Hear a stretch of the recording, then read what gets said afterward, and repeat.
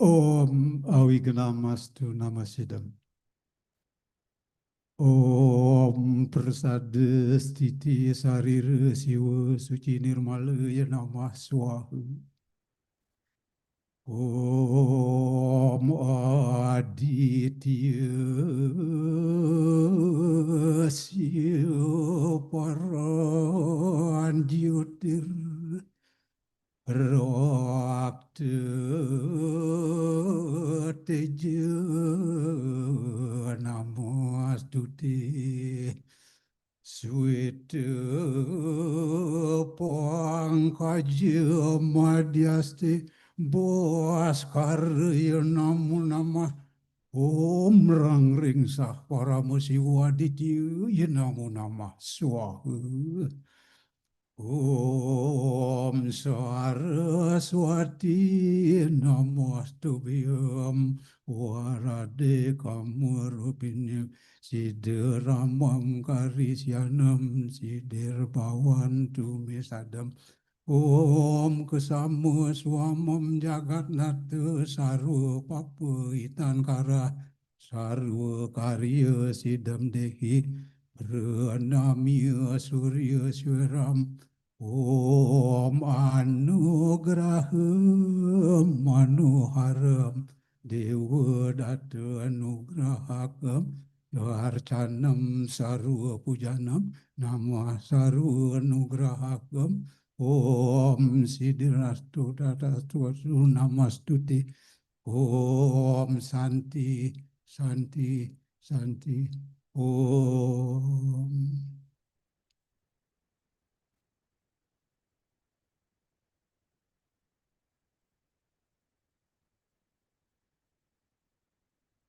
The Honorable Ladies and Gentlemen, please remain standing. The next agenda is singing the Indonesian National Anthem, Indonesia Raya, and Dwijendra hymns.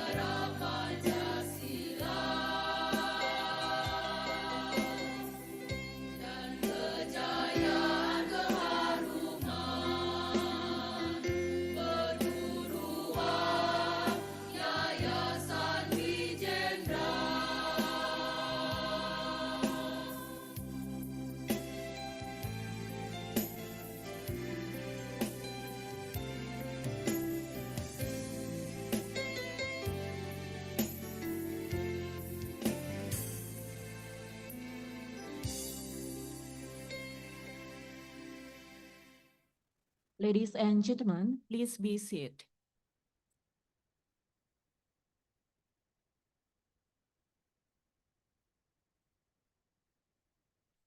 Ladies and gentlemen, as our welcome greeting, we would like to present a welcoming dance Balinese and Indian dance performances.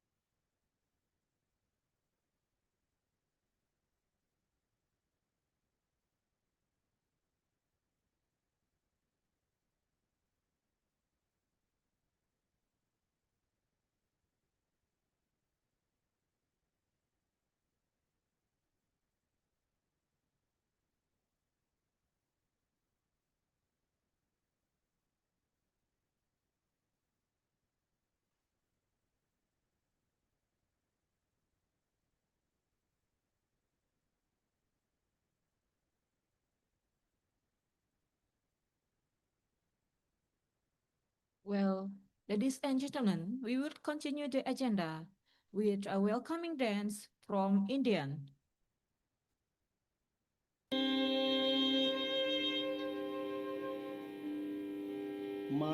மாயே மனம் கனிந்தருள் புரிவாயே மாயே மனம் கனிந்தருள் புரிவாயே மதுரை வளர்த்தினாய் மனம் கனிந்தருள்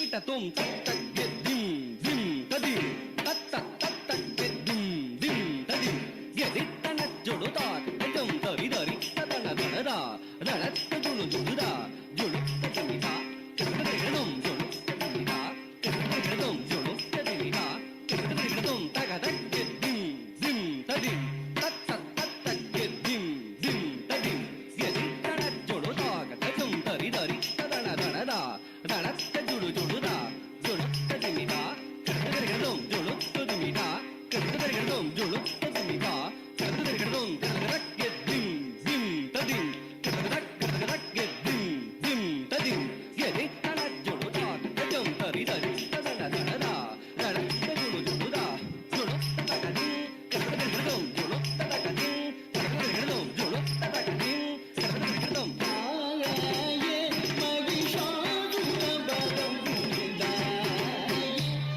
மகாளி மகேஸ்வரி தாயே மகிஷாசுரபதம் புரிந்தாயே மகாளி மகேஸ்வரி தாயே மகிஷாசுரபதம் புரிந்தாயே மகாளி மகேஸ்வரி தாயே மகிஷாசுரவதம் புரிந்தாயே மகாளி மகேஸ்வரி தாயே மகிஷாசுரவதம் புரிந்தாயே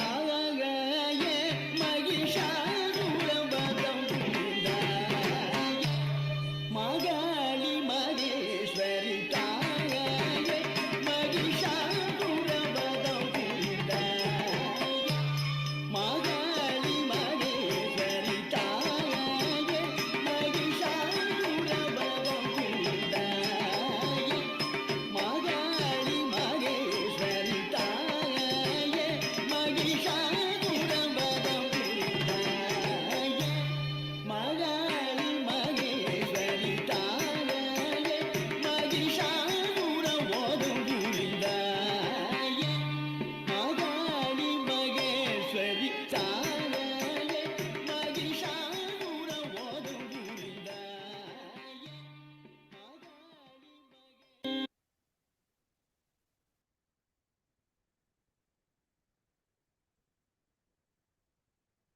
Ladies and gentlemen, The next agenda is welcoming speech by the Chairman of Dwijendra Foundation. For Dr. Inyoman Satyanegara, SH.MH, time is yours.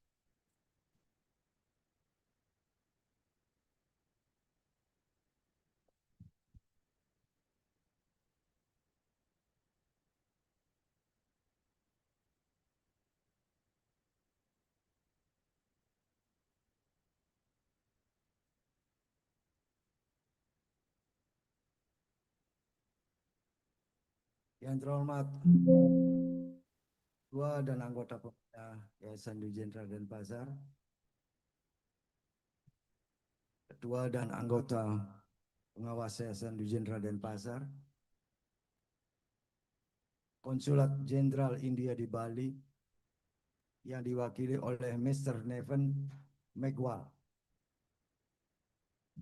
selaku Direktur Swami Vivekananda Culture Center India, Kepala LL2 Dikti Wilayah 8 atau yang mewakili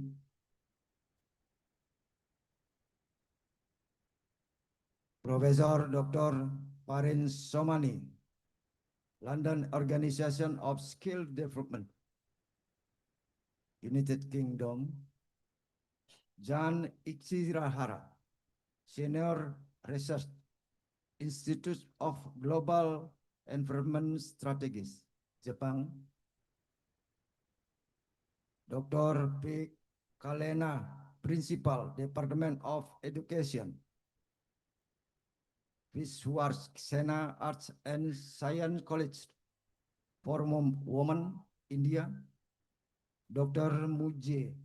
Mujira Fatima, Principal, Department of Botany, Government of Art and Science College, India, Nguyen Rue Tai Chamten, in Dynamic Academic Leader in Thailand, Dr. Muhammad Ariz Wan, Chief Executive Officer Asset Group of Institutional,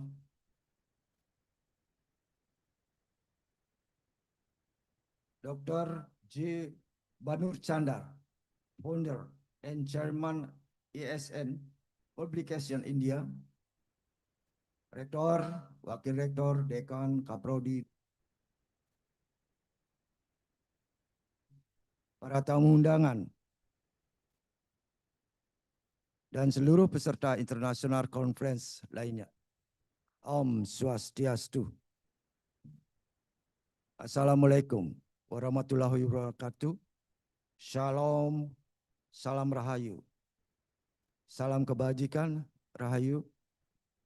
Pertama-tama, izinkan saya menyampaikan rasa syukur dan terima kasih kehadapan Ide Sang Yang Widiwasa, Tuhan Yang Maha Esa, karena atas asung kertawarenugrahanya, kita bersama-sama telah hadir pada acara International Conference yang bertemakan Multidisciplinary Approach and Choice in Innovation and Technology Achieving Sustainable Development Goals.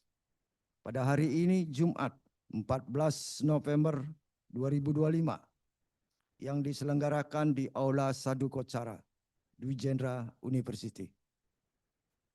Tema International Conference ini sangat sejalan dengan visi Yayasan Dwijendra, yaitu menginsafkan dan memberikan penerangan-penerangan berkenaan dengan soal-soal agama, terutama agama Hindu Bali, kepada para pemeluknya, dan kebudayaan beserta kesusastraannya, terutama dalam aspek kebudayaan yang menjadi salah satu komponen dalam pembangunan berkelanjutan.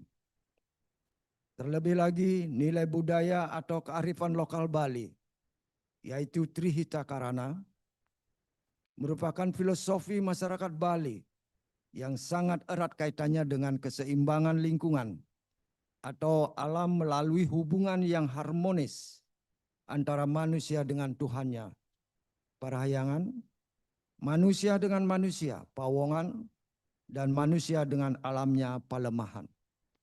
Oleh karena itu, konferensi ini akan dapat meningkatkan kesadaran dan pengetahuan kita bersama tentang pentingnya pembangunan berkelanjutan secara regional dan global. Hadirin yang saya hormati, pembangunan berkelanjutan adalah konsep yang sangat relevan dengan kondisi saat ini, di mana kita dihadapkan dengan tantangan besar seperti perubahan iklim, kemiskinan, dan kerusakan lingkungan.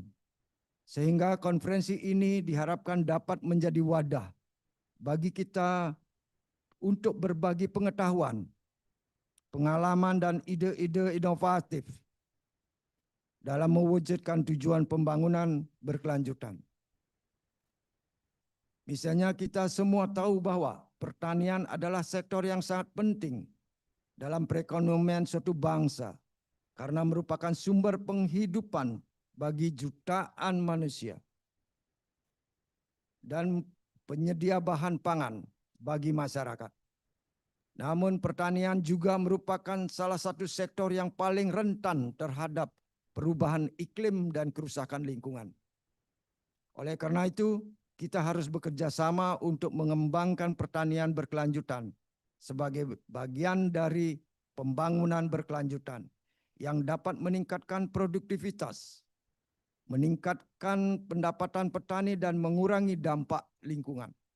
Hadirin yang saya hormati, dalam konteks ini saya ingin menekankan pentingnya mencapai tujuan pembangunan berkelanjutan, Sustainable Development Goals, yang telah ditetapkan oleh Perserikatan Bangsa-Bangsa.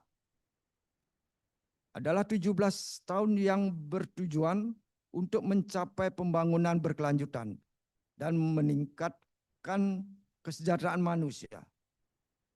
Selain itu, kehutanan juga merupakan salah satu sektor yang sangat penting dalam mencapai SDGs. Kehutanan tersebut membantu mengurangi emisi gas rumah kaca, meningkatkan biodiversitas, dan meningkatkan kesejahteraan masyarakat lokal. Namun kehutanan juga menghadapi tantangan besar seperti deforestasi, degradasi hutan, dan perubahan iklim. Oleh karena itu, kita harus bekerja sama untuk mengembangkan kehutanan berkelanjutan yang dapat meningkatkan manfaat ekonomi, sosial, dan lingkungan, dan memperhatikan kearifan lokal dan budaya masyarakat lokal. Hadirin yang saya hormati, sebelum mengakhiri sambutan ini, saya menyampaikan terima kasih yang setinggi-tingginya kepada seluruh keynote speaker yang telah hadir baik secara offline maupun online, dan seluruh peserta konferensi dari berbagai negara yang telah berpartisipasi secara aktif dalam konferensi ini. Serta terima kasih juga kepada panitia penyelenggara yang telah menyiapkan sejak beberapa bulan lalu hingga hari ini. Saya berharap bahwa konferensi ini dapat bermanfaat bagi kita bersama dalam mewujudkan tercapainya SDGs yang meningkatkan kesejahteraan bagi masyarakat saat ini dan di masa mendatang.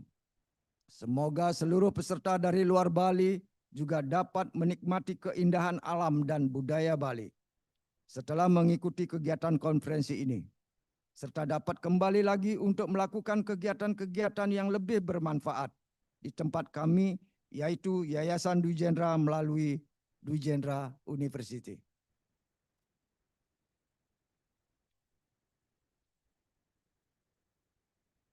Sekian, terima kasih atas perhatian dan partisipasi Bapak Ibu Saudara.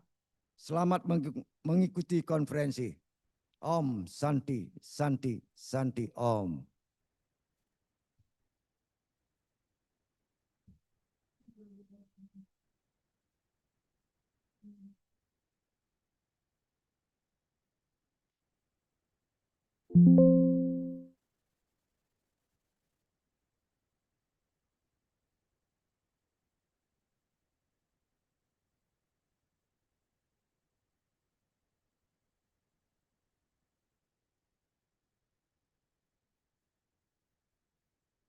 Well, time is yours.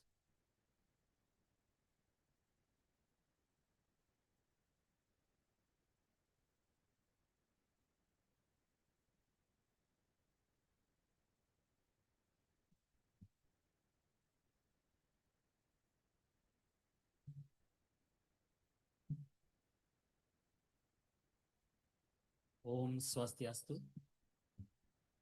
Namaste. Respected Chairman Dr. I. Newman Setia Nagara, Rector Professor Dr. Gade Sadana, all the keynote speakers from India and different countries, my fellow friends from India actually, those who are the co-partner in this conference. Now, as you know, the theme of the conference is about achieving the goals through sustainable, planning and all this. We do a lot of talk about, development and all this. In many conferences or many programs, when I talk about how we have achieved it in our country earlier, it's very interesting. Many of the countries, when they develop, the process of development was basically making life comfortable, having good buildings, good infrastructures, and very comfortable life. But over the time, we all have realized that this is somehow not sustainable. You may have good buildings, good infrastructure, good roads, everything. But for sustainability, you need something more. We have forgot the human. So there are a lot of things we have developed for our human comforts. But the way human has evolved, we have forgot.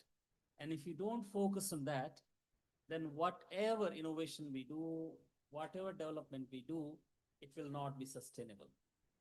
So India has thought about it for long back. And even when I see Bali, I'm here for almost 3.5 years now. So when I see Bali also, I can notice there's a lot of things they have developed in the same sense. We developed through our consciousness, through our Chaitanya. Anything that we built, if it is not helping our consciousness to grow, sooner or later it will fall. It will not sustain. Just now, the girls who has presented dance, Balinese dance, the welcome dance, and from South India, they have performed the Mahisasura no? Yeah, Mardan. So when you see the dance, and if you compare with the dance in some other places, you'll notice a slight change. Indian dance is not for only entertainment. Okay.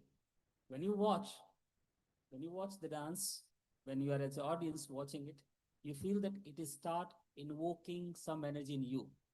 By watching them, they are doing dance, either the Balinese or Indian people. When they are dancing, there is certain energy invoked. Now they know how to connect with the divine through the dance. But as a normal person, we are not able to do it. So when we're watching them, by their movement, they are going to a higher consciousness. And by simply watching them, we are also going to the same consciousness.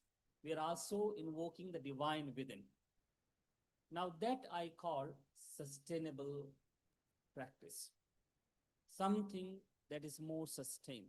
A person who's dancing, he is evolving to become connected with the divine. A person who is watching it, he is also connecting with the divine within.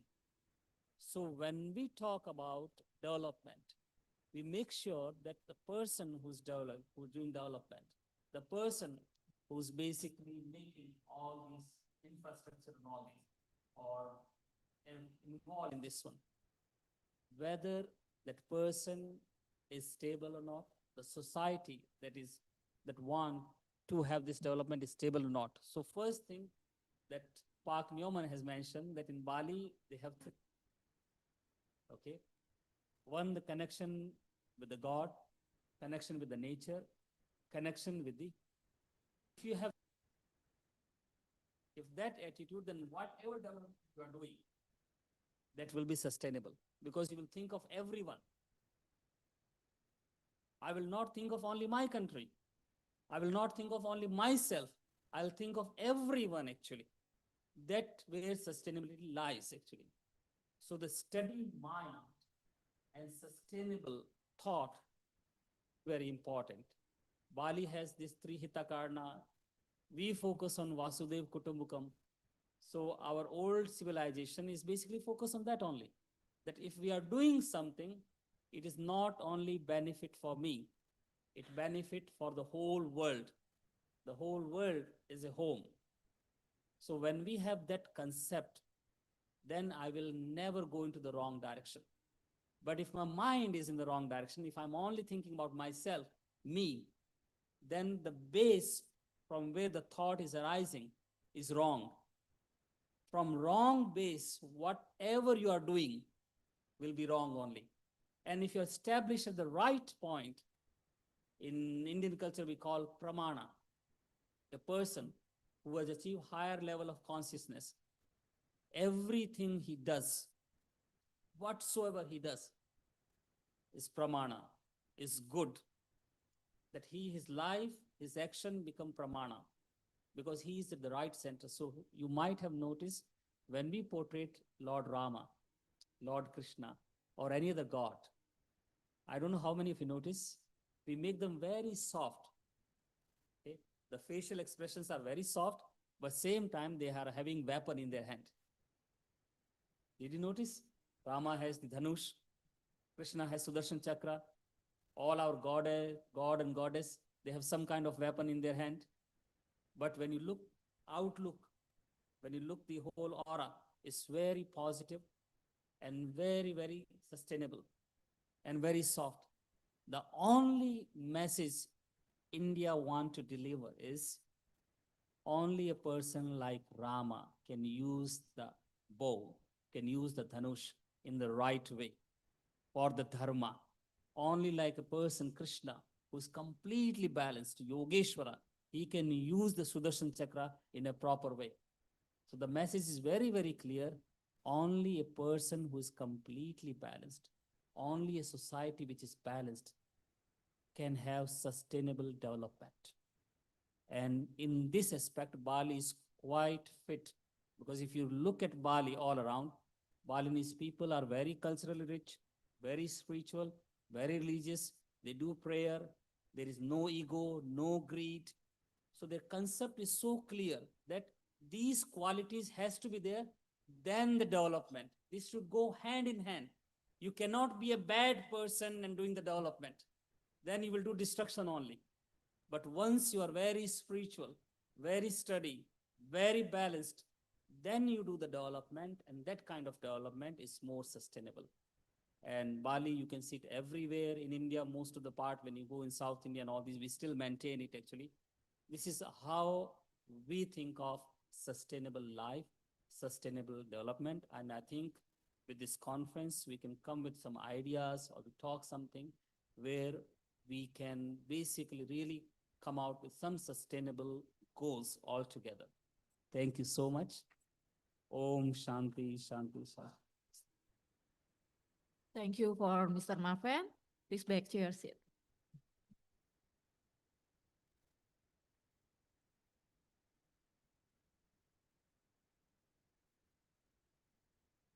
Ladies and gentlemen, next is welcoming speech by the head of higher institutions, Region H, Bali and Lombok. In this occasion, will be represented by Mrs. Ananda Sanjiwani. For Mrs. Ananda, the floor is yours.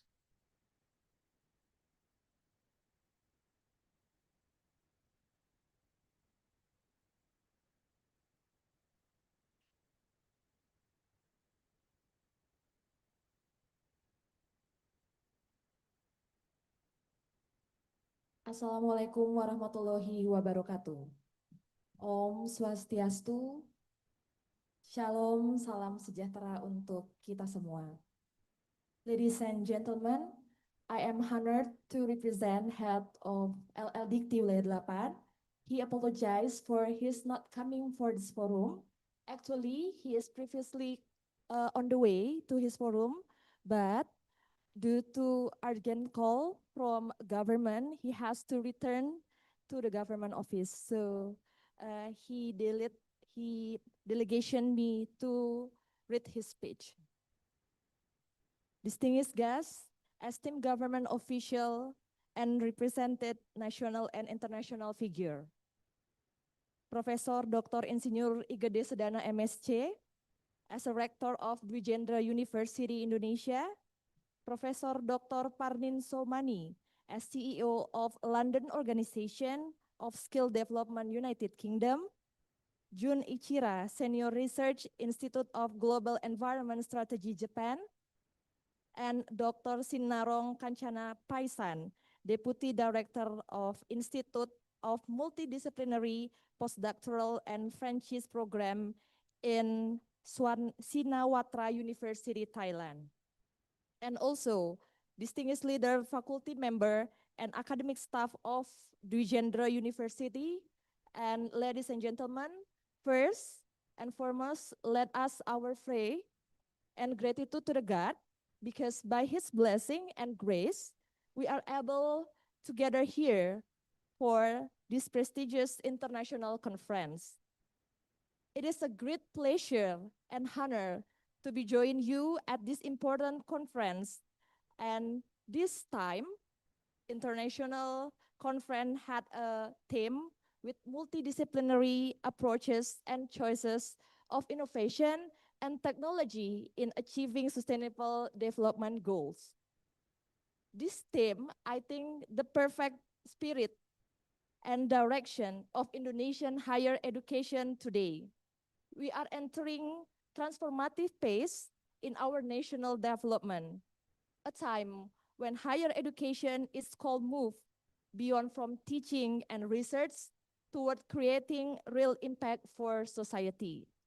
As Mr. Navin said before, Indonesian higher education now stand with a pivotal moment in history. There are three pathways in Indonesian education, especially in higher education: academic, vocational, and professional, play strategic roles in shaping excellent human resource, advancing research, and innovation. Our state university, private university, professional and other institution, and foreign university present Indonesia from an interconnected ecosystem that must trend collectively. As the global landscape become more complex with digital disruption, climate change, Industry 4.0 and 5.0, shifting geopolitics and changing work dynamic, higher education must adapt and lead. It is not about produce graduate. We must ensure they are relevant, employable, innovative, and capable of driving sustainable change. As the theme of this international conference, the spirit of multidisciplinary approach is precisely what Indonesia needs to bridge science, technology, art, and humanity in solving real problems. The sustainable development goals can be achieved by one discipline or sector. They have to collaboration across knowledge domains, institution, and also nation. In this regards, university must serve not only center of knowledge, but as driven as transformation, where education, research, and community produce innovation for that society.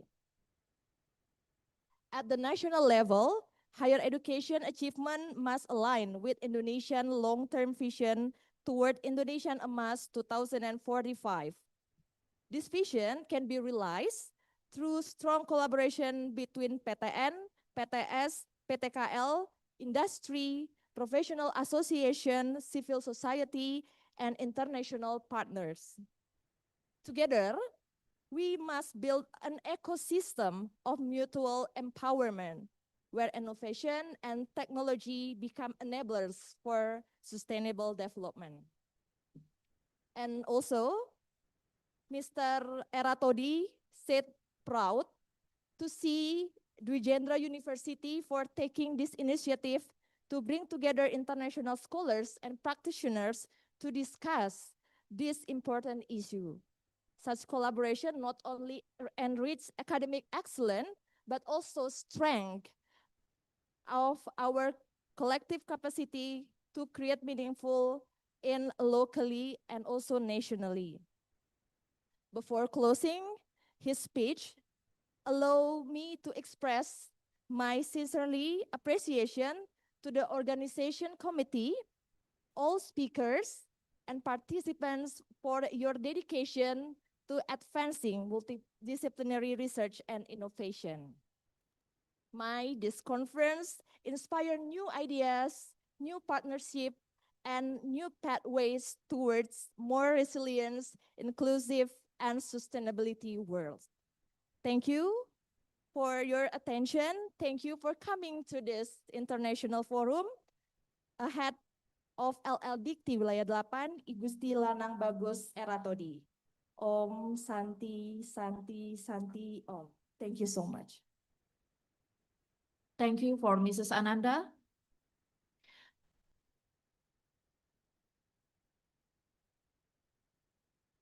Ladies and gentlemen, next agenda is welcoming speech by CEO of Asset Group of Institution, Dr. Muhammad A. Rizwan. For Doctor, time is yours.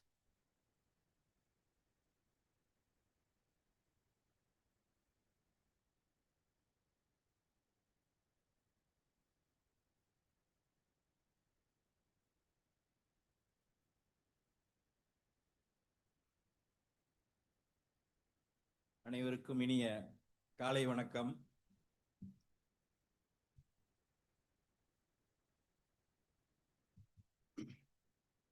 So good morning to one and all presence here.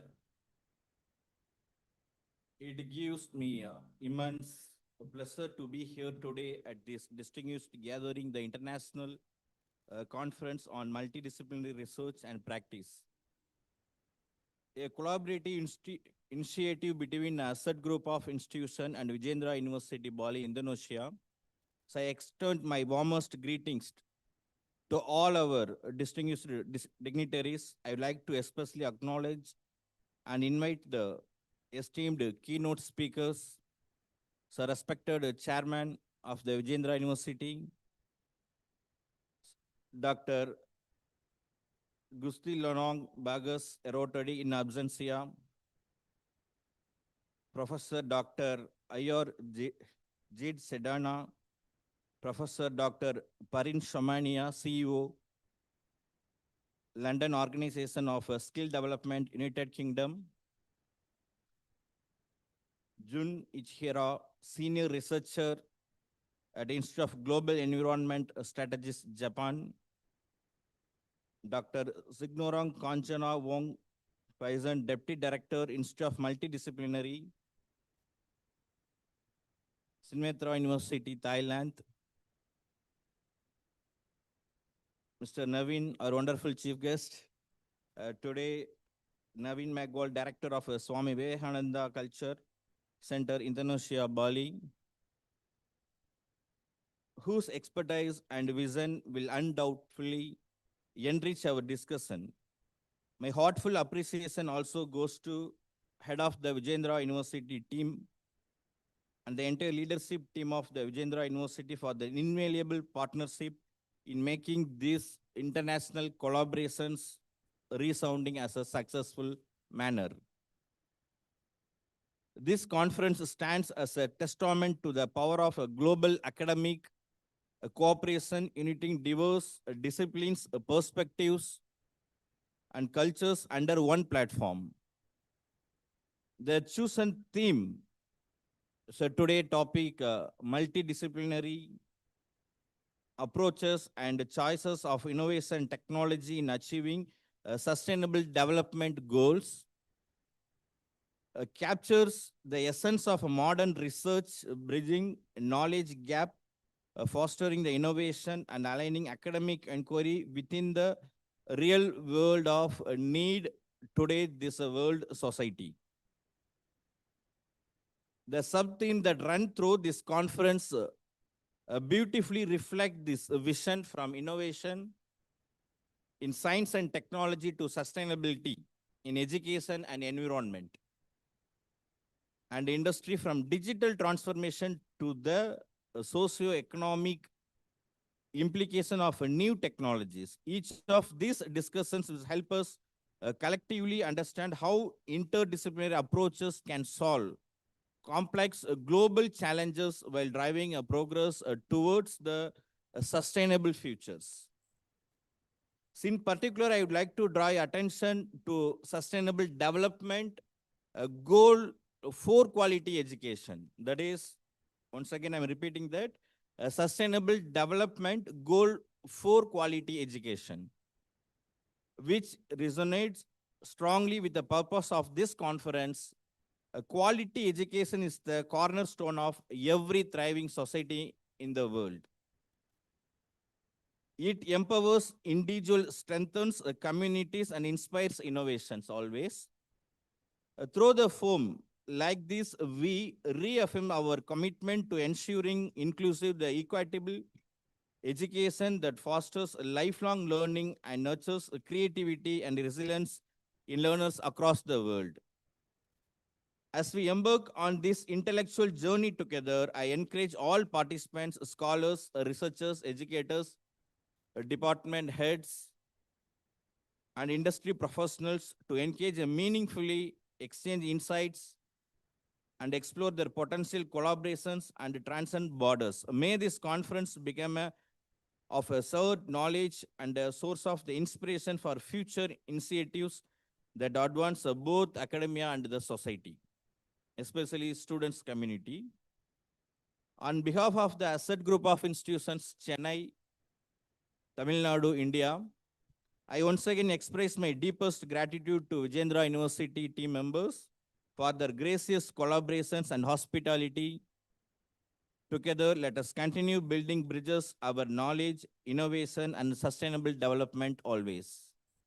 So thank you, and I wish you all highly successful and enriching conference ahead. Thank you. Thanks a lot. For Dr. Michael. The Honorable ladies and gentlemen, the next agenda is welcoming speech by Rector of the General University and also opening remarks for Professor Dr. Insinyur Gede Sedana, MSc MMA. The floor is yours.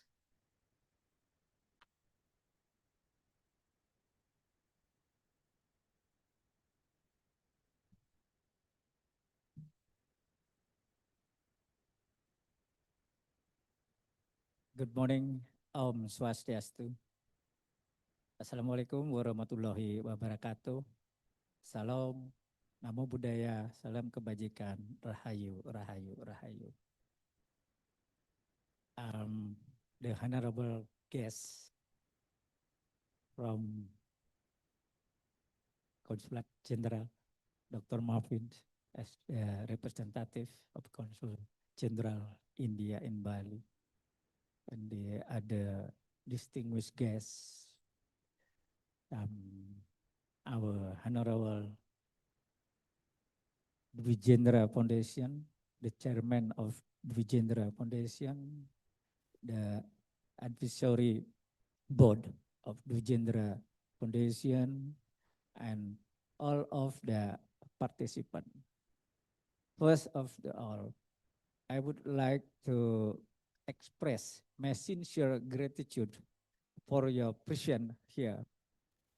And thank you for your coming, for your visit to Bali Vijayendra University under the foundation of Vijayendra to attend the international conference, which has the concern about the sustainability of development.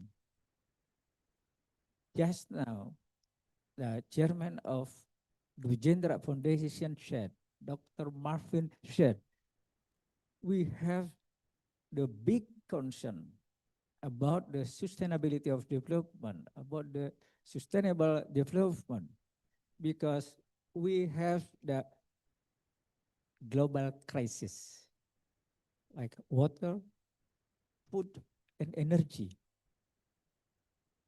Every country cannot stand alone. As Dr. Marvin said, he talked about Trihita Karana. The chairman of Dwi Jendra University also talked about Trihita Karana, the three causes for happiness based on the harmony, based on the balance. So we need to have the harmony relationship between the people and the God, among the people and the people with the nature or our environment, our planet. I also want to inform to all of the participants, to Dr. Marvin also, about the Trihita Karana. Trihita Karana word is born here in Dwi Jendra.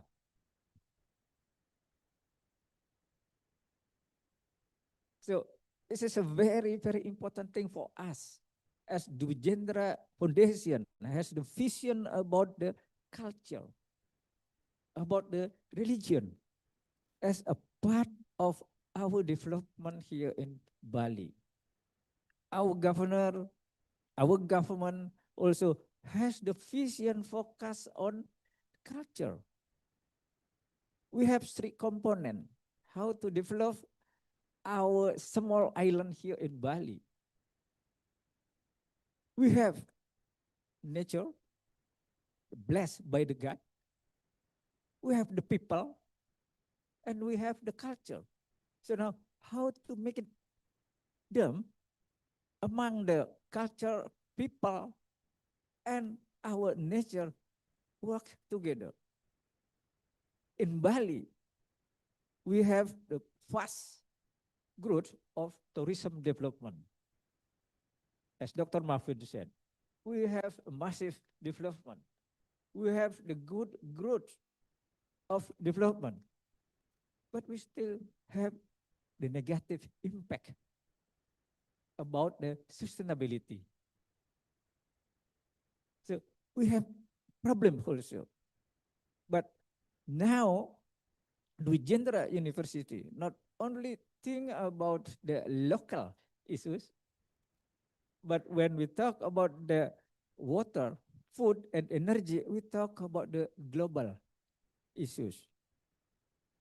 That is why I'm a rector in Dwi Jendra University, try to invite all of the experts, all of the people.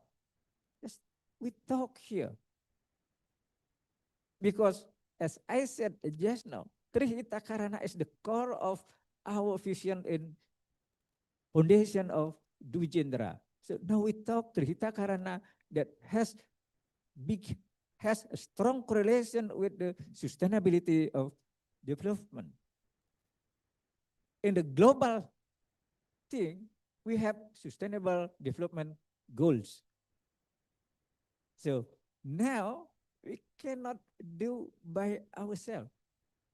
As Dr. Marvin said, one country to the other countries should have the good collaboration among us, because everything will relate each other, like the water, energy, and food. So I think in the future, we have to give the beneficial thing for our generation. We can manage our resources here, but don't forget to prepare for our generation. How to do? There is the simple words: save the planet, save the earth. It is very simple, very easy, but sometimes it's very, very difficult how to implement it. but we try from Bali because Bali has the universal values. How to develop universal values, not only in Bali, in every country has that values. But in Bali, we have the word Trihita Karana. That is the philosophy of the Balinese people. So now, hopefully, in this international conference, we can share our ideas, our experiences, knowledge, and technologies. We share here the experiences in India, in United Kingdom, in Thailand, and everywhere. Just we talk here, and then hopefully also we can get the beneficial insight, useful insight for ourselves, for our country. After we have discussion here, hopefully also we will have the technical recommendation for the government. What we have to do from the small skill, from the micro level to be the macro level. Because I just want to relate my speech with the best day today. Today in Bali, the Balinese, the Hindus, celebrate what we call how to conserve ourselves. We call Sugihan Bali. Yesterday, we have Sugihan Jawa. Sugihan Jawa is how to concept our environment before Galungan Day. So we have to concept our environment at the macro level. Today is for ourselves, how to purify ourselves. So between ourselves and the environment should be run together. If we want to make the strong sustainability. So again, thank you very much for your coming. Enjoy your staying here in Bali. Don't forget to go around in Bali. And don't forget also, please spend all of your money here in Bali. Don't bring back again to your country. Yeah, because that is very nice. Yeah, very nice. Because our small enterprises can get everything because of you. You come here, you have the conference here, and then you go around, buy something, you get everything, and then at least you have a memorable thing in Bali. And then you will back here in Bali because Dr. Marvin already told you, especially the Indian people, about a Balinese culture has the similarity with the Indian culture. But thank you very much for your coming, and then as the formal thing, I open this international conference. Thank you. Thank you, Prof. Sudana. Please remain on stage. Ladies and gentlemen, the conference will be opened by sounding the Balinese instrument reong. So we invite dignitaries to come on stage. Mr. Naven Megwal, Dr. Muhammad A. Rizwan, Dr. Inyoman Satyanegara SHMH, Dr. Putu Diatmikawati SHMH, Imade Karmajaya SSM Hum, Miss Ananda Sanjiwani, Dr. Frisa Wiryantari, and Dr. J. Banu Chanar. Please come on stage.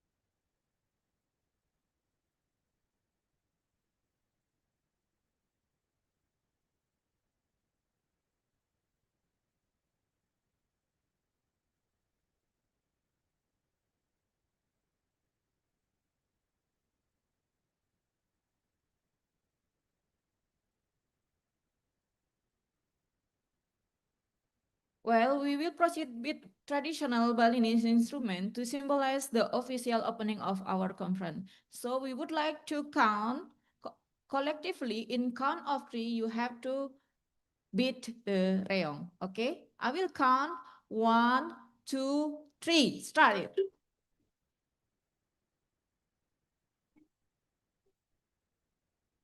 Ladies and gentlemen, the International Conference on Multidisciplinary Approaches and Choices of Innovation and Technology Achieving Sustainable Development Goal has been officially opened. Thank you for all the parties who has come on the stage. For all the trustees, please back to your seat. For Mrs. Ananda Sanjiwani, Mrs. Napen Megwal, Dr. Nyaman Satya Negara, and Prof. Dr. Sedana, please remain on stage. We will continue the event with felicitation mementos. For Mr. Naven Megwal, please remain on stage. Dr. Nyaman Satya Negara, Mrs. Ananda Sanjiwani, Chef of Asset Group, Dr. Muhammad Rizwan, please stay on the stage. Okay.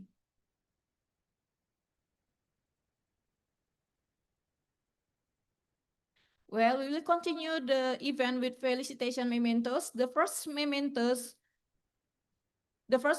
is given by Dr. Nyoman Satyanegara SHMH to the head of Higher Education Service Institution Region 8.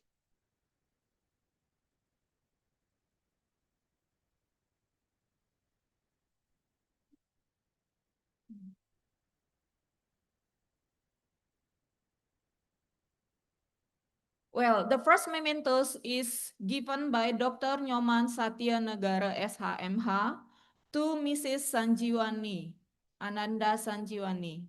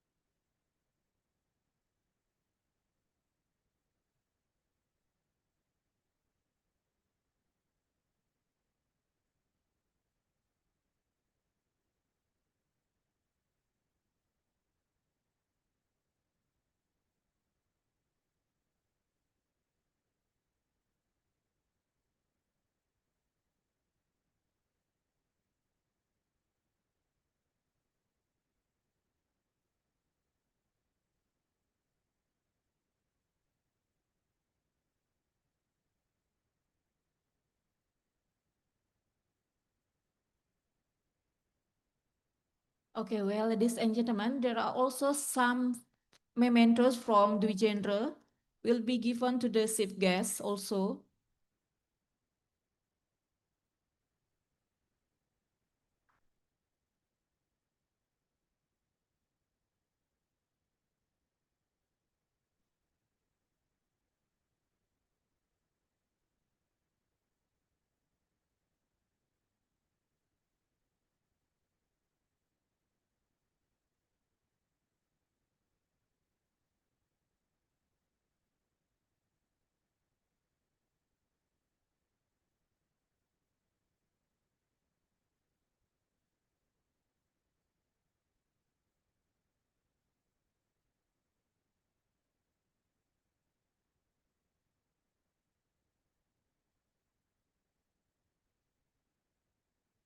Okay, please remain on stage.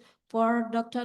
Navin Megwal, Dr. Nyoman Satya Negara, Mrs. Sanjiwani, and Mr. Ridwan, please remain on stage.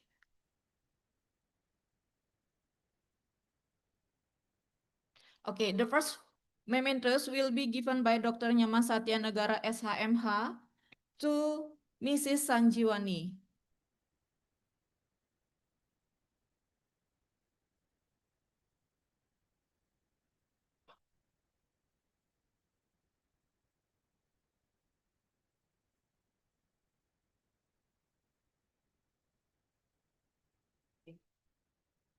Next mementos will be given by Dr. Satya Negara to Dr. Mohammed Rizwan as the CEO of Asset Group.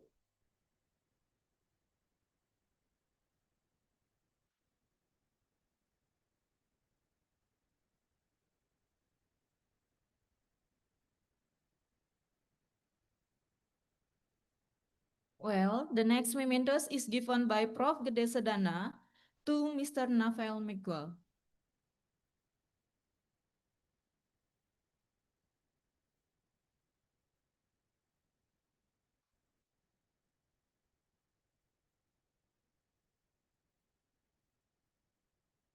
Well, thank you.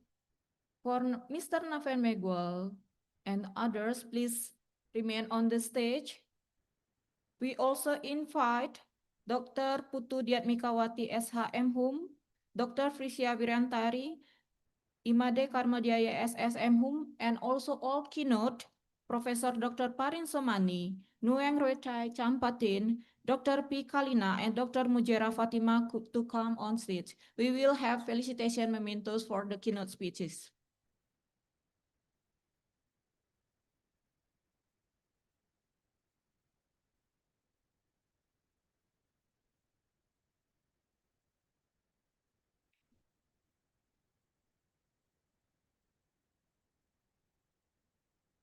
Well, for the mementos that I will call the name, please go forward. Okay, the first mementos will be given by Dr. Nyoman Satya Negara to the Prof. Dr. Parin Somani. Please come forward.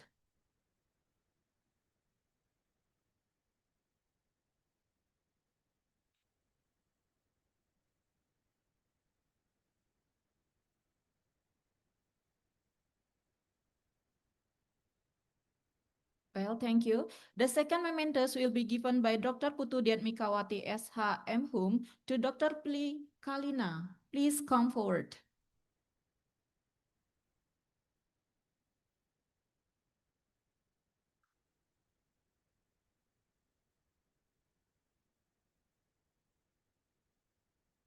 Well, the third mementos will be given by Imade Karmajaya SSM Hum to Dr. Mujera Fatima. Please come forward, sir.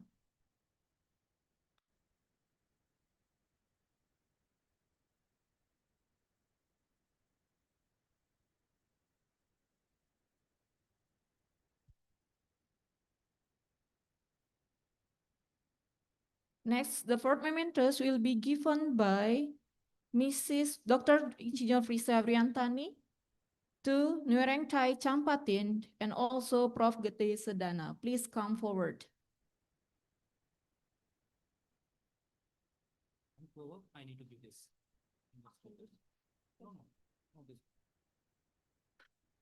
Well, next, the felicitation for Dr. Gede Sedana from Dr. Frisa Briantari.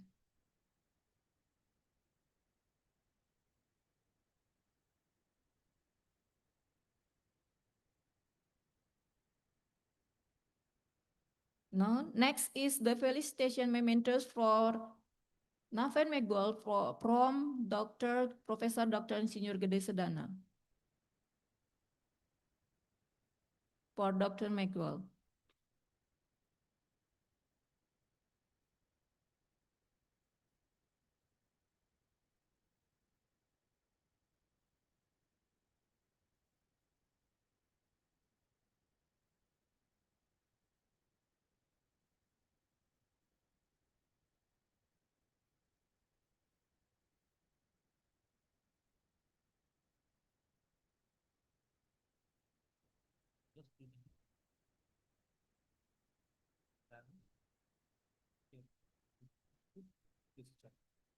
Next, to your rector.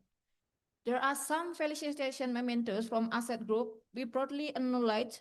Please come forward, Professor Dr. Insinyur Gede Sedana.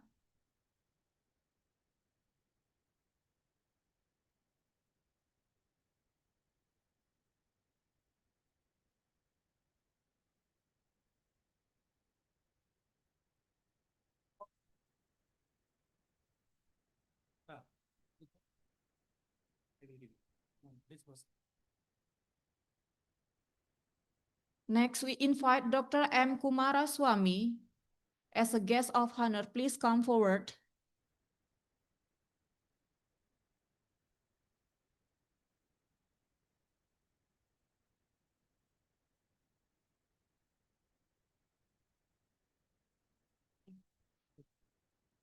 Please number. Please number. And the last is we probably acknowledge Dr. Muhammad Iriswan as a chief guest.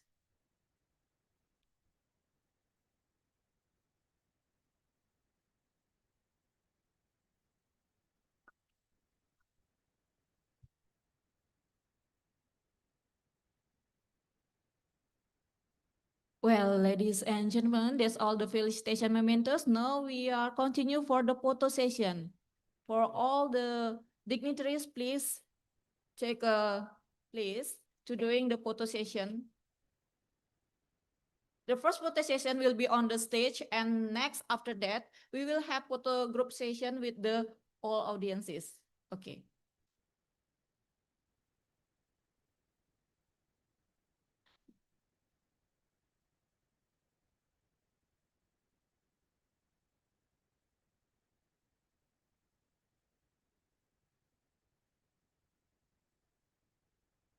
Okay, I will count. 1, 2, 3, smile. Okay, next. Again, 1, 2, 3. Okay. Already? Well, ladies and gentlemen, please don't stare. We will have a group photo session with the all audiences. Please don't stare. Thank you. For all participants, please stand up. We will have a group of photo session with the all dignitaries.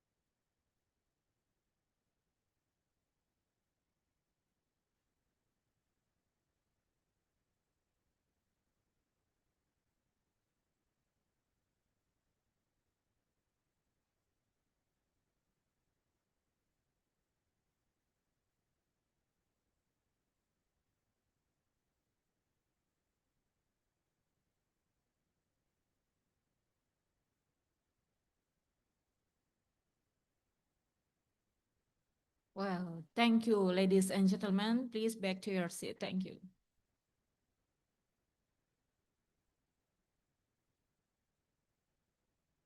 Ladies and gentlemen, we will continue the agenda with panel session. But before that, we will have a coffee break session. The coffee already served at back side of this room. Thank you.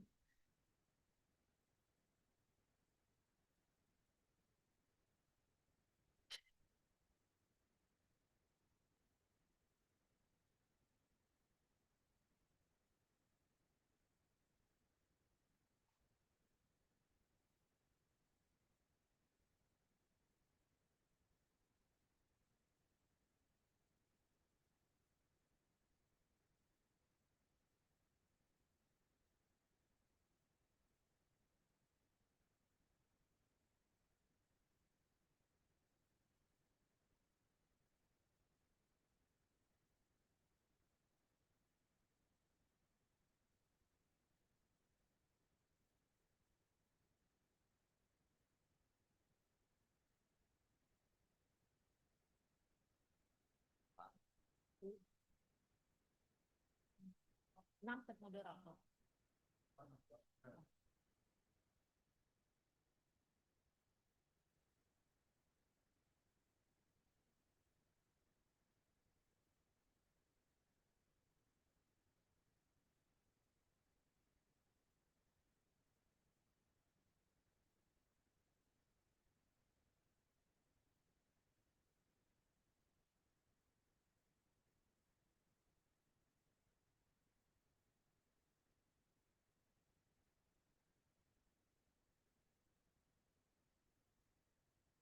Well, ladies and gentlemen, we have a coffee break session while we are waiting for the panel session. The coffee break at the back side of this room. Please enjoy. Thank you.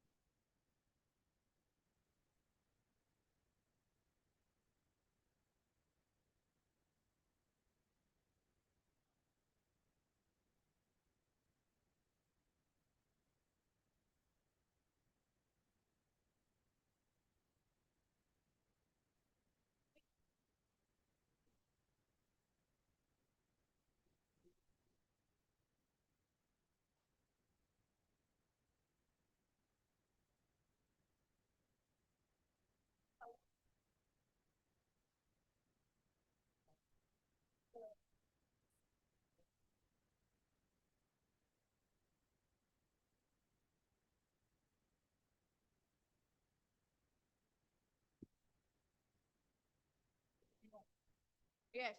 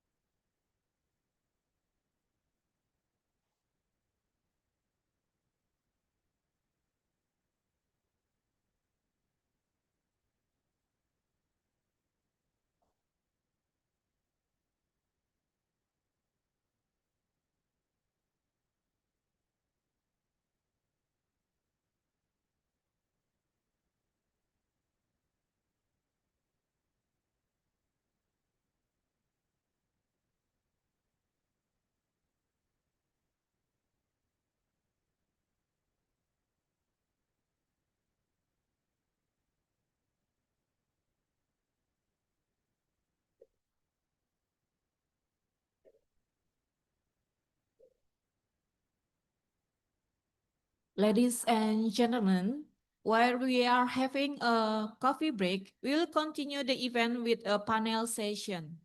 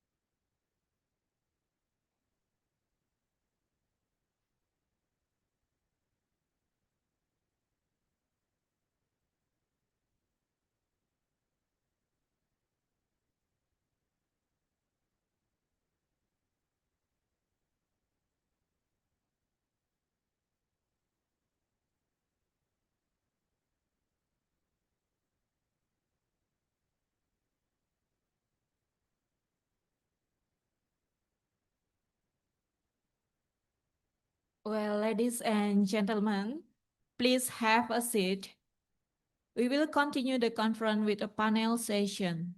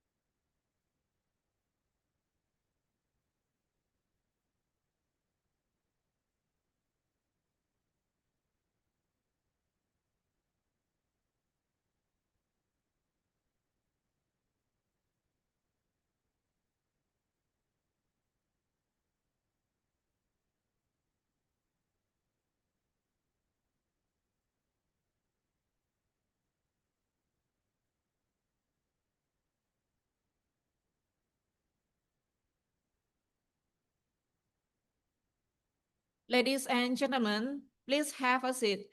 We will continue the conference with keynote speeches in the plenary session. It will be led by our moderator, Mr. Komang Dedi Susila, SPD, SPD. For Mr. Dedi, time is yours.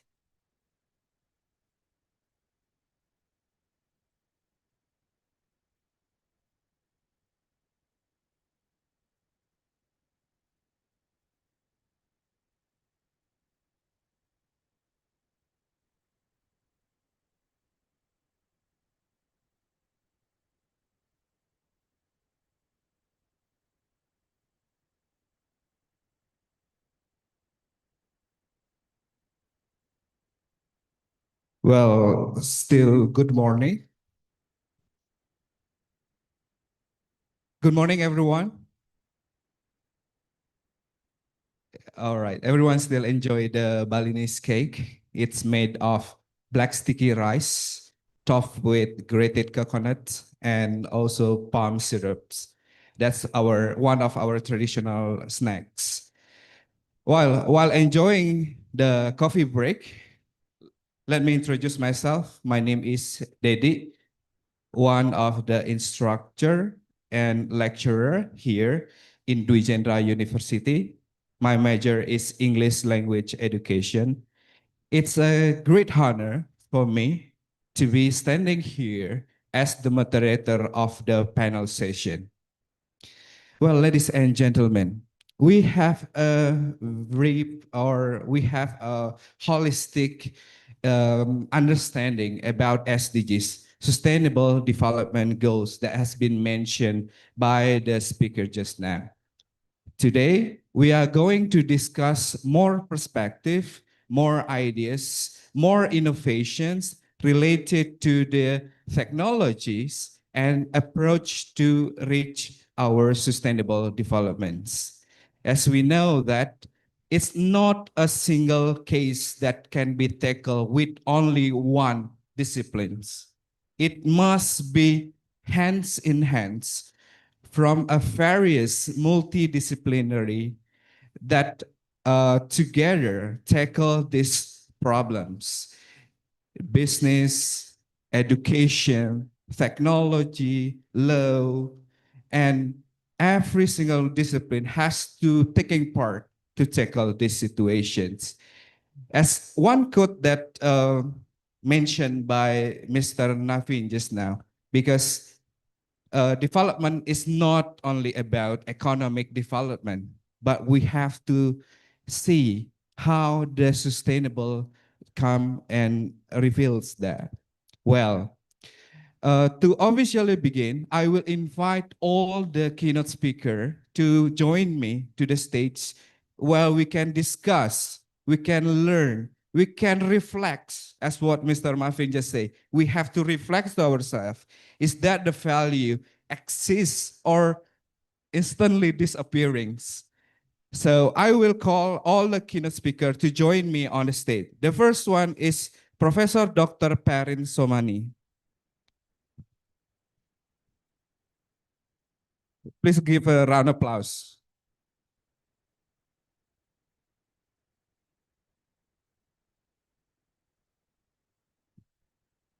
Sorry to interrupt you.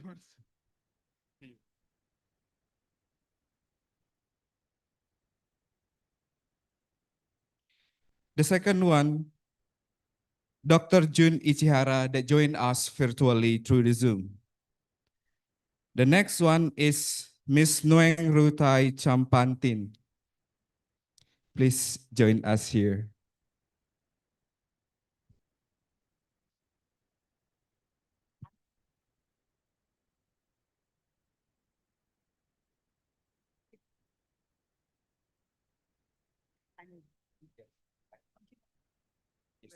Here. Yes. Once again, let me invite Ms. Nguyen Rutai Champantin to join me on the stage.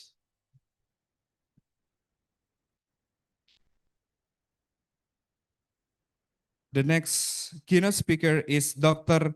Kalina. Please.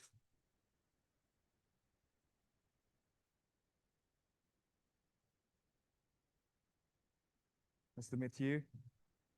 Yes. The next one is Dr. Mujera Fatima. Please join me on the stage. It's lovely sari. And the last but not the least, Profesor Dr. Insinyur Gede Sedana MSc MMA.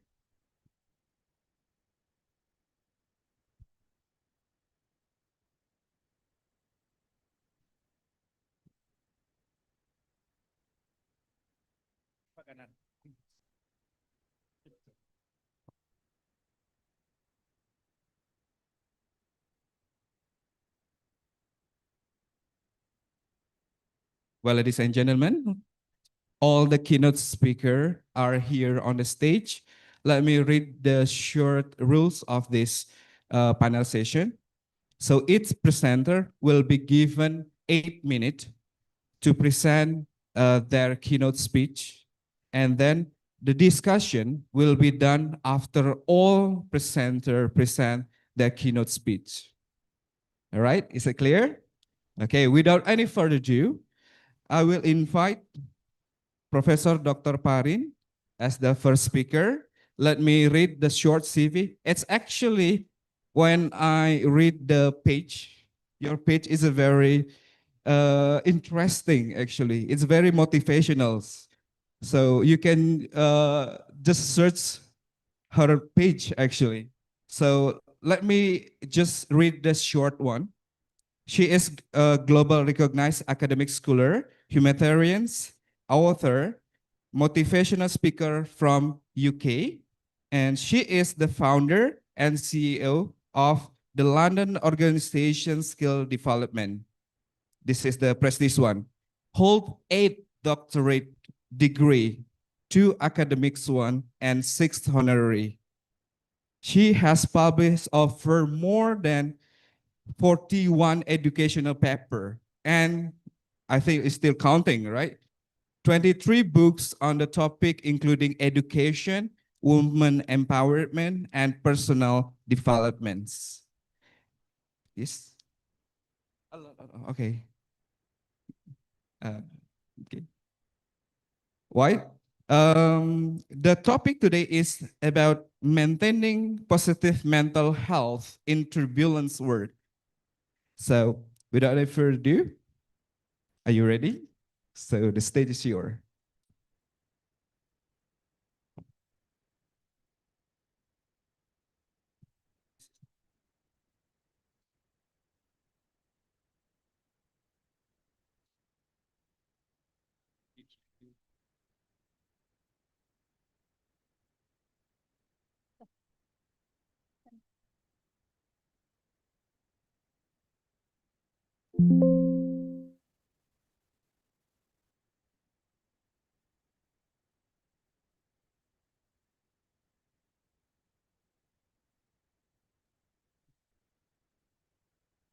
Good morning, ladies and gentlemen. It is my privilege and my honor to be in front of you. I want to say that I'm very grateful that Devendra University is hosting this event today, a conference for the second International Multidisciplinary Research Perspective. I'm very proud, and I want to say a big thank you to Dr. Bhanu Chandra from ESN Publication has gathered and hosted together in this beautiful university. I don't have any more words how I can say there are so many dignitaries. I do want to say thank you, Rector. Thank you, all our dignitaries, panelists, keynote speaker, all our sponsors, each and everyone. And I cannot forget my beautiful colleagues, my soulmate. Do you know, you all are unique. You have so much power in you. Each and everybody sitting in this room are beautiful. Your soul is powerful more than you think of it. So today I thought of in this pandemic, the world is upside down. The world is going around the world after pandemic. Once we are meeting here, do you ever think we would have connected on an online from around the world? But this pandemic has given us the opportunity. Don't look at the negative side of it. Look at the positive side. So today we are going to talk about the mental health, positive mental health in the turbulence world. See, when you go in the flight, okay, you all are flying, correct? You all would have come from different countries, or you have flown before. When the takeoff is happening, what happens?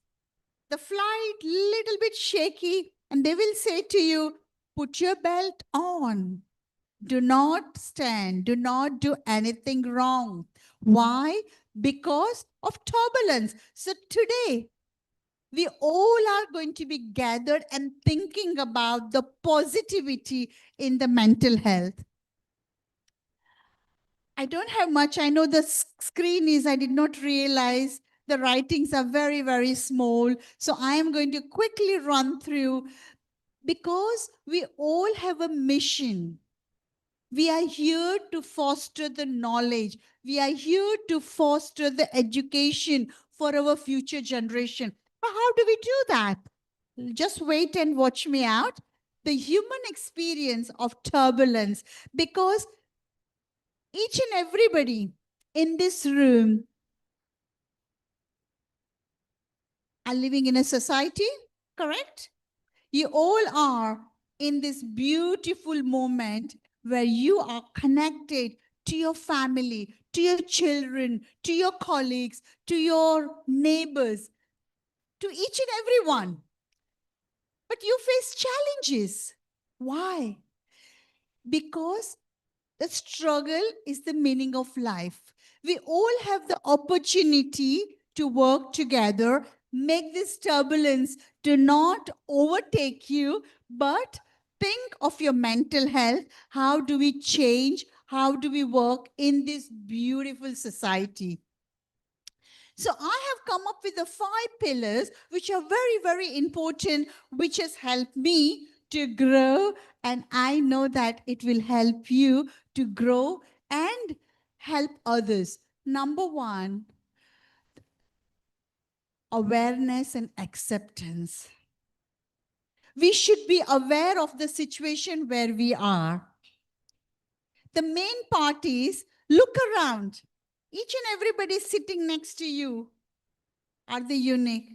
I want you to look around. Take a moment of 10 seconds, look around and see who is sitting next to you. How much well you are connected to them. How well you can be the friends to them. Maybe they may not know you, or you know them for years, or you have just known from couple of days, or you've just known coming to the conference. The main part is how well you gel together. Number 2, purpose. I can't see myself. So how can I expect you to see? I don't have a good vision, by the way. So I have to little bit look around because I have a tunnel vision. Maybe not everybody don't know my story. Just go exactly how our beautiful professor has said. Just go and Google my name out. Just put Parin Somani. Don't put doctor. Do not put professor. Just put Parin Somani. You will see everything about me. I have a tunnel vision, so I can't look on the right account. I have to look properly to see someone because of my vision loss. There's a big story behind me. You might be seeing my beautiful hair, but I'm wearing a wig. I'm a cancer survivor for twice. I'm a COVID survivor twice. I had a stroke, but I never given up. The reason I did not give up because my purpose, number 2, because the reason I'm here, there's a meaning. Each and everybody in this room are not just born for the sake of it. You all have a purpose. You all have a meaning. But how do we fulfill?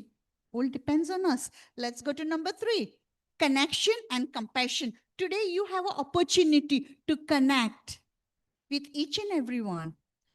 Be together, work together, and be the part of the wider society. Remember, we need to build the bridges. How do we build the bridges? By connecting and bringing people together. And number 5 is resilience, balancing yourself and connecting in a way that you can bring this world in your arm, in your palm of your hand. The world is very small, and you all know that you all have the strength to make a change in this world. Personal reflection. When you talk about, you think about yourself in this society, there are lots of things happening. You can see the war is happening in Ukraine. The war is happening in Russia. So many things are going. Look at the US, it's completely changed. Even the UK, our PM is crazy. He doesn't have a clue what he's doing. I've just received the message today. My husband is messaging me. Do you know that what happened? I said, what?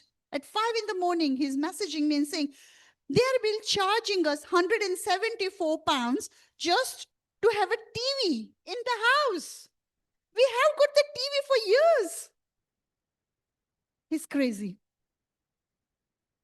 Last week, you might Google him out and see, last week he's coming up, everyone living in the UK have to pay 90 pounds. They have to pay 90 pounds, which is going to come out of their account without anybody knowing, because UK has got a lot of debts. Do we have to pay that?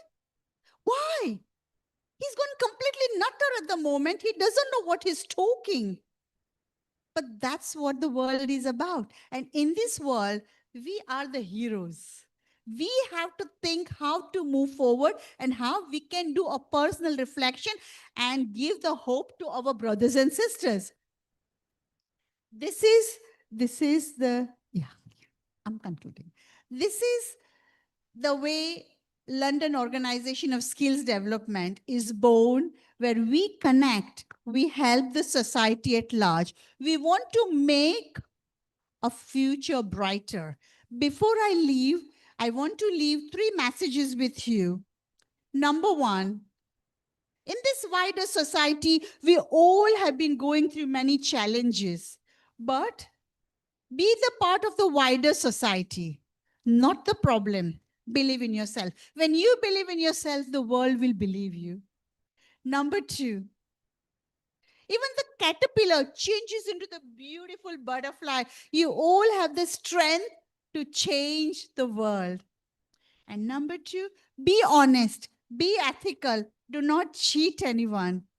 Be the part of the society where you have a positive aura. And number 3, build the bridges around the family, society. If there is a wall in front of you, you cannot cross me. But if there is a bridge, we can walk and we can see each other. Thank you very much for listening. Thank you.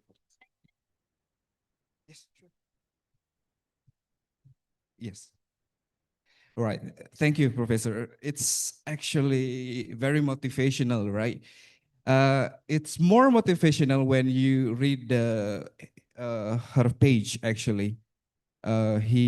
She has mentioned about some turbulence also by losing some the visions at that time, right? I really highlighted the word turbulence because we have the motivation there. It's instead of crash. It's not a crash. It's just turbulence, right? We still have we still need to have the motivation to fix everything. So thank you, Professor. Well, if you are interested to see her more on the page is very clear there, and also the context there, right? Yes. All right. Thank you, Professor.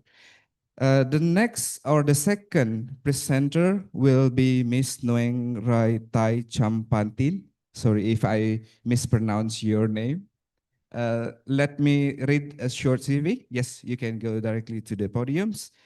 Yes, she is a dynamic academic leader and respected management educator over 30 years of experience across corporate and academic sector. She has served in key roles as the St. John University, Stanford University, and currently as an associated dean at Sinamwarta University, teaching and leading initiative in ethics, social responsibility, and business management. Today, she will present the paper entitled CSR for Sustainable Business in Thailand, Building Long-Term Value Through Responsibilities. So, are you ready? Is that on?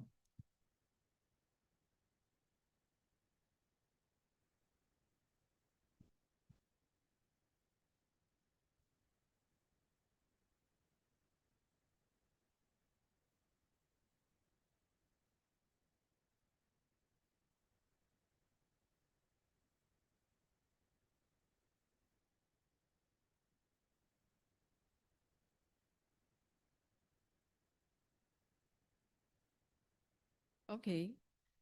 Um,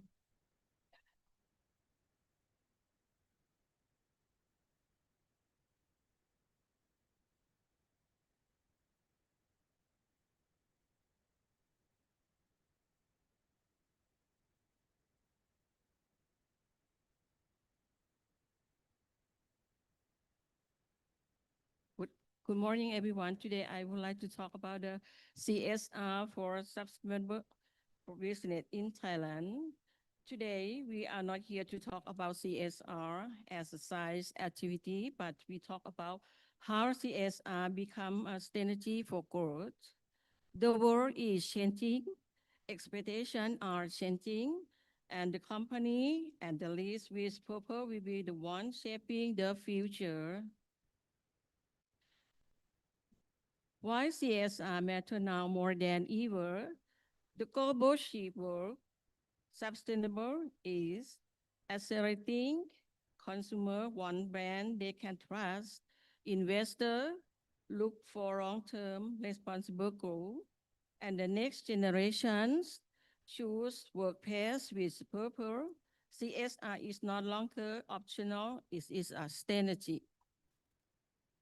What is CSR? CSR is the commitment to operate responsibly, ethically, sustainably, and with respect people and the planet. It's about building a business that lasts, but balancing profit, people, and planet. CSR, a sustainable approach. In the 1990s, CSR means giving and donations. In the 2000s, it became about a responsible corporate citizen. Today, CSR is about creating shared value, where business success and social progress move forward together. For the key element of CSR, that is the highlights for the company to focus on acts responsible, environmental responsibility, protect nature by reducing pollution, conservation, and promotion sustainability. Social responsibility support people and community towards variable safety and community development. Economic responsibility, running a business ethical and efficiently to ensure long-term sustainability and value for stakeholders. To build a future leader business, we need 4 strengths: environmental stewardship to protect the resource we depend on, social empowerment to uplift people and communities, ethical governance to build trust and accountability, and economic resilience to thrive in a changing world. Green and clean development, CSR, We reduce our footprint, we improve efficiency, we innovate with cleaner energy, smarter resource, and greener products. Because a healthy planet is the foundation of a healthy economy. For the empowering people and community, when we invest in people towards education, skill, well-being, and opportunities, we are building stronger team, stronger communities, and stronger nation. Real sustainability begins with human, digital, and potential. Governance, the foundation of trust, transparency, integrity, fairness, they are not slogans, they are the foundation of trust. And trust is what gives a company its license to operate, to grow, and to lead. Profit with purpose. When a company aligns profit with purpose, it's become more resilient, it attracts the right partners, the right talent, and the right investors. Purpose is no cost, it's a competitive advantage. That is the example for the Thai CSR success story. PTT Group is a net zero commitment. CP Group is a full security and rural empowerment. Bangchak, green innovation and biofuel. From activity to impact. ESG materials and reporting takes performance to show real sustainability impact. SDG alignment link company effort to global development goals. Stakeholder feedback, listen to community and improve continuous. Real sustainability is not just about doing activity, it's about measuring results and creating meaningful change. The road ahead is concerning about the challenge and opportunity. There are challenges, cost, engagement, measurement, but the opportunity are greater innovations, new markets, and trust. Those who embrace sustainability will lead in the future. The future is responsible. CSR is not charity, it's a strategy for long-term, meaningful success. Every company has the power to create positive change, and together we can build a sustainable Thailand. Okay, thank you for your attention. And if you have any suggestion, you can download my WhatsApp. Okay, thank you. All right, thank you very much. So it's very interesting, empowerment, sustainability through GSR program where every company should have it. So they have a responsibility, right, to do something to our environments, not only taking, right? So it's a very interesting idea where we can just take that. Dujendra University also have some collaboration with some companies where we do community service together, build the community, empower the community there. That's what we are. It's a must actually here in Indonesia. That's one of our responsibility. Right. Thank you. The third presenter will be Dr. Jun Ichihara that joined us virtually through the Zoom. Dr. Jun Ichihara, are you there? Yes, good morning. Selamat Okay. pagi. Selamat pagi, sir. So your voice is very clear from here. Thank you. Can I share screen? Yes, but before that, let me read short CV of you. Yes. Dr. Jun Ichihara is a professional engineering from Japan and APEC Engineering. Director, Bangkok Regional Center, Institute for Global Environment Strategy, PhD in International Study, the University of Tokyo, and he awarded through Departments of Environmental Studies, specialist in environmental policy and government.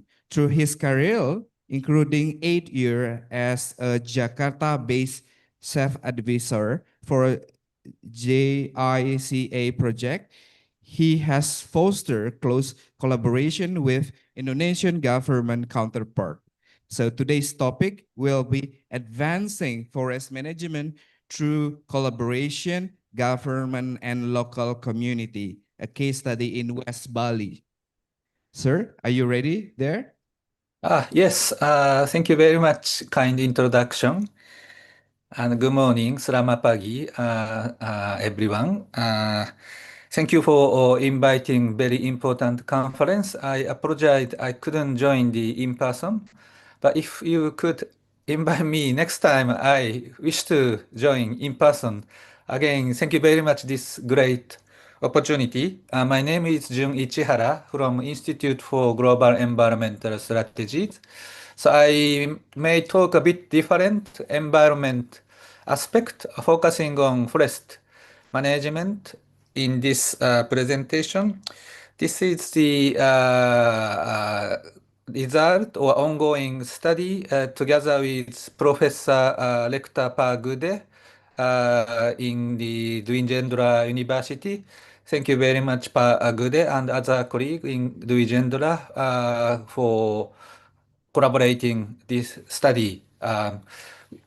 Let me start this presentation, but again, topic little bit change from environment or forest management. I would like to share Bali case study of forest management, especially focusing on forest management unit or village forest practice. Also, we touch upon some cultural norm importance, such as Torihita Karuna, as you already discussed in this conference. So I would like to skip some background. Of course, in Indonesia, forestry very important. More than 60% land area is forest land, and climate change also very important. And forestry, forest management play very key role in relation to climate change. Government promote many key policies, but I skip due to time limitation. One of the key reform in forest management is governance side, called the Forest Management Unit establishment. In Indonesia, we call KPH, KHP, but called KPH. So in this topic presentation, I focus on KPH progress and some challenge, and how KPH work together with local people and village activity, and some interesting initiative. I would like to share some lesson as well. So in Bali, already four KPH established since the early 2010. So KPH, maybe I skip, but KPH have many key function: forest management planning, forest utilization, supervision to stakeholder, also enhancing partnership and local community empowerment. And KPH is considered play to key role in some key policy in climate change or forest management as a local driver of forest management or governance unit. But there are some key challenges. So again, this study, we wish to identify the challenges and enabling factor, including the how stakeholder can collaborate. Also, what kind of role cultural norm play. Of course, not limit to those factors, but possible role of them for community-based sustainable forest management, SFM, under KPH. So we did kind of mixed method, interview or case study and questionnaire survey, but we still wish to increase the number of questionnaire survey. We have many stakeholder interview, like KPH head, local people, local government, NGO, or like that. Yeah, I would skip the KPH detail, but our study area is West Valley. It has a KPH Valley Bharat. It covers the several districts, including the protection forest area, so that KPH have a specific area to cover the forest in charge, and it covers the multiple district. KPH is the managed under Bali province government.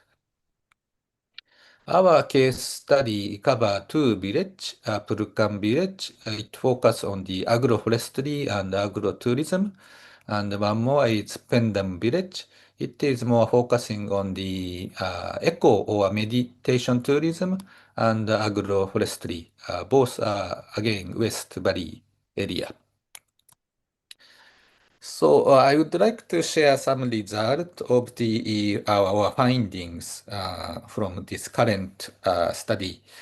So related to KPH, what is the current condition? So originally, KPH Forest Management Unit is designed as the kind of independent entity for local forestry management. That was original setting. So KPH can do some business or economic activity to generate income.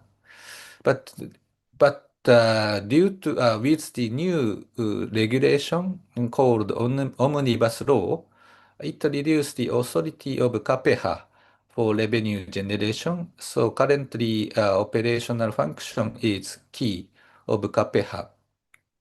What we found is that is challenge, and income generation is limited, means finance barrier also KPH now encountering. But one positive side is KPH leadership is very high, also promoting stakeholder collaboration. That is good, great. Also, they are building trust relation with local people. Also, various support, technical support provided by KPH to relevant stakeholder. But yet again, KPH finance or resource issue is one of the challenge. Stakeholder collaboration promoted, for example, KPH local people, of course, but local village government, NGO, academic, army, those kind of collaboration already started. Some training or education activity by NGO and academia, also reforestation activity in collaboration with army already implemented. That is a very great initiative by stakeholder collaboration. And I would touch upon the one case in Purukam village. This village focus on the durian or other agroforestry, and they plan the village agrotourism. KPH also support the technical guidance or others. One uniqueness in this Purukam, very innovative aspect is financing, I think. This kind of activity in Indonesia or other area, we usually face finance limitation, budget limitation, so we cannot do anything or very limited. Sir, But this time the village government provide village fund to agroforestry. That is very innovative activity in my sense. And they also share a benefit sharing based on the result of agroforestry. So this kind of innovative finance is quite unique or quite key lesson from this Purukam. And Excuse me, for sir. Excuse me, sir. You have 1 minute left. yeah, Okay, yeah, so this is very good, but the leadership is quite important. Another one is the Pundam village. This is more on the related to ecotourism. And one of the uniqueness is behind of ecotourism or forest management. This is Torihita Karuna idea is play potentially quite important role. Forest consider as a sacred space, and this is guiding conservation for the forestry. This is very important, potentially play unique role. We did some stakeholder mapping among the key stakeholder in Pundam village, but I maybe skip. In this stakeholder mapping, we still wish to continue more increasing number of the respondent. So yeah, just a conclusion. We found the interaction with the between formal institution and the customary norm, especially Torihita Karuna, potentially play or already play forest management, sustainable forest management. KPH act a very key role as a bridging between the government and local community, but facing the some lacking of resources, and collaboration is quite important, considering current KPH situation of the lack of resources. Multi-actor partnership is already started and require more strengthening. I think recommendation also somehow similar based on this discussion point. Yes. Again, yeah, so thank you very much. Thank you very much, sir. It's a very interesting materials is actually. I just know this thing because through being the moderator, I have a lot of insight from the speaker actually. When I read and listen to something, it's very close to me, but it's out of my knowing. It's just by attending this seminar, I know about KPH. That's a very interesting and vitals here. All right, thank you, Dr. Jun. Thank you very For- much. Yes, we are looking forward to see you in Bali. Actually, Yes, I will visit Bali, hopefully very soon. okay. So the next presenter will Dr. Kalina. So let me read a short CV of her. She is a result-driven academician and researcher with over 30-year experience in teaching, research, and as well as administration. Area of expertise include environmental management, cancer biology, biochemistry, molecular biology, and nanotechnology. Published over 40 research paper and 2 books. And the most prestigious one is she received a Lifetime Achievement Award for Education. So it's very prestigious. The topic today will be about climate change, blue economy, and sustainable solutions. Without any further ado, please welcome Dr. P.K. Kalena, please.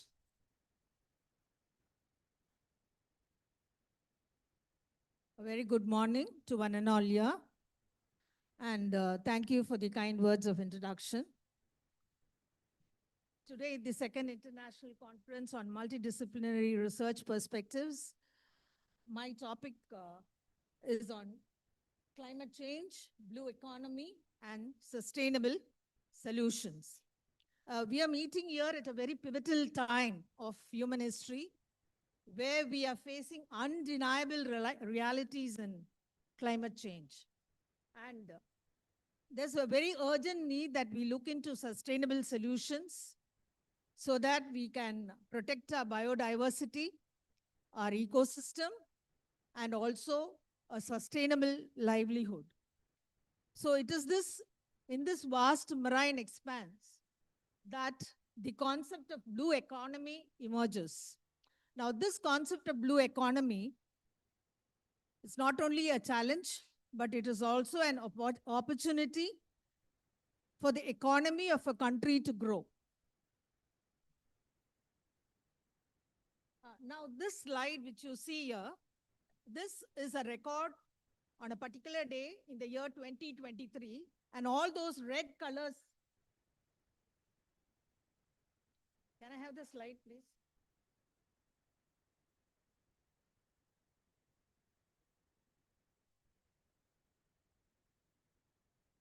Now those red shaded ones is the very hottest day that was recorded in 2023. Now this I had taken from NASA, this picture. And why this picture has been put here is, now the ocean, which covers about 70% of our Earth's surface, does play a very important role in regulating the climate and also conserving the biodiversity.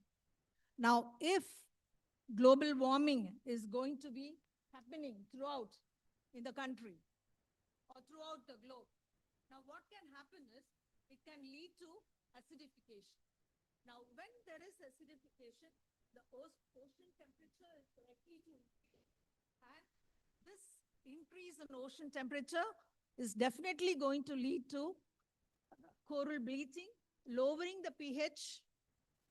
And once the pH of the ocean is lowered, the animal life in the ocean is going to be affected. There are some more slides here. You can just have a look here. Now, these slides show how when there is carbon dioxide emission, how warming is taking place, global warming is taking place, and what are the ill effects of this global warming is depicted here.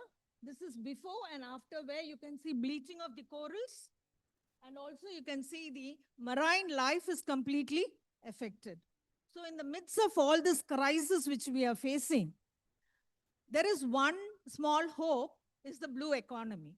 Now, this blue economy which is there, it does have a number of challenges, but at the same time, it provides us a number of opportunities where we can enhance the economic growth. So, as I've given here, there is an urgent need on the part of the society, on the part of every individual, to look out for sustainable solutions. And one possible sustainable solution is the blue economy, which is a sustainable path forward. Now, when I say about blue economy, we need to have a transformative mindset. We need to shift our focus from a very extractive mindset towards a mindset which integrates and balances, so that the ecosystem is protected, the environment is protected, and eventually livelihood is sustained and protected. That is the main aim of blue economy. Now, if you see, for India, this blue economy is not just a policy decision.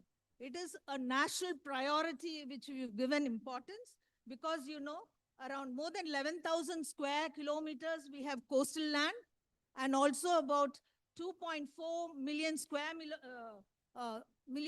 meters of the exclusive economic zone is there. Now, this is it gives us a potential lead in the global blue economy.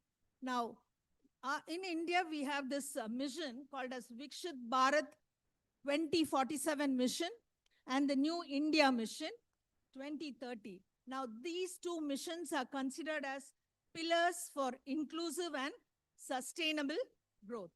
And how is this done? This is done through a number of flagship programs such as the Ocean Mission India program.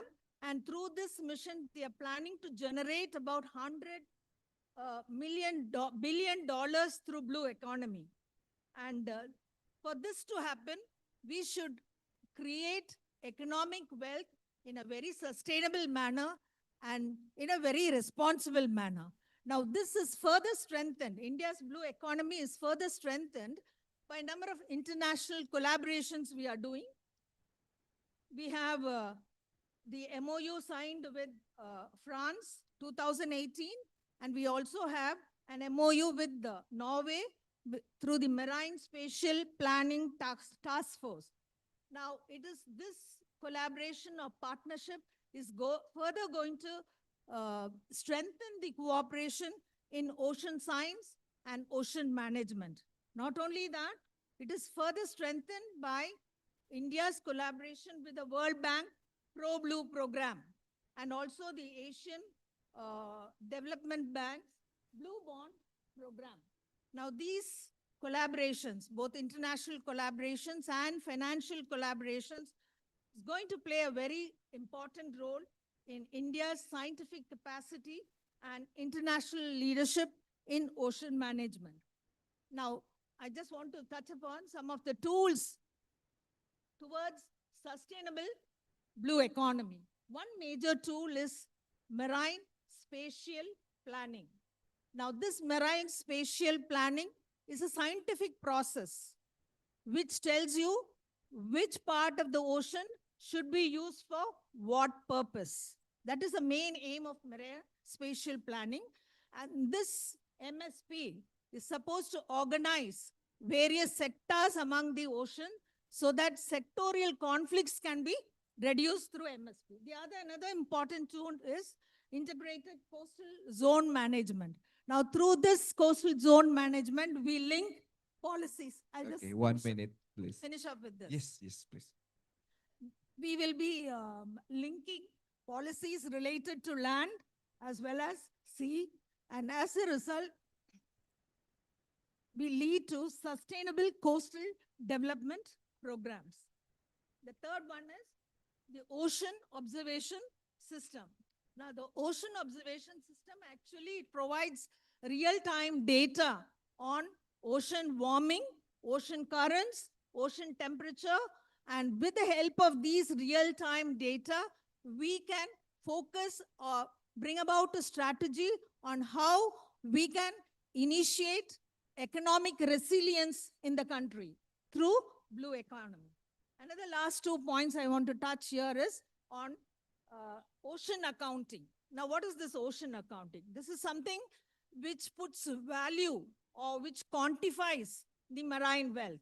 Now, once the value of the marine health has been quantified, successful policies and planning can be done, and which can be inculcated in the government's policy process.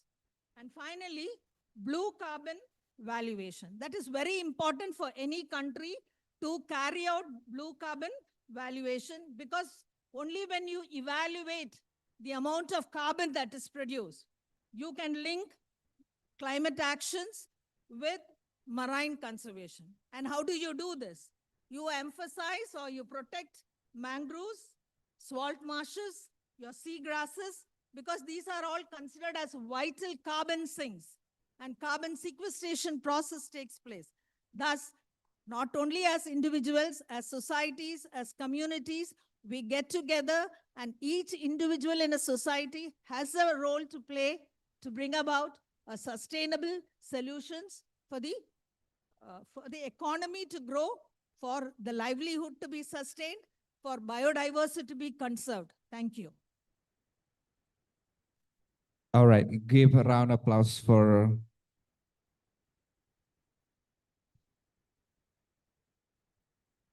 Dr. Kalina. So it's very interesting, a blue economy. Actually, in Bali, we are having this problem. Actually, we in tourism, we relying a lot in tourism, especially on the seashore area where it's being attacked by the flood and directly hit the Kuta area. So some of the possible income from the blue economy is disappear, because in Bali is well known with the beach area, right? All right, it's very interesting to have there. The fifth presenter will be Dr. Mujera Fatima. So she is the principal and associate professor of botany with over 30 years of teaching, research, and academic leadership experience.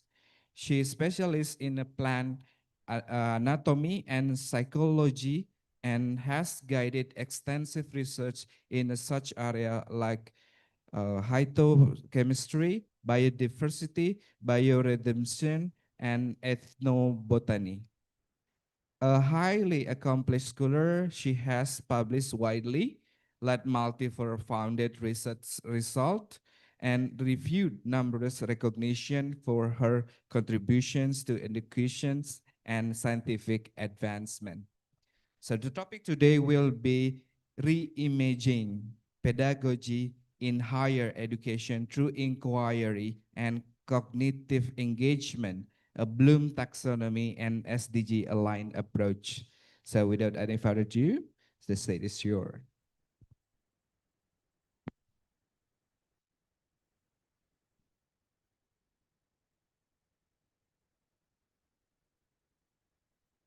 Honorable Chancellor, Vice Chancellor Vijayendra University, esteemed dignitaries, distinguished guests, learned colleagues, respected scholars, honored delegates, and dear participants, good afternoon to one and all.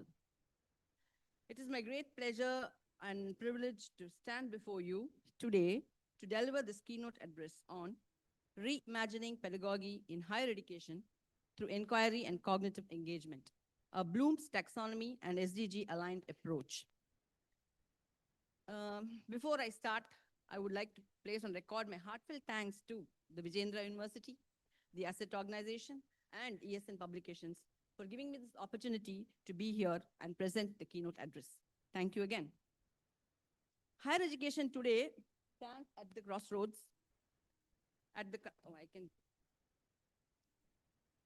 stands at the crossroads. Traditional didactic models centered on content delivery no longer meet the needs of the rapidly changing world.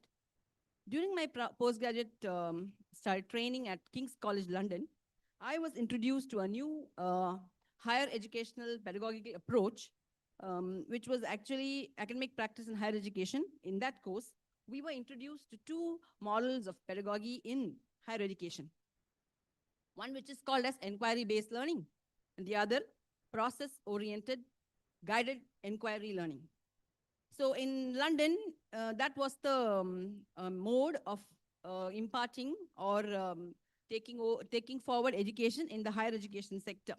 So I felt that talking about sustainability in education of the learner and of the teacher and the taught, it is better to reform or introduce some of these points in our mode of imparting higher education. These approaches reshape my view of teaching as not merely transmission of knowledge, but as the facilitation of inquiry, collaboration, and higher order thinking. Today's classrooms must prepare learners not just to recall or apply, but to analyze, evaluate, and create, which comes under the higher order of the domains of Bloom's taxonomy. This Bloom's taxonomy was first developed in 1956, and later it was revised in 2001, and provides a hierarchical model for cognitive development, evolving from the lower orders like remember, understand, apply, to analyze, evaluate, and create, according to Krathwohl 2002. And they have emphasized that learning is more impactful when the learners actually move towards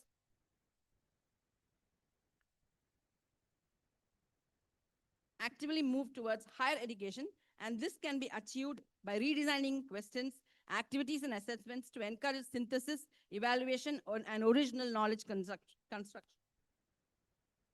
Thus, Bloom taxonomy is not just a theoretical ladder, but it is a reflective framework for designing learning experiences among the young youth, moving students from knowledge acquisition to knowledge construction.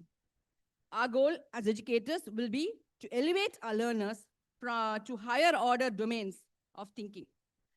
So under that, first thing I'm going to take over is inquiry-based learning, how it could be compared with Bloom's taxonomy. Inquiry-based learning is an approach wherein students explore questions, engage in investigation, and develop conceptual understanding through active inquiry. Rooted in constructivist theory, IBL aligns naturally with Bloom's highest cognitive domains. In Bloom's, The higher order domains are from after apply. So apply, after that it would be analyze, evaluate, and create. Those are the higher order domains. So we normally do not, when we look at the higher secondary education, we emphasize more on remember, understand, and apply. And when we move over to higher education, we do not proceed beyond that. We still keep it at apply level itself. But what IBL tells us that we should move from apply over to analyze. So what application? The students must, the learners must be taught how to analyze what they have understood. And when they analyze, they're able to evaluate whether what they understood is in keeping with what they learned. And finally, they become innovators. They create new things. And this is a cycle. It's a cyclical thing. They create. Then they find out the pros and cons. They go back again and they return back to this apply once again. So it becomes a cyclical process and creation becomes continuous one after another. See, in a country like India, we always think that, you know, our patenting power is low. We have such a rich human resource. We have so much of facilities, so much of expenditure on science and technology. But when we look at our patent levels, patent records, it is not it is not matching to the kind of expertise that we have.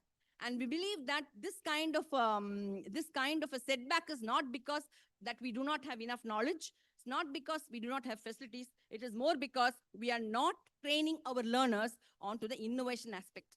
So our learners can remember, they can understand, they can reproduce, they can write essays and essays. Their mental capacity is very vast, but we have never taught them to innovate and create. So therefore, IBL moves on to this concept of innovation and creation. So it caters to autonomy in the students' reflective habits like engagement. The next one is the second mode. The second type of pedagogical approach that I learned in my course was POGIL, that is process-oriented guided inquiry learning. This is a little higher level than IBL. Further advancing, this POGIL reinforces structured small group learning with clear student roles. So students will be acting as managers, as recorders, as presenters. So you give them different roles. So it's not only the learner role that they have. We always say taught and the teacher and the taught. So it is not like that here. So we changed the role of the teacher from a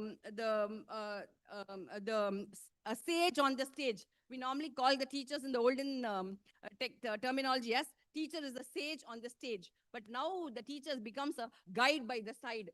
So we changed the concept of cognitive development and pedagogy in higher education by changing the role of the teacher from being a sage on a stage to a guide by the side.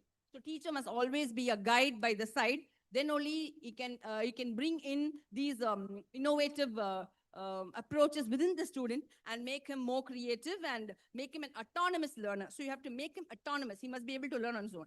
So we trying to connect this with I will try to connect both these with how this SDG goals. We connect this with all the SDG goals. So, you know, SDG goal 4 talks about quality education, fostering quality education. So both these techniques can bring in that.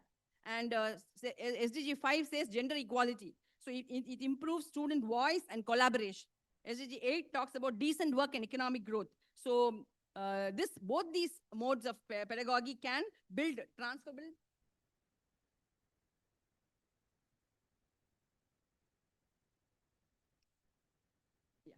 So both these can build transferable 21st century skills. And SDG 10 talks about reduced inequalities. So because we are making learners autonomous, they all come on par with each other. So there would be encouraging of participatory and reflective learning. And then SDG 17 talks about partnership for the goals. So it will support cross-border partnership, pedagogical exchange, and capacity building. So today's learners do not merely need information, they need engagement, reflections, and opportunity to create. Through deliberate pedagogical design based on Bloom's taxonomy, informed by inquiry models like IBL and POGIL, educators can reimagine higher education as a process that does not fill empty vessels, but instead ignites minds capable of critical and creative thought. such a transformation is not only desirable, but necessary for the achievement of the global education and sustainable agendas of the 21st century. So my aim was to create learners who just do not know, but who can question, critique, and truly create. Thus, I believe that the higher education will have a future that of a teaching world that will be dominated by innovation and discovery. With these words, I conclude this address, wishing all educators a journey of innovation and discovery for the sustainable future. Thank you, one and all. All right, thank you very much for that. It's not merely just SDG goals number 4. It's only about quality education, but also there are some goals that also can integrate it to the pedagogy. My root is also pedagogy, so it's new vision, new insight from me to integrate it technology to the sustainable development goal. Thank you, Doctor. So the last presenter, the last but not the least, is Professor Dr. Insinyur Gede Sedana, MSc MMA. He is a professor of agribusiness at Dwi Jendra University. He earned his master program in social development in Ateneo de Manila and agribusiness management at Udayana University. His doctorate degrees of agribusiness management from Udayana University as well. He is currently director of Dwi Jendra University, chief of Perhappy Bali, and chief of HKTI region Bali. So today's topic will be organic rice farming development, principles, challenges, and strategies, a case of Subak Jatiluwih, Bali Province, Indonesia. Professor, are you ready? Please, the stage is yours.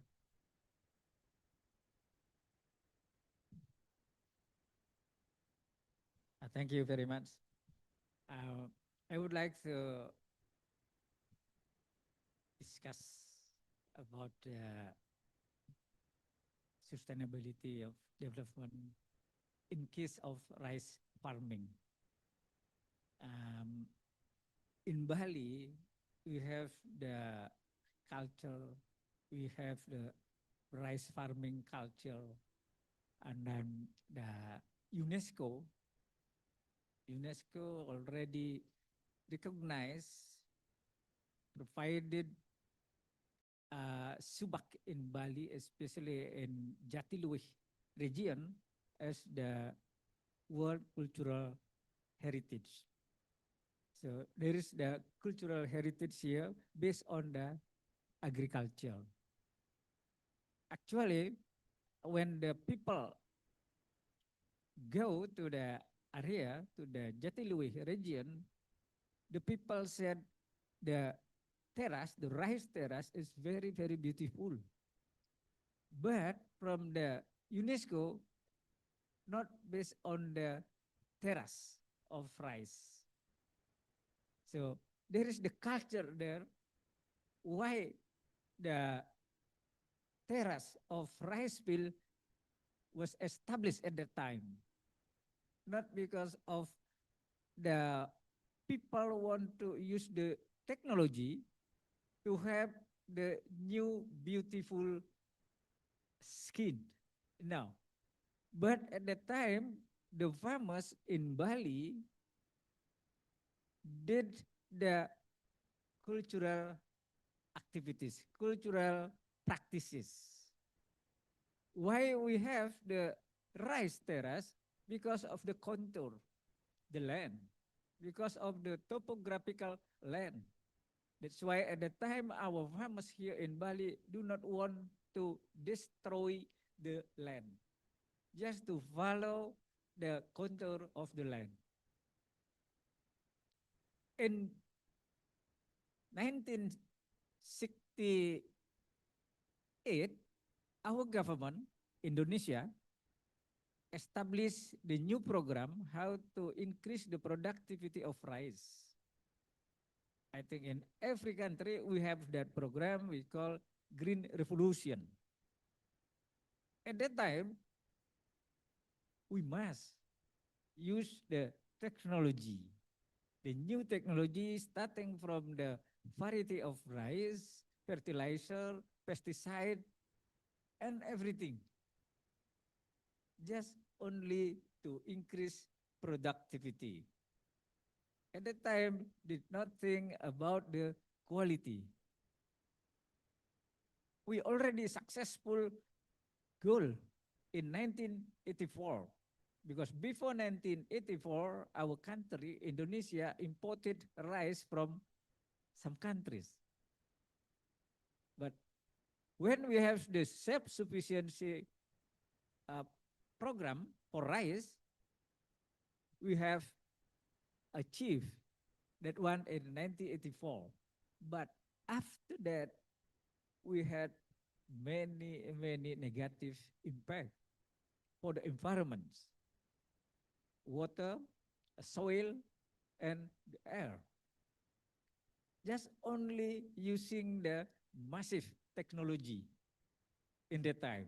Because at that time we use massive chemical fertilizer, chemical pesticide.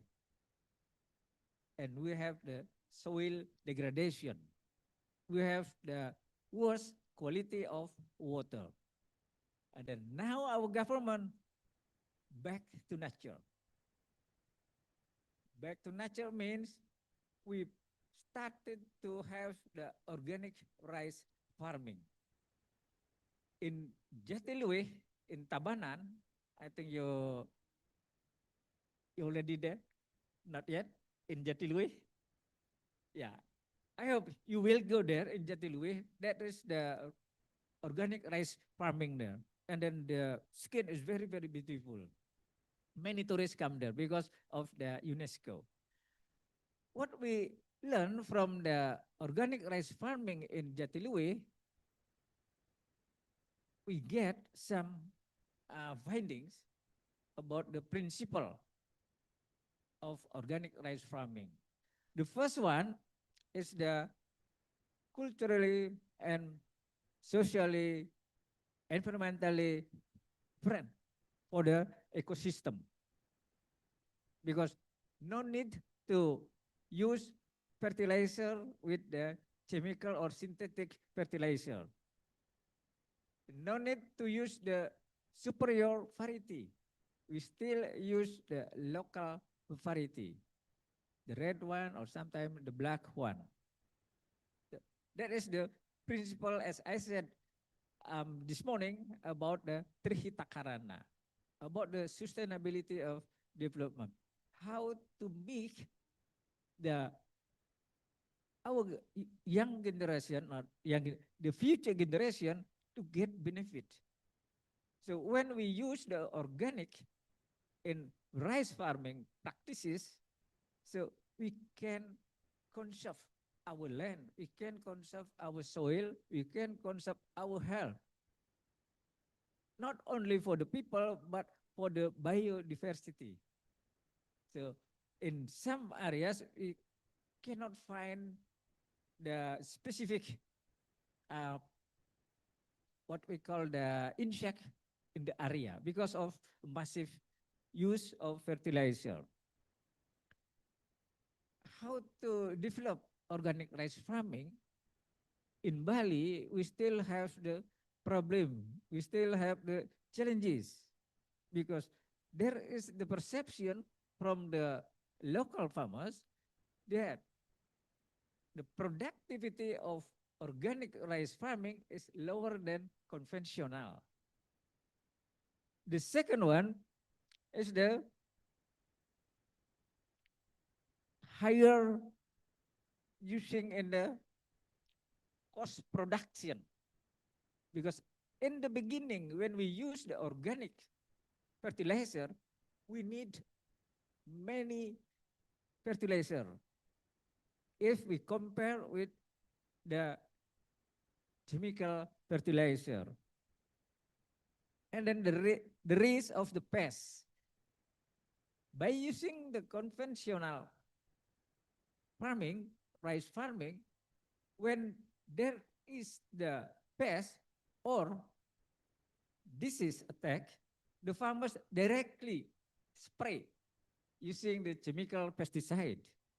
But for organic, now, so there's the risk about that one. 1 minute left, Yes. Professor. So, and then we have the dependency of the farmer because of the central government. The central government has the program to increase the productivity and using chemical fertilizer. But here in Bali, we use organic. This is the challenges. Now, what our strategy is?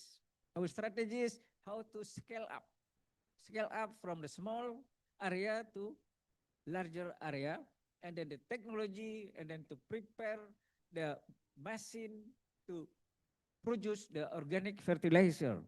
And then the most important thing is the how to build the market to get higher price for the organic rice. Thank you. All right. Thank you very much, Professor. So, Jatiluwih must be the top of your most visited place in Bali. You will see the true natures, the true life of Balinese people when everyone will interconnected to the farming activity there. So it's one of the agriculture models in Bali. Well, that's the last keynote speaker. Unfortunately, due to the limited of the time that we have to close this session, but don't worry, I have the contact where you can share the questions. Please wait a moment. Yes, that's the contact of our university. If you have any questions, further discussions, you can send us there. Well, yes, sir.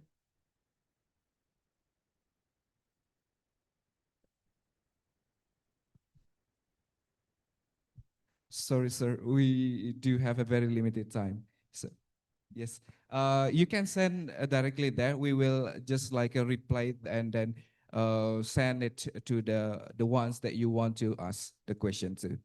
Sorry. Before we end this panels, Professor Parin has small gift to the Dwi Jendra University, which is represented by Professor Dr. Insinyur Gede Sedana and Dr. Banu Chadar. Would you like to, do you mind to come to the stage?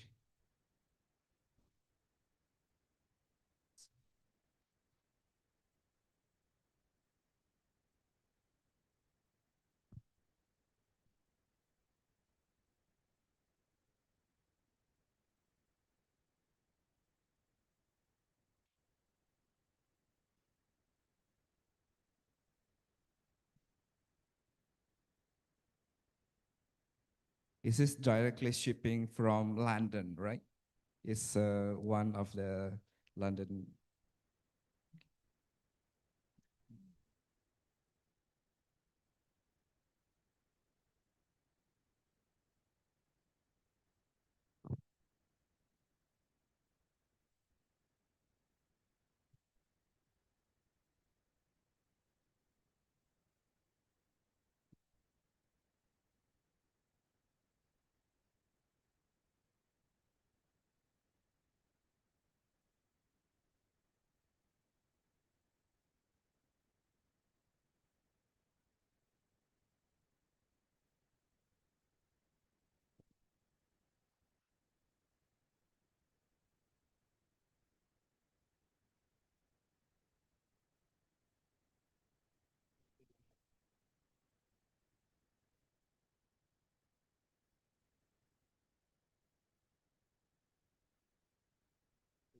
I would like to invite Dr. Kumara Samiso to be on stage.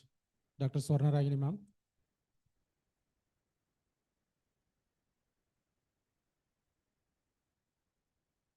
The next session will be giving mementos. To the first one is Professor Dr. Parim Somani.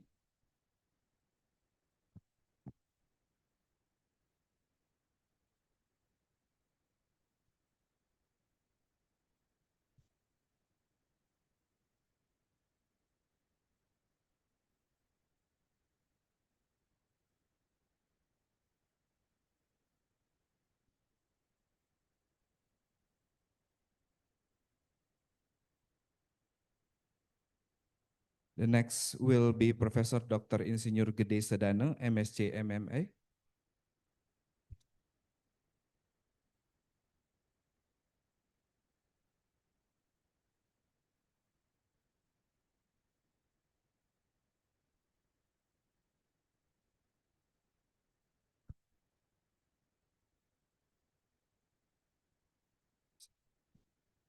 No, he's not there. Ah, okay, okay.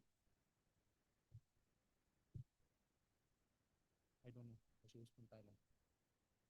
Nunang Gerti. So the next one is Nueng Roy Tai Champantin.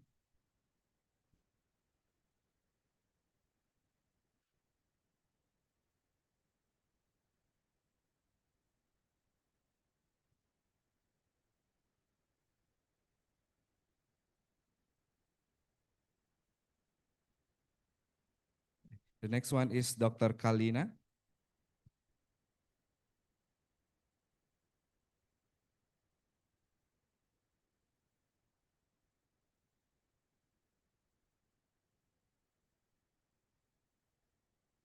Well, the last one on the list, Dr. Mujera Fatima.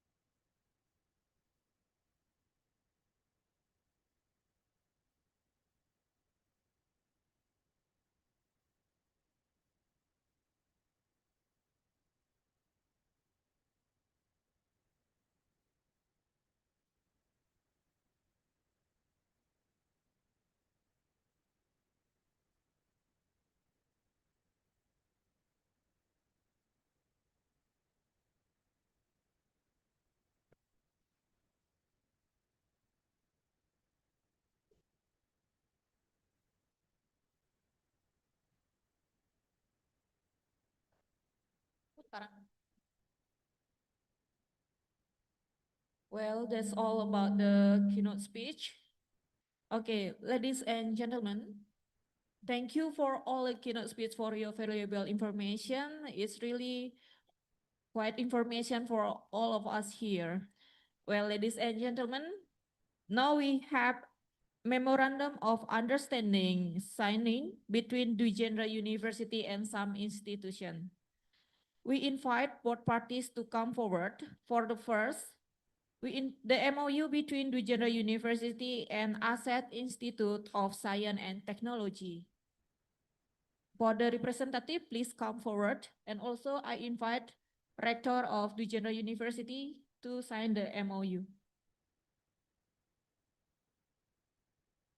Accompanied by Dr. Frisa Briantari, please come forward.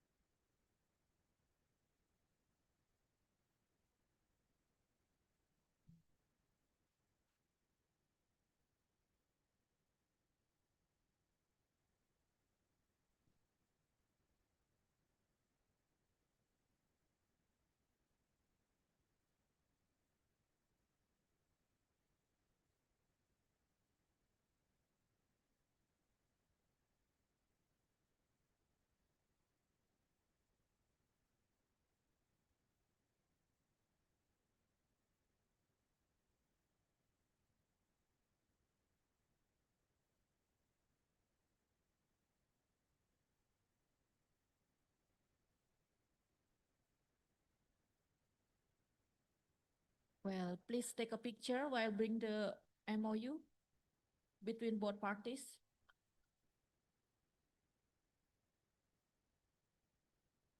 Okay.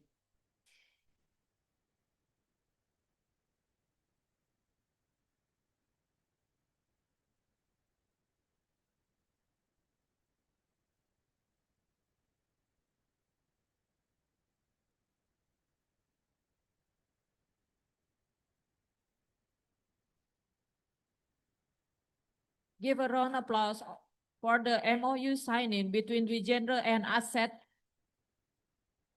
Institute. Okay.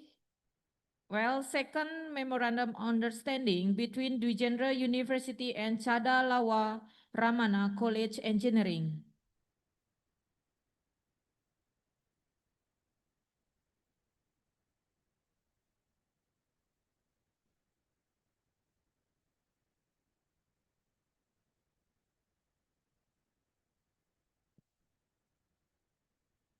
Okay.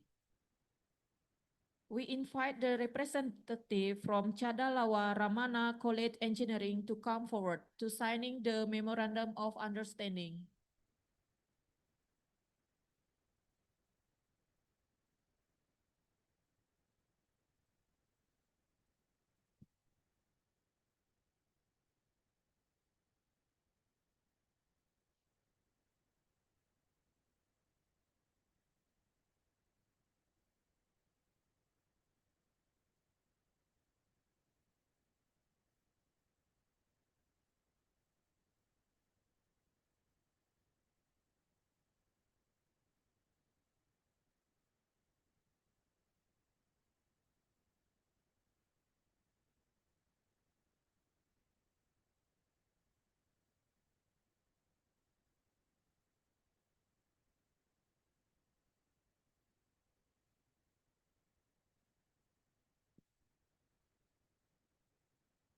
Yes, we can have a photo session that bring the MOU.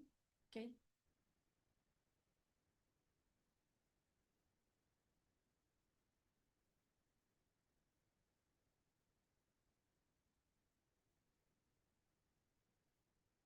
Well, third MOU between Dwijendra University and Department of Botany and PG Research Department of Sulugi.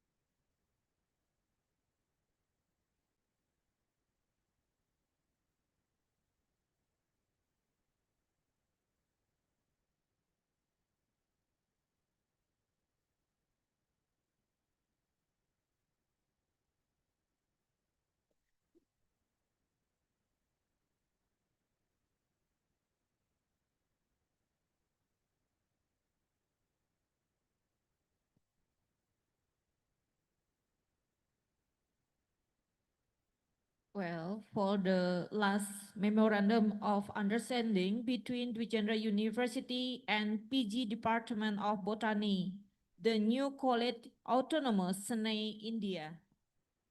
For the parties, please come forward.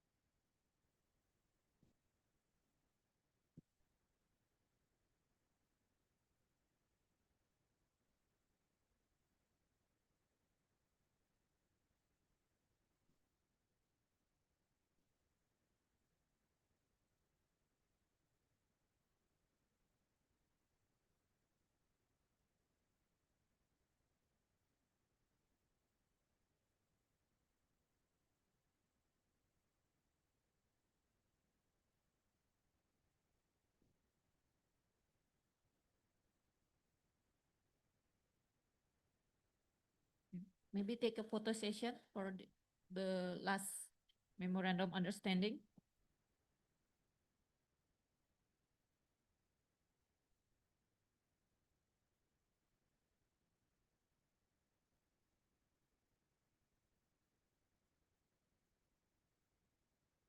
Okay, thank you.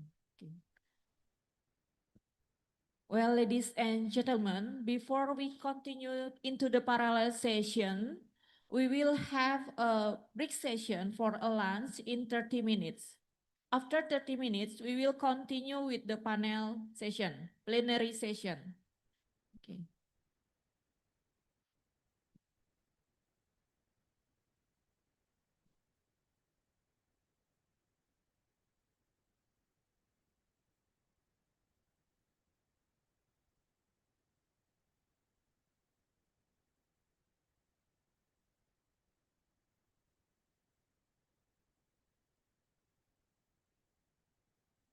Kepada panitia, nasinya silakan dibagikan ya, lunch.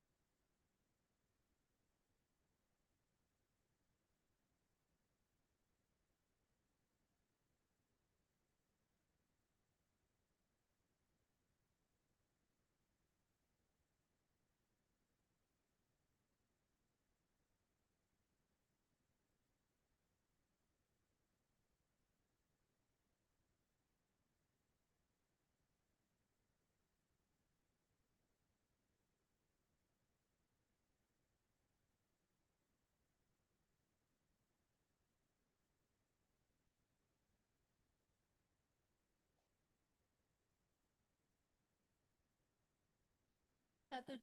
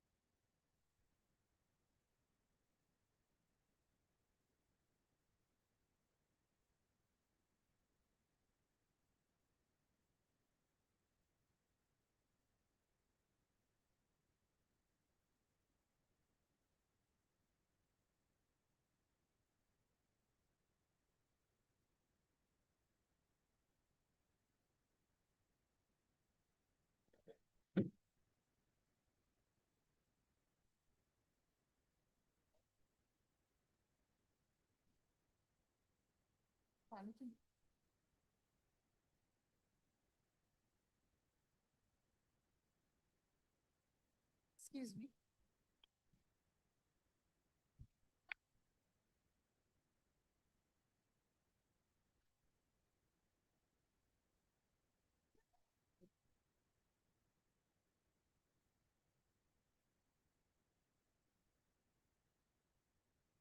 You just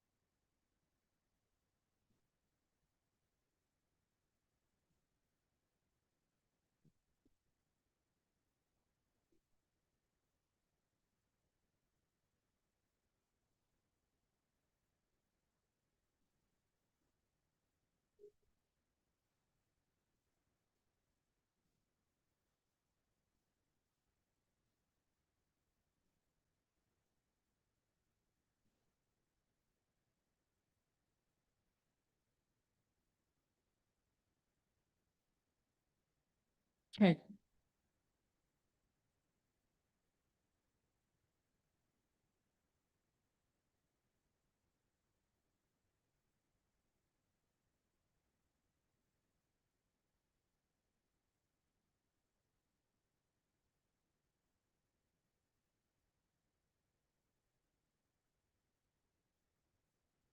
Well, welcome back, ladies and gentlemen. Have you got your lunch? Okay, thank you. Okay, we will continue this event with a parallel session. So the parallel session will be held in hybrid presentation. So we will show you the room division. For the panel one, yeah, the one who include in panel one, the panel one is in this room with me and Mrs. Dina Karan. And then the room two online, meeting room third floor. And the room three will be conducted online also in low postgraduate will be conducted online. And then room 4 offline and also room 5 offline. Okay, for the room 4 will be accompanied by Miss Dayunovita. Can you help to accompany the speaker into the room 4? And also room 5 will show by Dayu Novita. Room 4 and 5 will be shown by the Novita. Please go with her.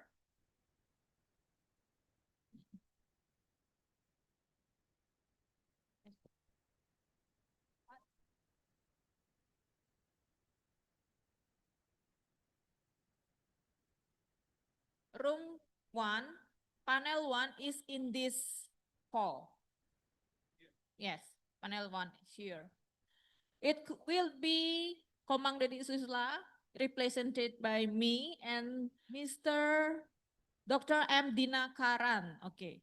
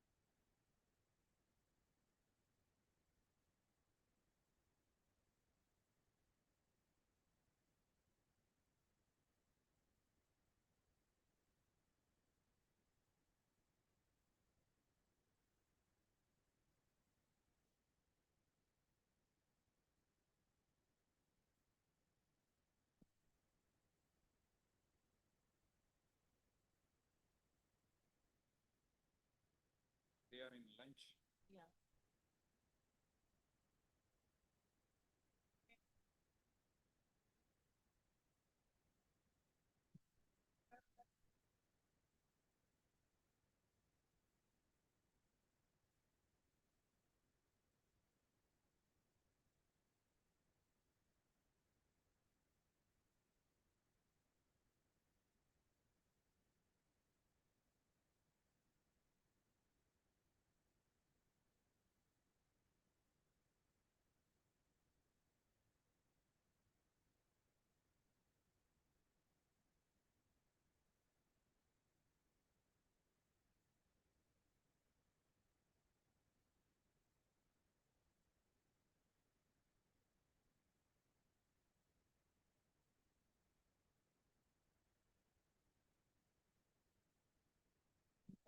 Yeah, please.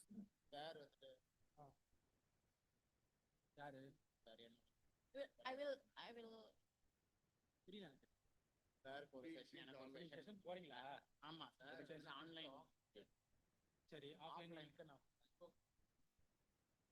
Well, ladies and gentlemen, I will read the presenter in the panel 1. The first is Major NCC Supermakar Moditoka, Okay. And the second one, Dr. P. Salini Priyadarsini, already here? No? Okay. Miriam Absolute from Filipina, maybe she will do the online Zoom meeting. And then Dr. R. Hajirabanu here. She is here. Okay. Dr. M. Dinakaran also here. Nyoman Yulio Cardona, yes, here. Prof. Lalita, maybe she is in the session chair. Okay. Okay, that's all in the panel one. So each speaker have to send the PowerPoint. Have you sent the PowerPoint to the operator already? Okay, good. You have 5 until 7 minutes to present the topic, and we will have presentation first. After all the presenter present their material, we will have a discussion session after all presented the material. Is that okay? Okay, thank you. So I will invite the first speaker, Major NCC Supermarket Modidyuka.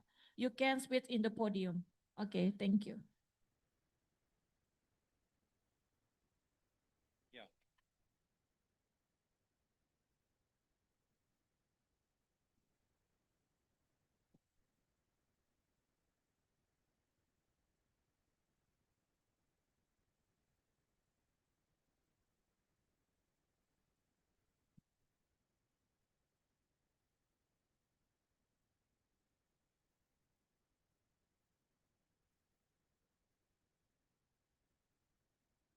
Yes, time is yours.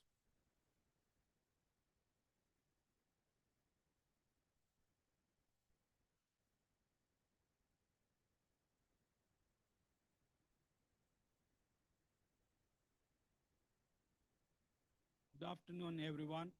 Am I audible? Audible?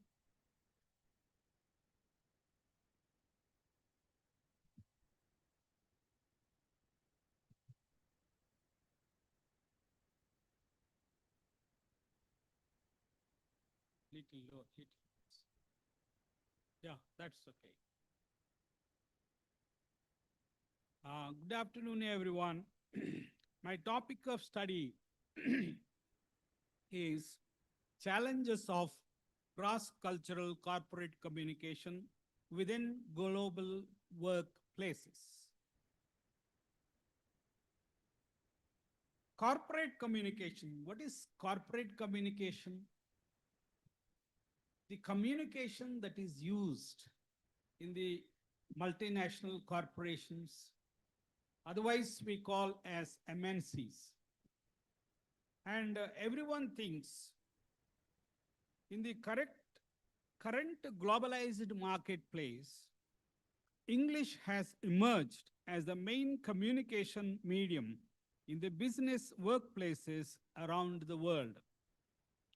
Although English has served as a common ground, cross-cultural differences in communication styles, attitudes, and perceptions tend to pose challenges that hamper organizational productivity, teamwork, and employee morale. In this paper, I will look at some of the major pitfalls, the shortcomings of cross-cultural corporate communication in English. When it comes to multinational organizations, most of the time, misinterpretation of words happen. Because of that, meaning changes from culture to culture, and bilateral perceptions and relations are hampered. That's why the productivity or the performance of an organization, MNC as a corporation, fails. So now by means of an interactive interpretation of available literature and through case-related reflections, it is revealed that linguistic and cultural obstacles are main culprits in this international corporate communication. Now, a qualitative research based on secondary data was used in this study, and a synthesis of publications and data I have collected. And now I came to the conclusion that simply English is not enough in the corporate sector, because these multinational corporations will have employees from different countries and continents. Like in India, if there is a hierarchy, people follow it. And the moment you say head of an organization, people follow it in toto without any protest. Whereas in countries like Latin American countries, though it is their boss, superior in their position, they protest. They always welcome an open discussion regarding the progress and performance of a corporation. Whereas in British, it is very, very conservative, and it is always horizontal communication from top to bottom, and performance is not affected. So now I would like to say that in-depth study of this subject has to be done. And so far, what we came to know that there are many lacunae in this cross-cultural corporate communication. And I will tell you only one example and I will conclude. In India, if a lady employee comes, or in many countries, we address them madam. But if the same word is used in the context of USA, United States of America, madam, if you say, they'll kick you, because the madam in the American English is manager of a brothel house. So unless you know the cultural background and how the language is used in that country and continent, you will not be successful.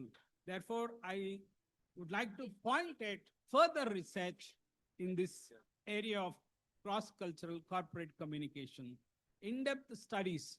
And through my study, I came to know that there is hardly any prescribed syllabus for business school students, guiding them how to interact with other cultures, other continents, people in their corporate communication.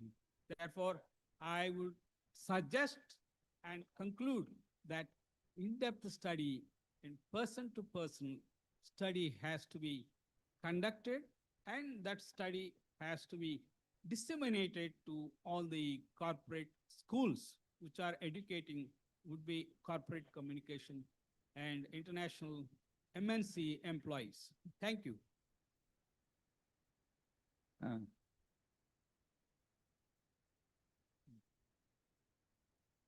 Sir, sir, can I have some questions?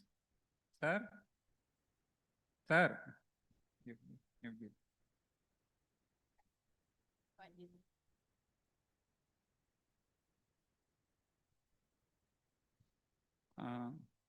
Sir, you have talked, your topic regarding the challenges.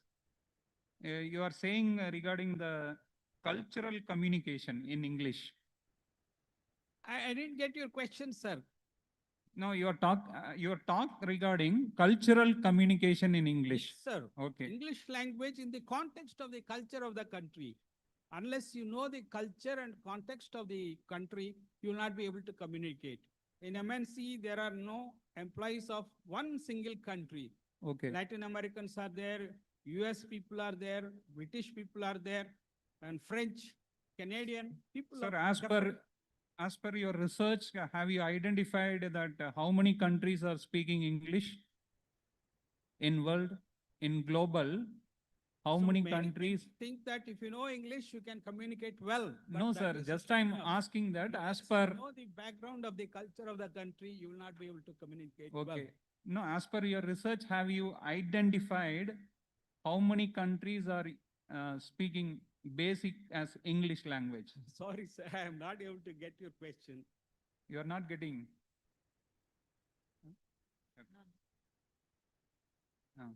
Okay, okay. Okay, sir. Okay, thank you. Mm. Thank you, sir. Very good. Very good.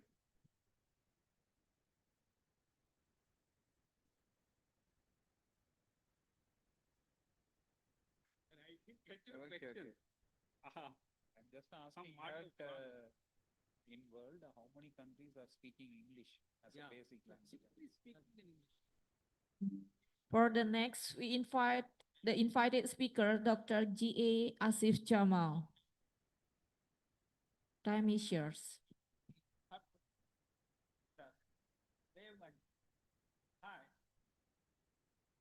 Excuse me, ma'am. Can you send your material, the PowerPoint maybe? Oh, G.A. Asif Jamal. Yeah, okay. Please wait.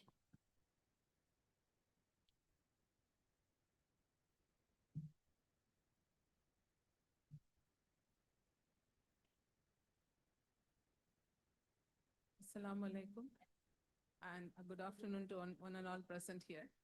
Myself, Dr. Asif Jamal. I'm from Justice Bashir Ahmed Said College for Women, Associate Professor, Department of Botany, India. My topic is on evaluating the antifungal activity of Agni Astram 3Gs on Aspergillus niger. So we'll see a synopsis here. Introduction, objectives, materials method. Here we will see about the 3G preparation, glasswares and media preparations to grow culture, an experimental study, results discussion, and conclusions with references. In the introduction, organic agriculture technique have gained significant importance and biopesticides are being explored as a sustainable alternative to chemical-based solutions. The study aims to research on biopesticides, focusing on the efficacy of novel bioformulation Agni Astram in controlling Aspergillus niger, a common fungal pathogen. An in vitro experiment, this study evaluates the effectiveness of Agni Astram, a biopesticides composed of Gingiber officinale, this ginger, Allium sativum, garlic, and capsicum, green chilies, in inhibiting the growth of Aspergillus niger, while also exploring the phytochemical properties of the bioformulation. The objectives of my study is to determine the inhibitory, the effect of Agni Astram on Aspergillus niger growth in vitro, to compare the effectiveness of Agni Astram with conventional methods of fungal culture, and to analyze the phytochemical constituent of 3G's bioformulation. Materials and method. First, we'll see here how we have prepared the Agni Astram. So Agni Astram, as I told you, it's a green chilies, 50 grams I have taken, with ginger 25 grams and garlic 25 grams. They are all washed thoroughly with the normal water, then with the distilled water. Then they were grained into a fine paste, and then they were filtered with the help of the sterile filter, which was kept in the glass container for 48 hours. From the stock solution, I have prepared 50% of the solution for with the help of distilled water. Then we'll see the preparation of glasswares for inoculation. It was ensured for the contamination-free environment, the following steps were involved. The first was the cleaning, clean the glasswares, wash petri dishes, test tubes, pipettes, and other equipments with detergents and warm water, and then rinse thoroughly with the distilled water. Sterilize the glasswares. They were used in the autoclave, 121 degrees centigrade, for 20 to 15 minutes for sterilization, to eliminate the microorganisms. Then the glasswares are dried in the hot air oven for about 2 hours for preventing them and again from any contaminations. Then I have prepared the PDA medium for the growing of culture. Here I have prepared the potato dextrose medium, where I have taken 200 grams of potatoes, which are chopped. It was it was washed thoroughly and strained, mixed thoroughly in a way, and it was sieved in a mesh. Mixed with dextrose and agar, I have added 20 grams of dextrose agar and 50% of agar, and they were the pH was adjusted to 5.6 plus or minus using NaOH. Then the sterilization in autoclave medium for 121 degrees centigrade for 15 to 20 minutes. I have taken 15 minutes. Solidification and storage. They are allowed the medium to solidify at room temperature. Then they were stored to prepare the PDA plates at 4 degrees centigrade. Two Petri plates were prepared, one for the control and another one for the treatment. Here, this picture you can see here. The Petri plates for the PDA medium, then the autoclave sterilization technique, then fungal culture. Then a preparation of the fungal culture. So the fungal culture was obtained from the pure Aspergillus niger. Culture was reputed from a source, which was the collection from the microbiology laboratory. The initial culture I have taken from. Then the PDA medium was prepared, and the medium was fungal culture was inoculated. The inoculated medium was sterile inoculation. It was allowed to grow, the fungal grow for 25 to 30 degrees centigrade in humidity at the level of proper fungal growth.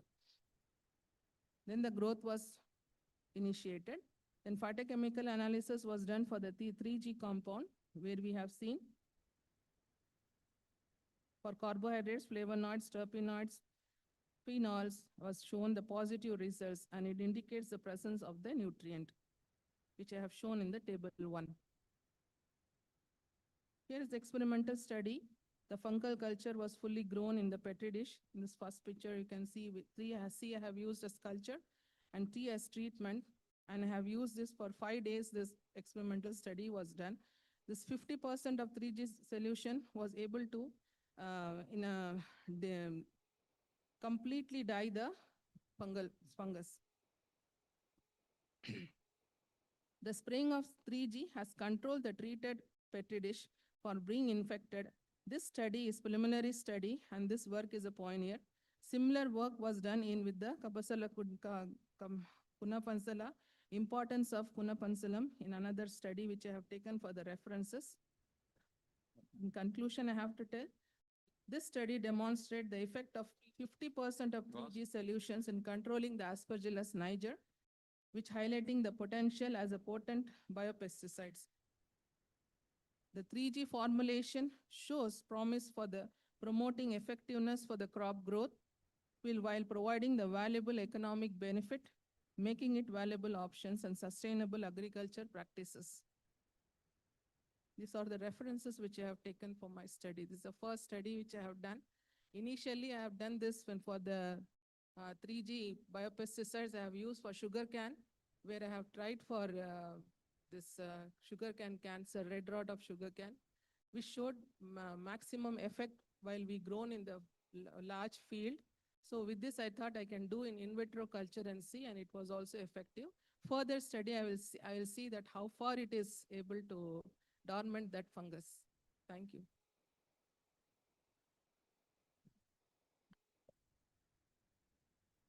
Madam, I used to ask some basic questions. Yes, sir. What is the need of keeping the name Agni Astram? It's an old name, traditional old name given in Rig Veda, sir. It's Agni Astram, it's biopesticides and bioinsecticides. Okay. Together it is known. It's in Rig Veda, the term used for 3Gs, that is ginger, garlic, and green chilies. Okay, very good. So you kept that name. Yes, sir, I got that name from there. You mentioned that 3G. Yeah. Okay, it's a 3 generation. 3Gs. It is 3, ginger, garlic, green Oh, chilies. 3G is, you are talking about the thing. Okay.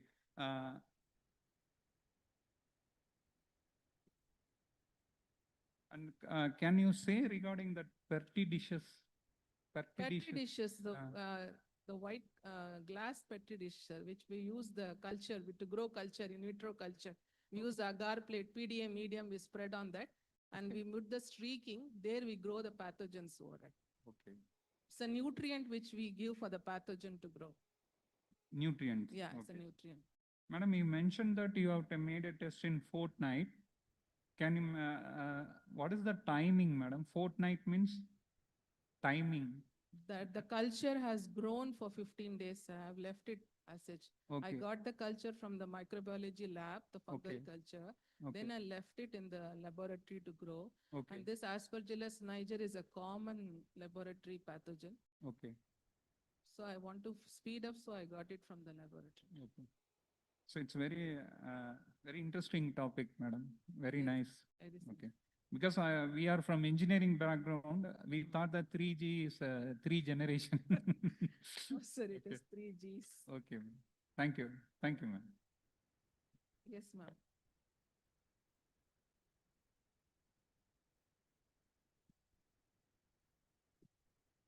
So, ma'am, that I have taken as a references. Yes. Yes, ma'am, I have fermented for 48 hours. I have fermented because I want to. Yes, sir. Yes.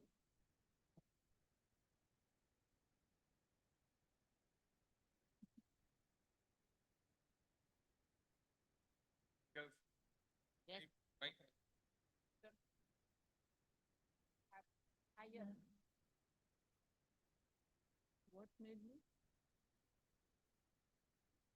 Ma'am, I'm basically very much interested in 3Gs. When I have done this in large scale, when we grow the sugar cane, one of our students' project which I have done. So I was able to prove that the place which we were given this 3Gs, no disease were infected those plants. So with that, when I presented that in Pondicherry University, the panel members, they asked me to do the in vitro and check whether you are able to control that pathogen. So that made me to do this, ma'am. Yeah, thank you. Thank you, ma'am. Thank you.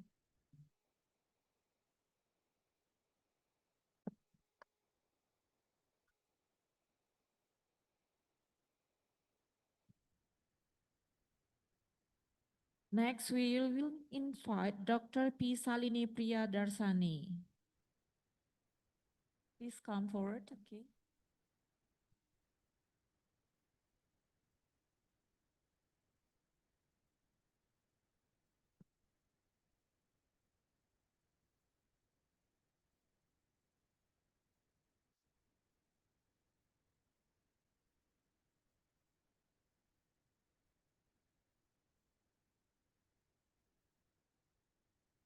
Good afternoon, everybody.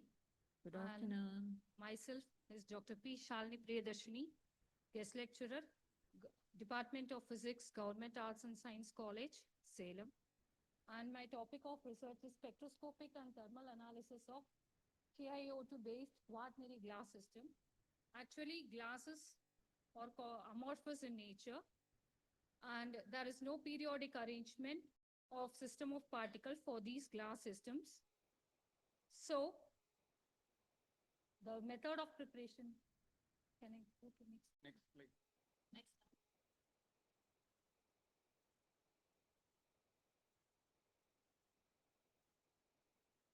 Generally, glasses are prepared using B2O3, that is boron trioxide, P2O5 phosphorus pentoxide, and various oxides. Those are called as glass formers.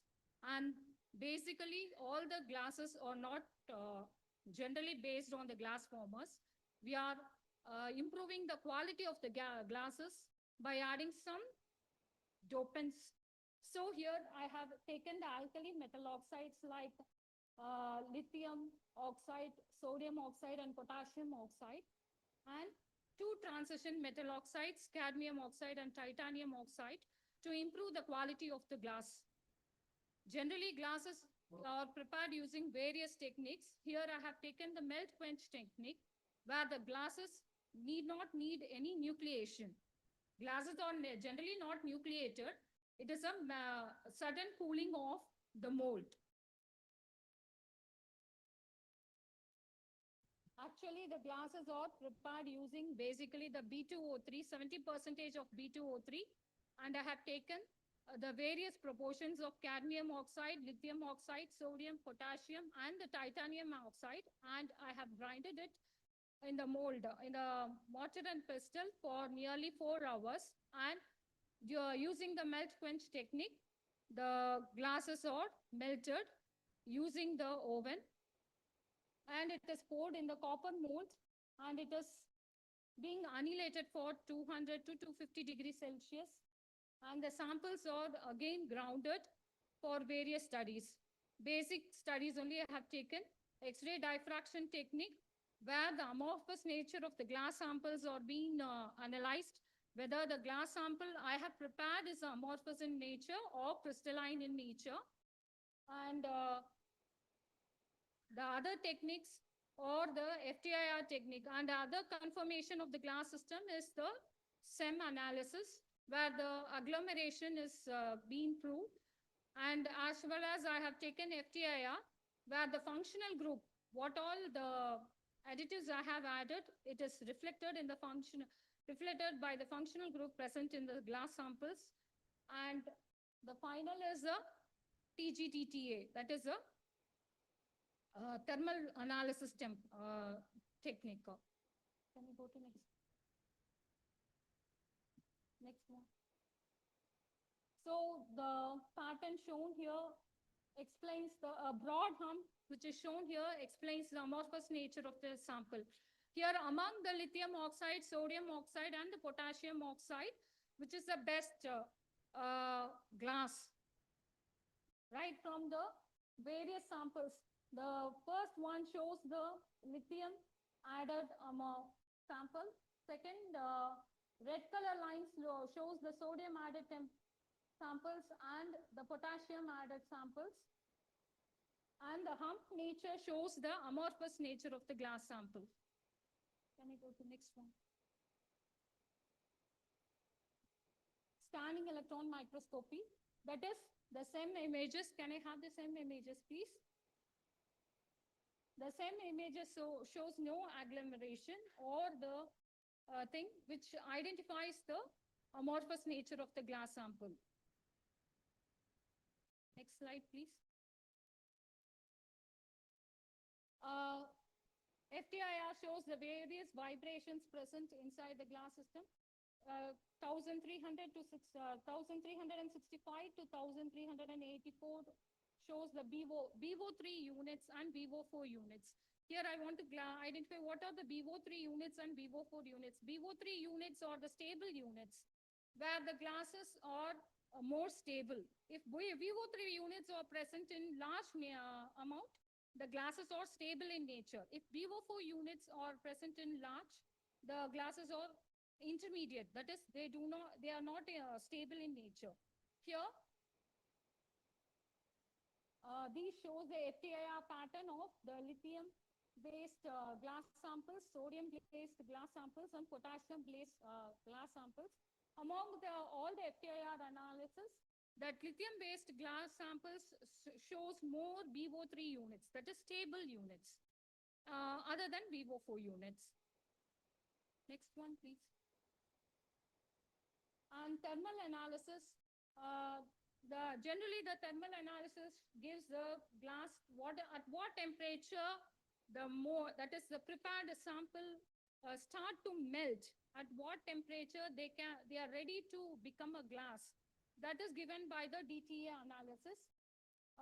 That is a glass transition temperature, what is the crystallization temperature, and melting temperature. So on adding the cadmium metal, that is transition metal oxide like titanium oxides, the temperature changes. The TG4 various glasses, that is the lithium-based glass samples, sodium-based glass samples, and the potassium-based glass samples are given here. And among the values also, we find the lithium-based glass samples are more compatible for us to be used. So next, please.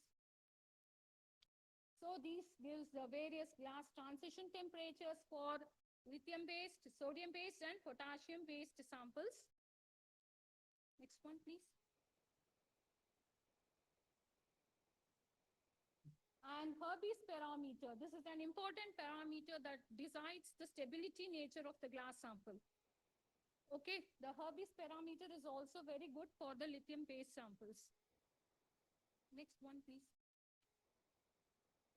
So these shows the values for B2O3, CDO, lithium, titanium, oxide samples among the Herbis parameter, thermal stability. Excuse me, sir, everything. Miss, your time is up. Okay, thank you. Okay. Any question? Hello.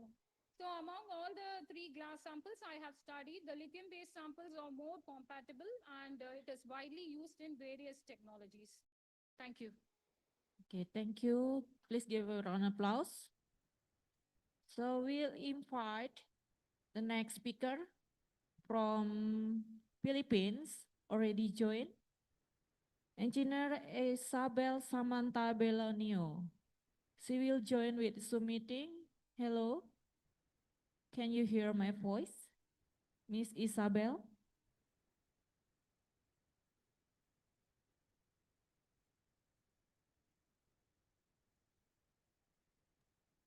Miss Isabel, can you turn on your Am I speaker? audible? Good afternoon, everyone. Okay. Am I audible now? Yes. Okay. How are you? Hello? Hello. Can you hear my voice? Yes, ma'am. Now it's your turn to give the presentation. Your Okay, time only 5 minutes. okay. So let me share my presentation to you. Okay.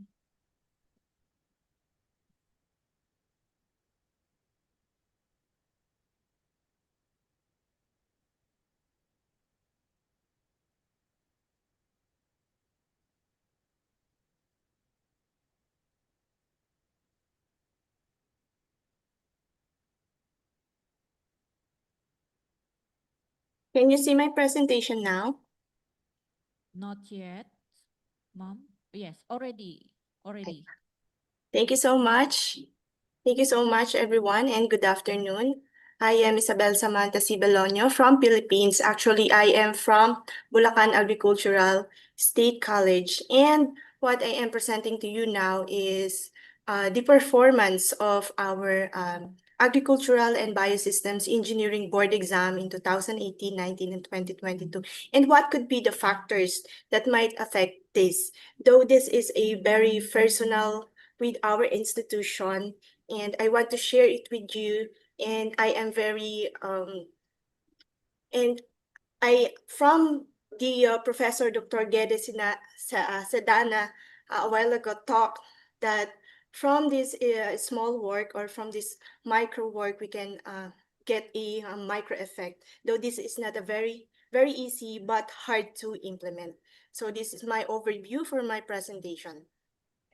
Okay, so as we know, our institution for our vision and mission, and we are very committed to this one, to be a globally engaged higher education institution, and specifically to provide a excellent instruction. That's why it is our commitment to go with excellence. Okay, so I am also honored to hear from our speaker a while ago from HEI, from Higher Education Institution, that similarly, we want also a graduate that is a very reliable and relatable to the industry needs, right? So that's why we want to determine what could be the factors, because since the our department offered this engineering course or program since 2004, from our very first board examination, we have 100% hiring rate for 2004 and that is 2005. But in 2006, we produced a top-notcher, actually a top one. And until 2019, we are actually above national passing. But we are saddened by the performance on 2021 after the pandemic that we became below the national passing. And we want to address the SDG for like the quality education all the time, right? As well as for the other institutions. So as you can see, on the trend from 2018-19 to 2021. Though the 2018 and 2019, our performance is above national passing, but we can see a downtrend already. So what could be really the factor of this? So this is a big question mark for us, and we want to address this. Okay, so for our objective, we want to profile them. We want to determine the factors that might affect their board examination performance, and we want to hear the problems or challenges and also their suggestions on how we can improve our curriculum and more other factors that might affect their licensure examination. So that is for our study. So for the methodology, we do a descriptive analysis using the thematic analysis of the 31 examination takers of our licensure examination from 2018, 19, and 2021. So we do take the list from the PRC, from our records at school and questionnaires.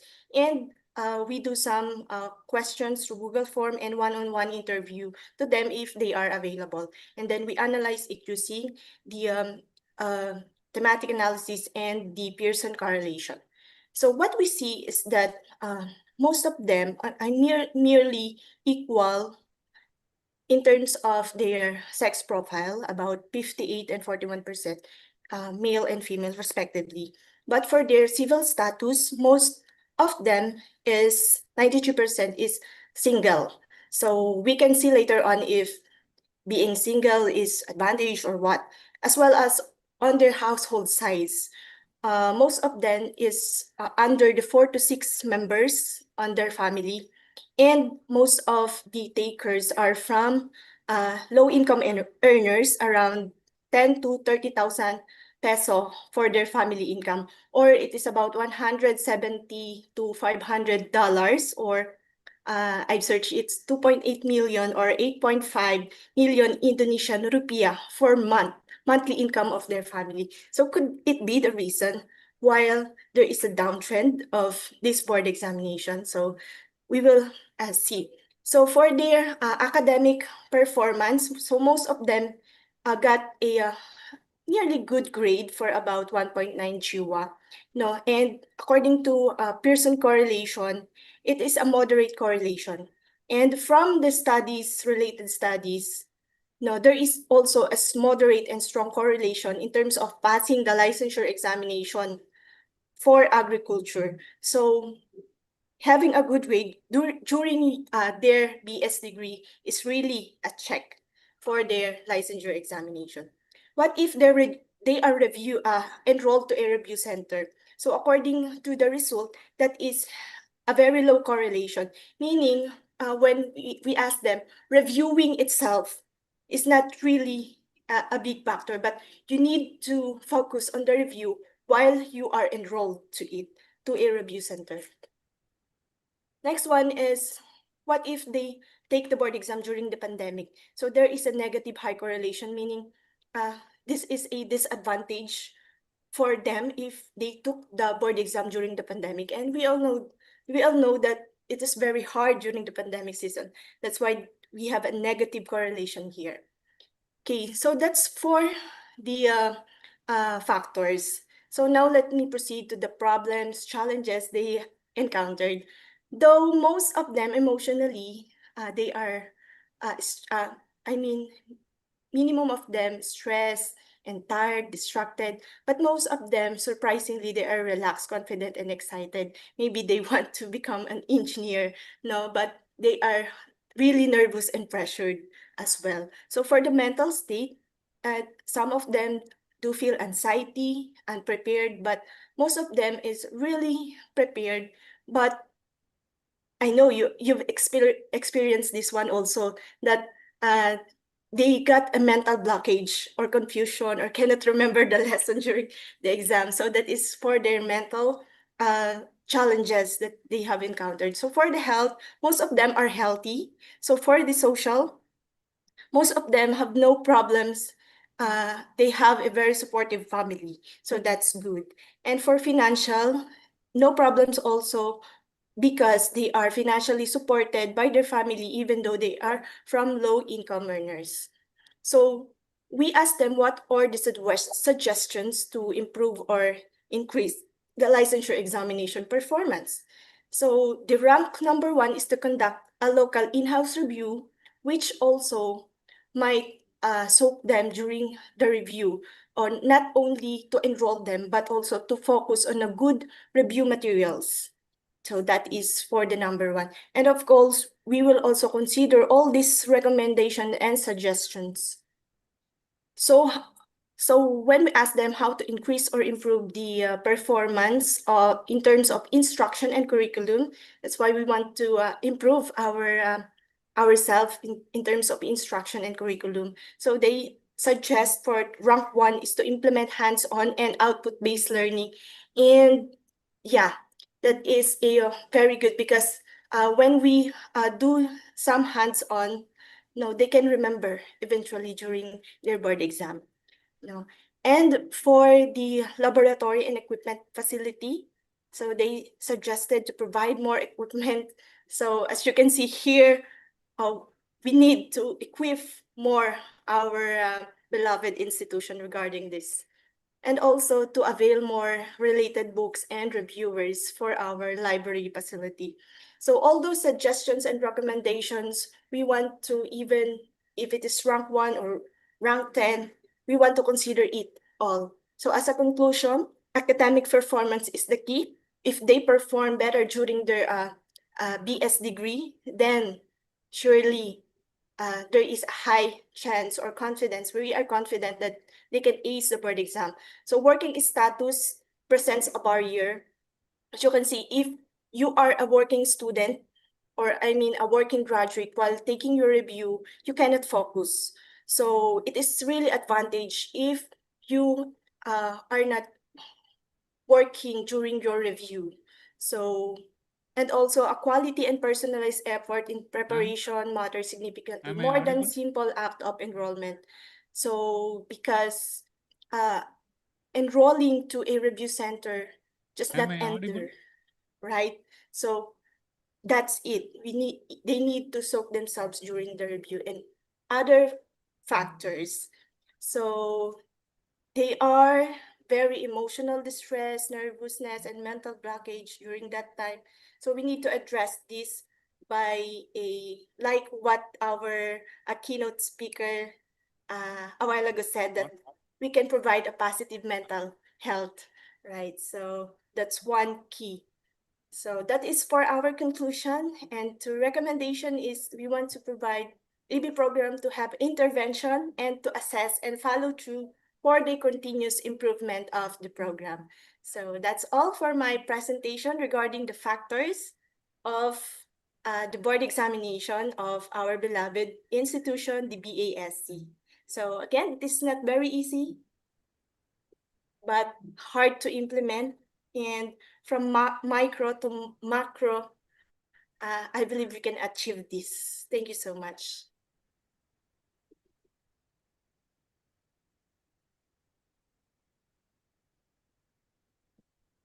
Am I still audible?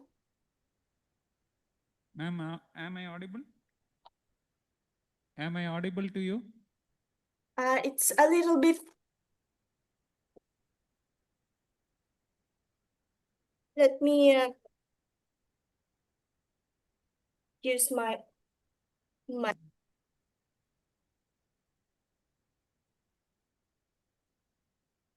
Ma'am, am I audible? Yes, a little bit. Madam, I need to give some suggestions for your research. Yes. Thank you so much. Instead of showing some numerical values, you can go for some graphical representation, because you are talking regarding the affecting challenges. You are talking regarding the challenges. So Yes, if instead of giving numerical, because it's very new for us, so instead of giving numericals, if you're giving some graphical representation, it's easy for us to understand your presentations. Okay. So thank you so much for your suggestion, sir. So that's Yeah, very. because we are from multidiscipline. So If you are giving some graphical representation, it's easy for us, madam. Okay. Thank you, madam. Thank you. Yes. Thank you so much. Thank you so much for Thank you, ma'am. this conference. I've learned a lot and I'm very excited to share it with my colleagues here in the Philippines. Thank you. Hajira Bano.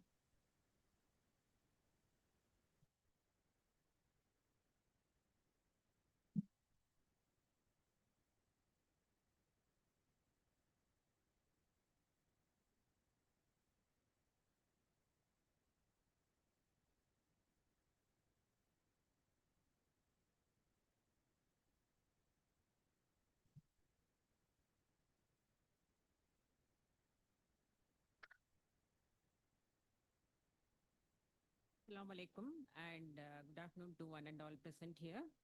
So I am Dr. Madam, can I talk, ma'am? Actually, the time is very less, madam. Make it as 5 minutes, madam. Okay, thank you. So I am Dr. R. Hajira Banu, Associate Professor from PG and Research Department of Zoology, Justice Bashir Ahmed Saeed College for Women, Chennai, Tamil Nadu, India. So my topic is assessment of hexavalent and total chromium in tannery sleds and its conversion by the exotic epigeic Eudrilus eugeniae Kinberg and the endemic anisic Lampishomordi Kinberg earthworms and the evaluation of major nutrients, that is nitrogen, potassium and phosphorus. So as far as the introduction, tanning industry is one of the oldest industries in the world and the industrial waste are the major pollutants in the environment and the highest quantities are generated by tanneries. So there are about 3,000 tannery industries spread all over India, and Tamil Nadu and Uttar Pradesh are the states that have the major clusters of tanneries, according to Ravindran et al. 2008. So Tamil Nadu account for nearly 65% of the nation's leather tanning capacity and 45% of total export from India is from Tamil Nadu only. So during the last few decades, many studies have reported the adverse impact of tanneries on the livelihood of tannery workers, people living in nearby communities, and on quality of soil and groundwater in India. So according to Khaja et al. And Mondale et al. And Katayer 2011 and CPCB. So tannery sleds, when we see the tannery sleds, flushing and sludge are the major two solid waste emanating from tanning and treatment of tannery waste. So numerous organic compounds are present in tannery sludge and about 70% of the organic substances have application as highest quality fertilizer, according to Lee et al. 2002. So chromium, so according to Costa et al. 2003, chromium is one of the most toxic chemical compound and has become one of the most abundant pollutants in aquatic and terrestrial system. So hexavalent and trivalent chromium are the two stable chromium oxidation states found in nature. Chromium-3 is less toxic and is really readily converted to chromium-6 to produce mutagenic and carcinogenic effects on biological systems. Earthworms are the major component of fauna community. Natural ecosystems are comprised in large proportion of macrofaunal biomass. So vermicomposting has been arising as an innovative technology for the conversion of various types of waste into vermicompost. During vermicomposting process, earthworms ingest organic waste materials and produce a humus-like substance which is more homogeneous than the organic waste of raw materials used. Epigeic earthworms like Perionyx excavators, Icinia fetida, Lumbricus, and Eudrilus eugeniae has proved efficient composting worms in tropical and subtropical conditions. So keeping in this view, the present study was undertaken to elucidate the bioconversion of chrome tannery sludge by the vermicompost of epigeic earthworm Eudrilus eugeniae Kinberg and anisic Lampishomordi Kinberg in combination with cow dung. So when we see the aim and objectives to assess the biologically treated tannery sludge in combination with soil and cow dung without inoculating the earthworms as controls to study the levels of hexavalent, trivalent, total chromium and macronutrients. And also to analyze the same in biologically treated sludge with two different species of earthworms, Lampishomordi Kinberg and Eudrilus eugeniae Kinberg, and in combination of both the species in 3 different treated groups and in a control in 12, 24, 36 and 48 days of study. When we see the materials and methods, the anisic species of earthworm and Eudrilus, they were used in the study and they were collected from in Chennai. And these were sorted out and according to the naked morphological observation following the method of Nagavelamma 2004. So tannery sludge also, that is taken from Pallavaram Tanners Association Government Effluent Treatment Plant, Chennai, Tamil Nadu. So likewise, and when we see the methods, the laboratory scale setup of Fermi reactors are made up to plastic material in the form of open box.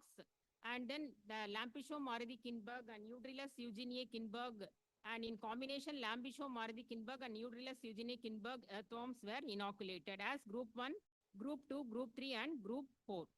So in triplicates. So the analytical procedure was conducted for the extraction of hexavalent chromium according to the US EPA 1996-2010 with the modification suggested by James et al. 1995. The total chromium was used, that is acid digestion method was used, performed for the estimation of total chromium in sediment, sludge and also in soils. So pH of solution refers to the hydrogen ion concentration, and it was done using the method of Woodruff 1948 to detect pH in the soil. So electrical conductivity also, that is determined by means of Ohm's law, and in several, that is as far as macronutrients are concerned, several elements take part in the growth and development of plants, and those observed from the soil are generally known as plant nutrients. They are classified as major nutrients, secondary nutrients, and minor nutrients. In all, 16 elements have been identified and established to be essential for plant growth. So macronutrients, they are classified as group 1, carbon, hydrogen, and oxygen, group 2, nitrogen, phosphorus, and potassium, secondary nutrients, calcium, magnesium, sulfur, micronutrients, zinc, copper, iron, manganese, sodium, boron, and molybdenum. So total nitrogen is estimated by nitrate content following the method of phenol disulfuric acid. Phosphorus in solid is estimated using Olson's method, and potassium also, that is by means of atomic absorption spectrophotometric method. And likewise, that is organic matter, organic carbon was determined following the volumetric method by Valkey and Black 1934. And all these observations that is are subjected to statistical analysis to determine mean standard deviation ANOVA and Duncan's multiple range test, and discussed with relevant literature interpreting the same using SPSS package. So when we see the results and discussions, so in the hexavalent, as far as hexavalent, trivalent and total chromium was concerned, so we can see that is chromium 6 was reduced in VRAE, that is Fermi reactor, which is inoculated with both Tanisic, that is Eudrilus eugeniae and Lampisho Maradi earthworms, followed by VRE, that is the Fermi reactor inoculated with only with Eudrilus eugeniae, and VRA, the Fermi reactor inoculated only with Lampisho Maradi. So chromium 3 at the end of 48 days in VRAE, VRE, followed by VRA. And likewise, the total chromium was significantly reduced in VRAE, VRE, and VRA. So in control also, the pH was high in initial day, followed by VRAE, VRE, and VRA. And a decreased level of pH was observed in all treatment groups. And electrical conductivity was significantly reduced in all treated groups at 48 days of the study. And maximum level of nitrogen content was observed at 48 days in VRA, followed by VRAE and VRE, and phosphorus content was also recorded in all the three Fermi reactors. VRE showed increased level of phosphorus, followed by VRAE and VRA, and increase in phosphorus content was due to the mineralization and mobilization of phosphorus by bacterial phosphatase activity of Eudrilus eugeniae and Lampisho Maradi, and likewise potassium level showed Ma'am, can you come for your conclusion, madam? It's time. Yes, sir.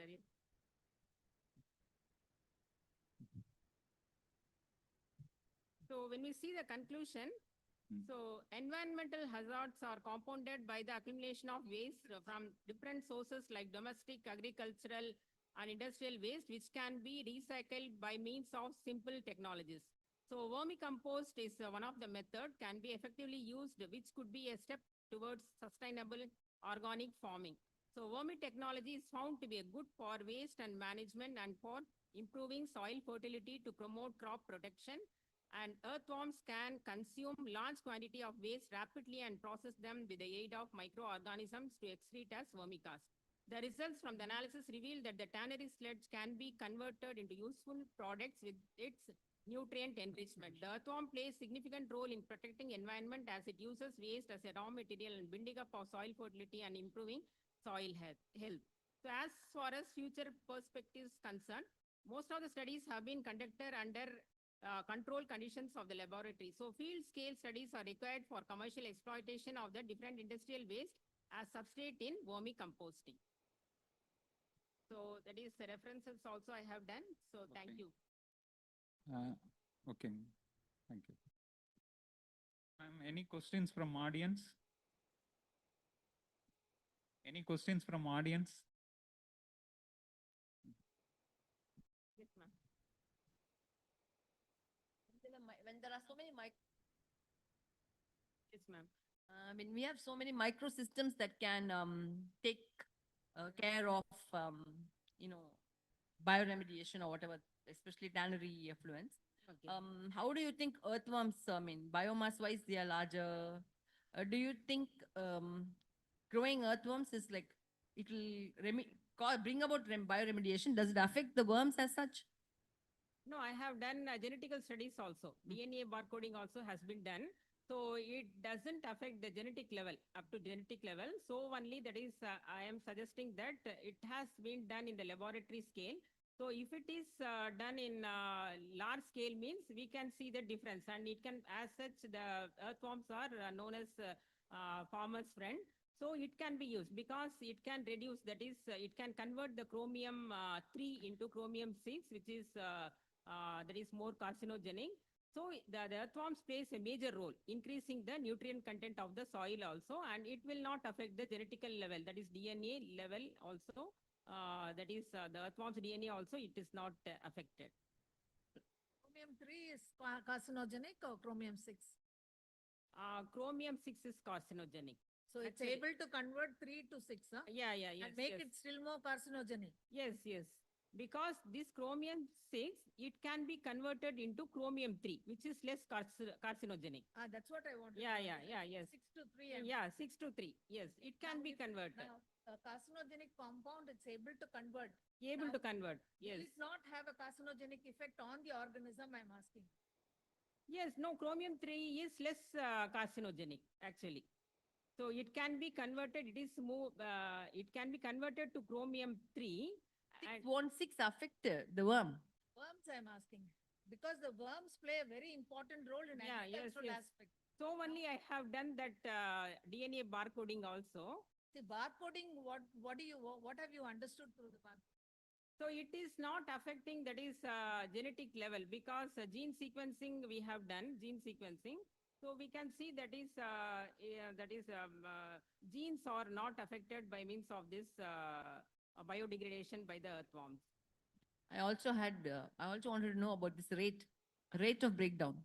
How compared to microsystems, microbial systems, Yes. is the earthworm-based system better? Is it faster? What is it? No, it will be slow only, ma'am. It is slow only, but it is not faster, because all together it is working. All the earthworms, that is microbiological system in the soil, together it is working. So it is not only the earthworms, together the microbes also working together. Yeah, my only concern is the earthworm as such. That is an agriculturally important worm organism, and we cannot subject it to tannery Toxic, toxic effect. levels, or bring down its populations in the soil must not go down. We are working to enhance it. Yeah, alternatives, that is, we are more concerned about the organic farming. So only we are, that is, using this earthworms. Actually, that is, we are taking this sludge from the effluent treatment plant only. They are treating this, that is, tannery sludge, and afterwards only we are taking this tannery sludge. And in that only, that is, in that also chromium is present, and it is a very slow process only. It is not a fast process. Thank you, ma'am. Next presentation. Yes. For the next presenter, I invite Nyoman Julio Cardona. Time is yours.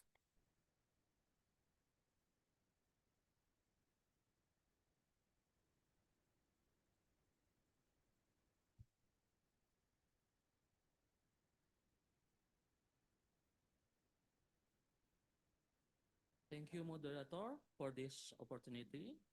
And good afternoon, everyone. Today, I will presenting my topic about building early character through literature, creativity in wayang. This article discusses our study in how wayang, a form of traditional oral literature, can be used as a creative medium for building children's character from an early age. Our research highlights that cultural traditions can be powerful tools for education, especially in shaping moral values. Next. Indonesia's founding fathers emphasized three main goals: building the state, building the nations, and building character. Unfortunately, character building has not progressed as fast as the others. Today, we face many moral challenges like student brawls, dishonesty, corruption, and lack of discipline. Education tends to focus only on knowledge and academic success, but forgets the importance of moral and spiritual development. That's why character education is urgently needed. Next. This research used a qualitative descriptive approach under humanistic and constructivist paradigms. We focus on understanding how wayang transmit moral values through stories and performance. Data were collected from reference book, journal, and wayang text. We use the Miles and Habermas model, reduction data, displaying it, and drawing conclusions about how wayang characters like Arjuna or Semar can serve as moral examples. Character is basically a person's moral fingerprint, what makes us who we are. Experts like Ratna Megawangi and Funky Gafar define character education is helping children make wise decisions and live by them every day. Wayang as part of oral literature is full of moral stories about courage, honesty, and wisdom.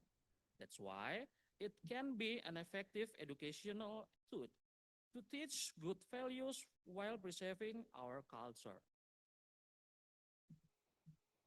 Next. Our findings show that character education aims to create people who are ethical, rational, and spiritually strong.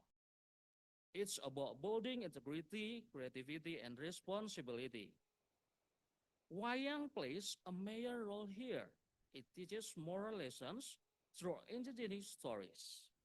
The messages are easy to understand and stay relevant across generations, making wayang a timeless and accessible learning medium. In Bali, the Tumpak Wayang ceremony shows how art, religion, and education are connected. Children are introduced to wayang from an early age, which help them develop discipline, creativity, and respect for culture. This approach shows that moral education works best when it's part of everyday life and traditions. Wayang can also be integrated into school program as an extracurricular activity. And the conclusions, wayang is an effective culturally relevant medium for character education. It accepted by all groups, timeless and locals. Through wayang, children can learn faith, honesty, empathy, and respect for culture. It also strengthens national pride and protects young generations from negative foreign influence. And in short, wayang connects education, morality, and culture into one meaningful form of learning. Thank you, terima kasih, dan matur suksem. Please give round of applause for Julio Cardona. Thank you. excuse me. I need to give some suggestions. As per, ma'am. Madam need to give. Yeah, that was an excellent presentation, but I would like to give you one small suggestion. The PPTs, the fonts that you have used, it's not very clear to the audience. And it was not very clear. That's what sir wanted to tell you because I had conveyed that to him. Oh, Kindly tell him. Thank you, thank you. Actually, the way of your presentation is excellent, actually. Very good presentation. And what the topic is you have taken is also very interesting. But the one thing that most of the people who coming for as a session chair will be some aged, okay? So better to have a white background and black letters. It is easy for them to easy understanding, white background and thing. And don't put a lot of letters, okay? Make it as a bullet points, and you speak on your own, okay? Don't put so many letters there, okay? Okay. Thank you, thank you. Because you are from English like that, so you need to speak a lot, okay? Your PPT must have less points, okay? Thank you. Thank you. Yeah.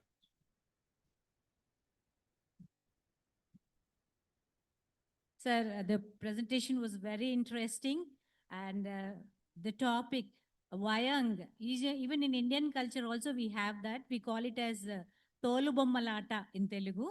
Actually, I was wondering, was there any example, was there any change in the character in your research? Maybe it could be a short research or a longer research. I thought it was an action research. So was there any change in any of the child's character? Could this Vayang bring about any change? Any character? No, this is to bring about a change in the child's character, you said. Yes. Yeah. Was there any example? Example? Sorry. Was there any example? Any incident? Any incident?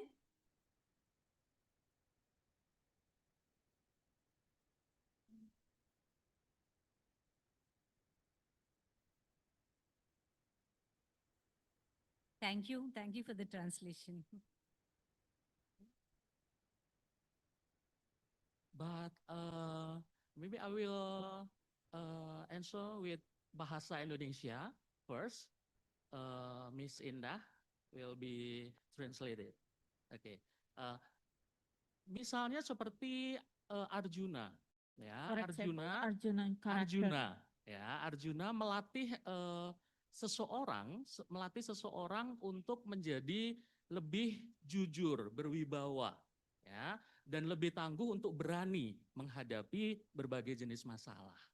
Salah satunya itu Arjuna. For example, the Arjun character who teach people to brave in facing the challenge. The example of the character brave may be one example, the character that represent by Wayang. You need any other character? Okay, just. Yeah, thank you very much, sir. That was a perfect example. And one more character, focusing. Focusing also we could teach from Arjuna's character, how he was able to focus on the parrot's eye in the tree. He was able to shot directly. That character also we could bring about in the children. Thank you very much, sir. You're welcome, Miss. Okay, thank you. Please give round of applause for the presenters. Thank you, everyone. Thank you for Mr. Yulio. For the next presenter, please welcome Dr. M. Dinakaran. Okay.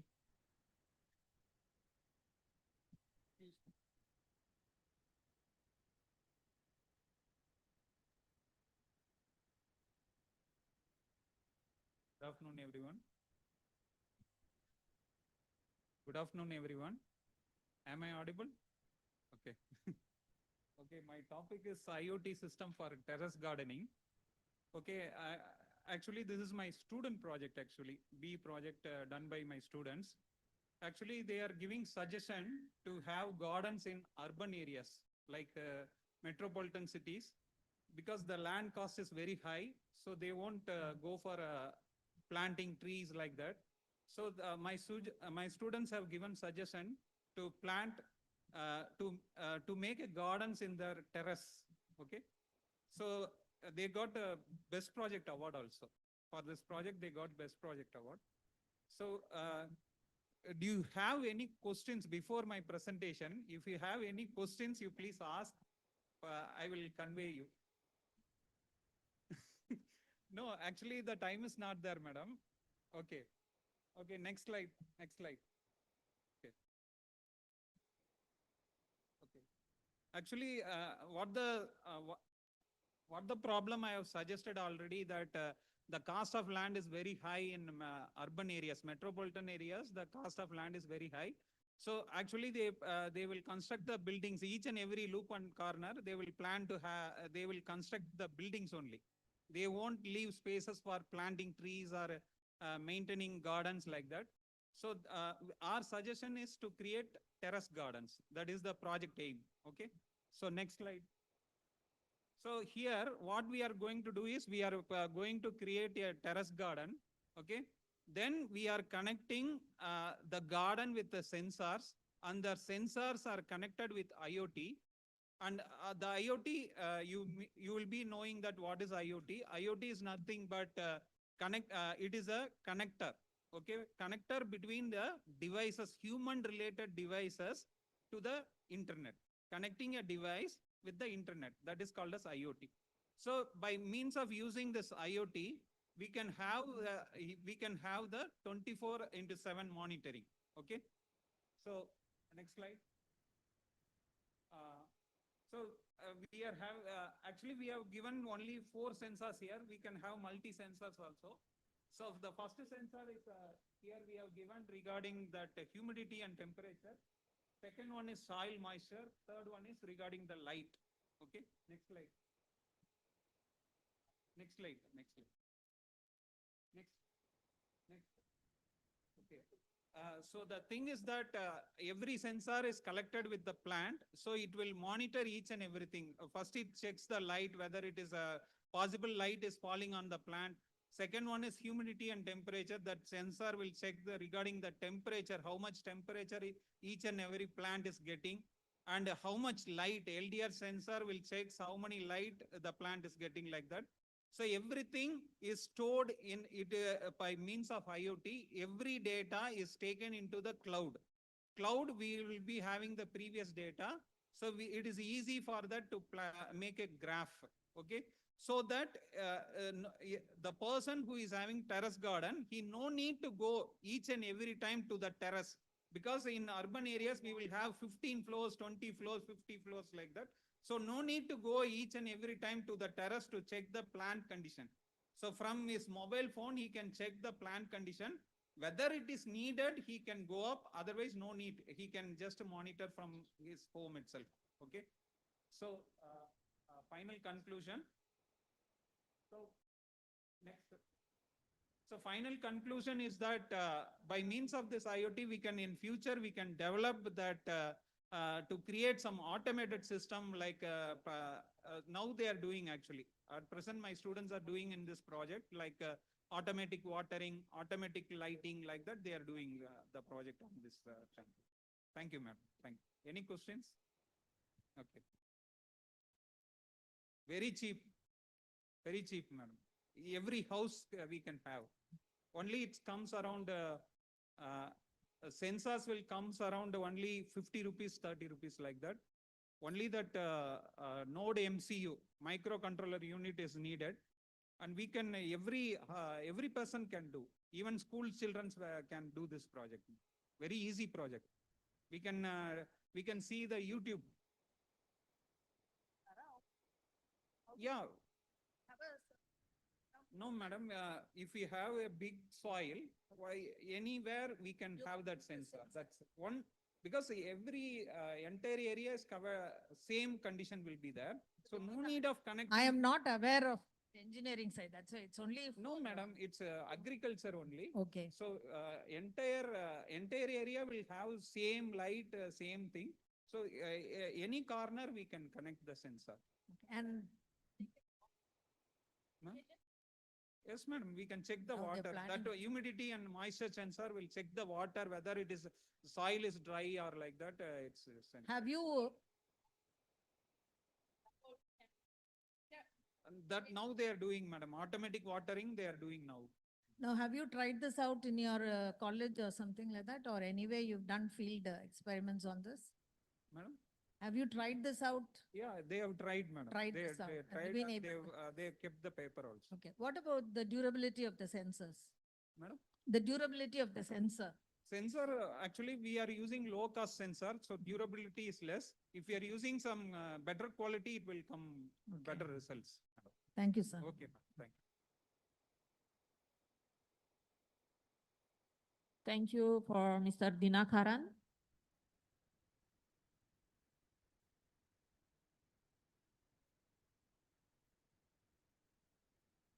Yeah. The other comes, so we can finish.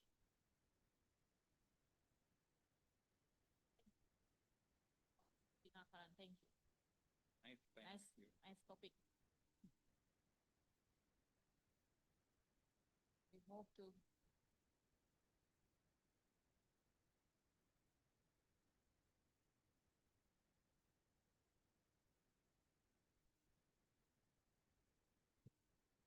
Well, ladies and gentlemen, that's all about the parallel session in the panel one. So we are waiting for the another groups in another rooms to back in this hall. After that, we will do the closing ceremony. Please wait for a minute. Thank you.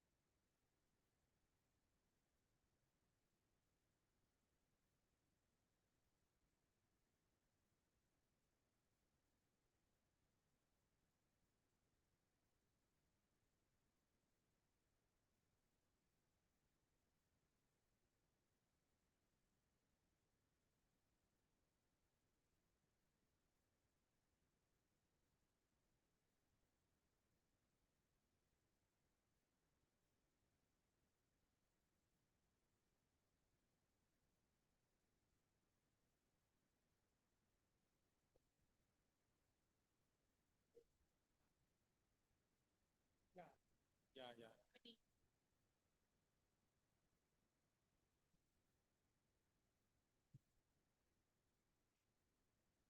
ஒரு bus Theertha temple போகலாம் bus இல்லை shopping எங்கே வேணா இருக்கா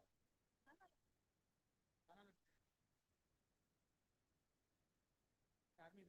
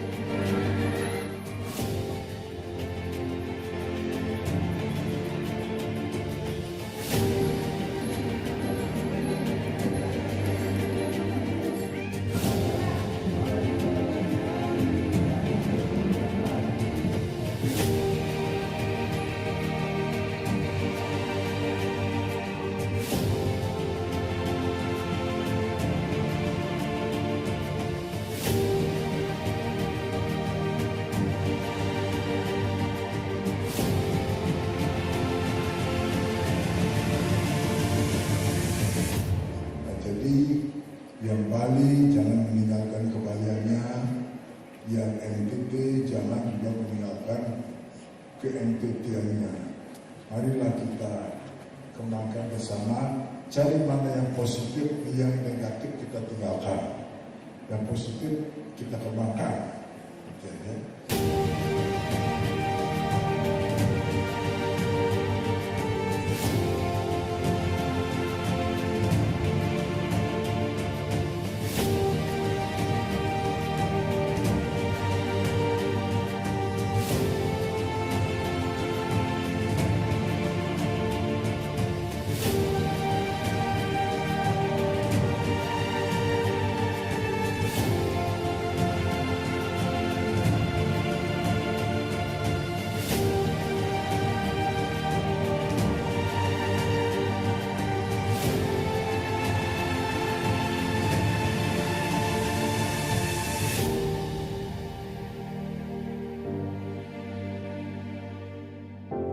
Hadirin yang kami hormati, demikianlah acara gelar budaya dalam rangka Gias Natalis ke-41 Dwi Jendra University. Kami seluruh panitia acara mengucapkan terima kasih atas kehadiran seluruh hadirin. Akhir kata kami mengucapkan para Mas Santi. Oh Santi, Santi, Santi, oh. Gelar budaya tahun 2023 ini merupakan salah satu terobosan kami dari Dwi Jendra University untuk merangkai berbagai budaya yang ada di Nusantara ini, khususnya bagi mahasiswa yang ada di Dwi Jendra University. Kegiatan gelar budaya ini diselenggarakan dalam rangka untuk menyambut Dies Natalis Dwi Jendra University yang sekaligus juga akan menyelenggarakan wisuda yang diselenggarakan tanggal 28 Juli 2023. Oleh karena itu, pada kesempatan ini saya mengucapkan terima kasih kepada seluruh mahasiswa yang sudah menggelar kegiatan budayanya, menampilkan budayanya, dan bahkan kolaborasi antar budaya yang ada di NTT, Bali, sehingga benar-benar pada malam ini kita disajikan tampilan performa yang sangat menarik, sangat impresif dari seluruh mahasiswa. Dan sekali lagi saya memberikan apresiasi yang setinggi-tingginya kepada seluruh sivitas akademika termasuk Yayasan Dwi Jendra, mulai dari pembina, pengawas, pengurus, sehingga acara gelar budaya ini bisa berjalan dengan baik. Dan kami berencana bahwa gelar budaya ini akan diselenggarakan setiap tahun, sehingga benar-benar Dwi Jendra University ini di bawah naungan Yayasan Dwi Jendra menunjukkan visinya yang berdasarkan pada budaya sendiri.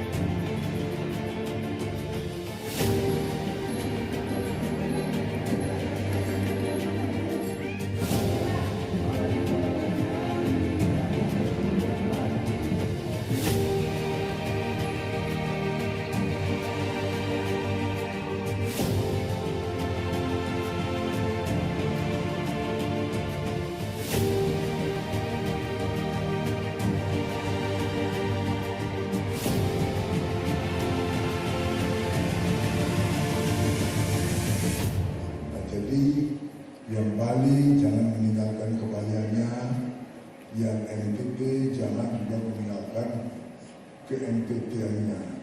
Marilah kita kembangkan bersama, cari mana yang positif, yang negatif kita tinggalkan. Yang positif kita kembangkan. Okay.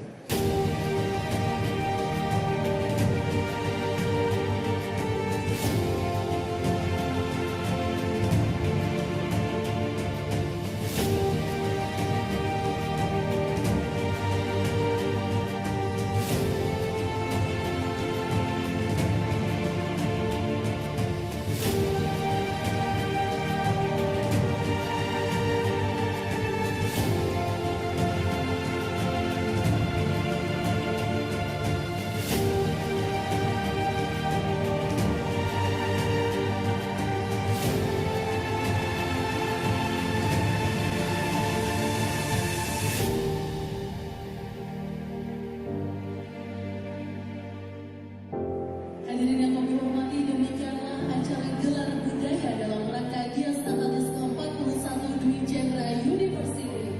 Kami seluruh panitia acara mengucapkan terima kasih atas kehadiran seluruh hadirin. Akhir kata kami tutup dengan Pak Santi. Oh Santi, Santi, Santi, oh.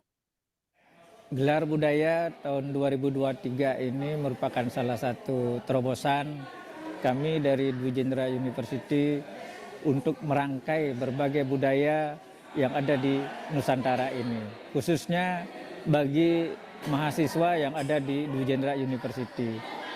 Kegiatan gelar budaya ini diselenggarakan dalam rangka untuk menyambut Dies Natalis Dwi Jendra University yang sekaligus juga akan menyelenggarakan wisuda yang diselenggarakan tanggal 28 Juli 2023. Oleh karena itu, pada kesempatan ini saya mengucapkan terima kasih kepada seluruh mahasiswa yang sudah menggelar kegiatan budayanya, menampilkan budayanya, dan bahkan kolaborasi antar budaya yang ada di NTT, Bali, sehingga benar-benar pada malam ini kita disajikan tampilan performa yang sangat menarik, sangat impresif dari seluruh mahasiswa. Dan sekali lagi saya memberikan apresiasi yang setinggi-tingginya kepada seluruh sivitas akademika termasuk Yayasan Dwi Jendra, mulai dari pembina, pengawas, pengurus, sehingga acara gelar budaya ini bisa berjalan dengan baik.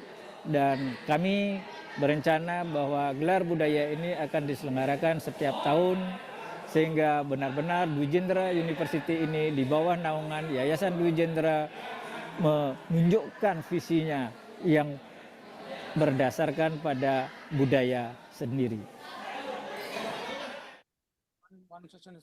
எங்கம்மா இருக்கீங்க? Hello.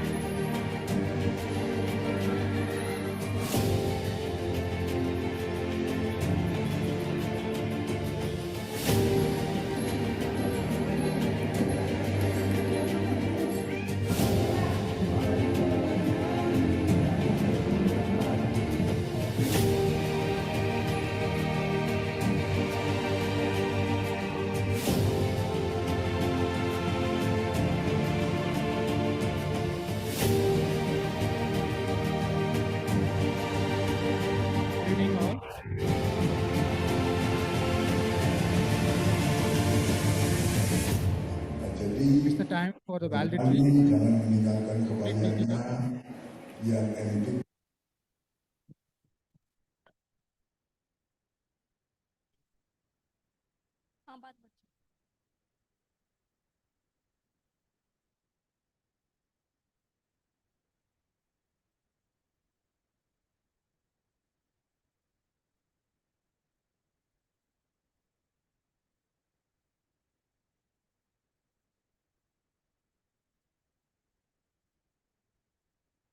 Check. Hello, everyone. I would like to call Professor Dr. I.R. Gede Sedana and Dr. Mohammad A. Rizwan onto the stage.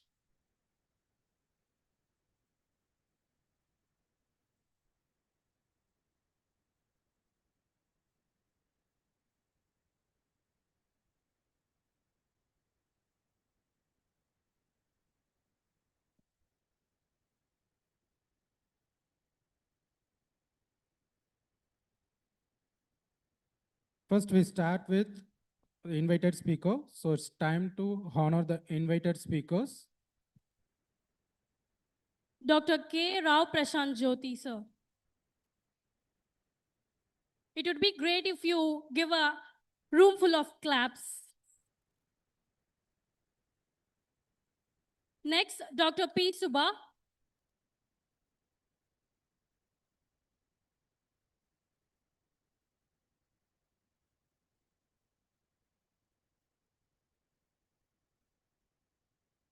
Professor Dr. N.V. Suresh.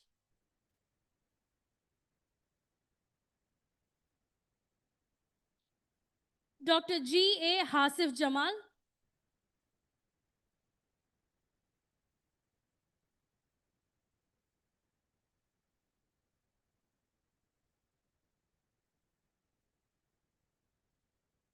It was not so easy to be here on the stage. So it would be very well, it was not easy to be here. So it would be great if you all give a round of applause for them.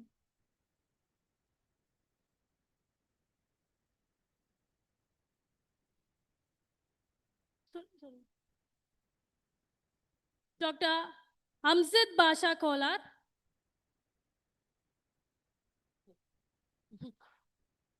Dr. Deepa Rajesh.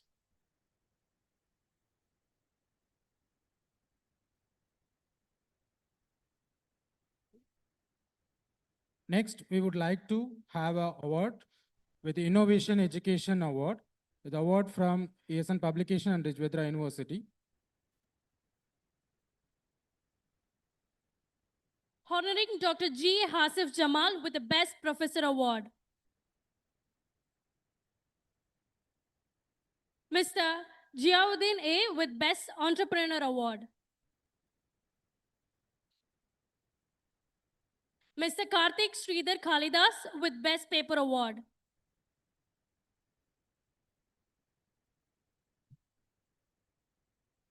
Honoring Dr. K. Rao Prashant Jyoti with Social Activist Award.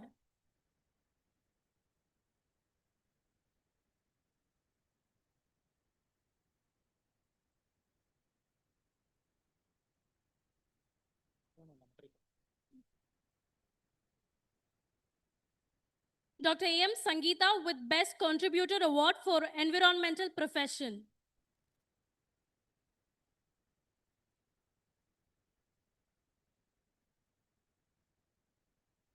Ms. Bhuvaneshwari Muthukrishnan with Best Women Mentor Award.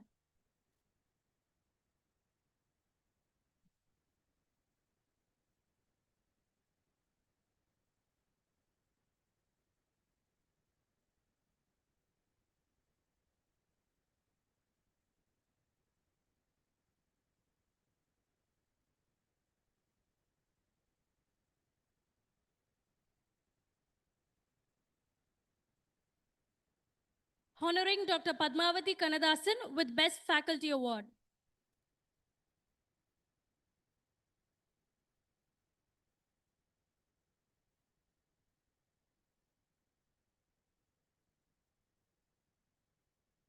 Honoring Professor V. Lalita with Best Academician Award.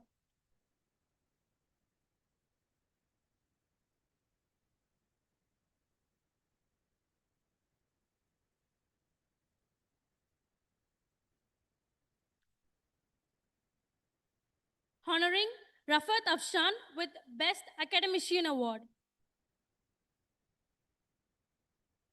D. Sunita with Best Apparel Designer.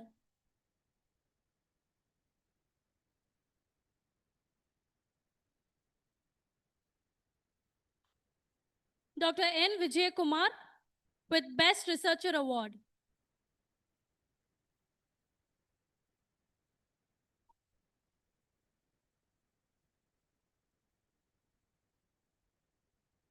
Honoring Dr. P. Shalini Priyadashni with Best Researcher Award.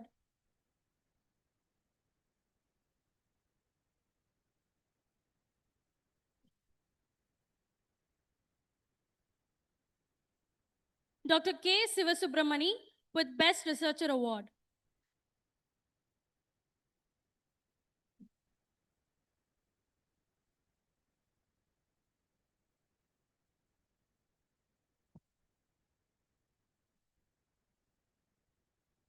Honoring Dr. Mujira Fatima with Best Educator Award.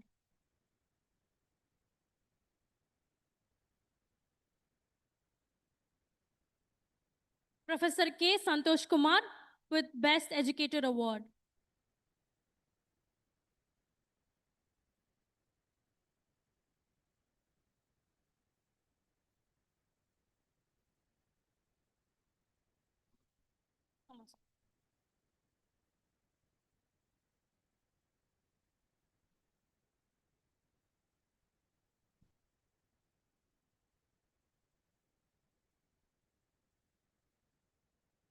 Professor K. Santosh Kumar with Best Educator Award.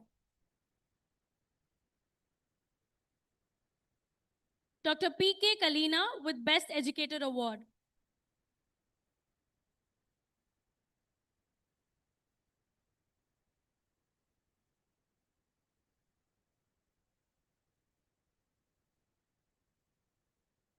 Honoring Major NCC Supremaka with Best Educator Award.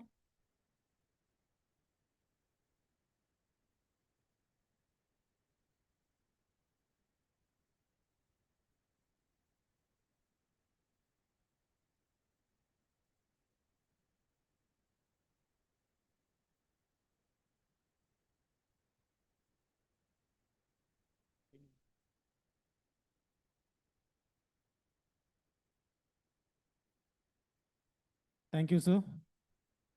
Next, I would like to invite Dr. Parin Somani and the CEO of Sitara Restaurant. Can you join with us?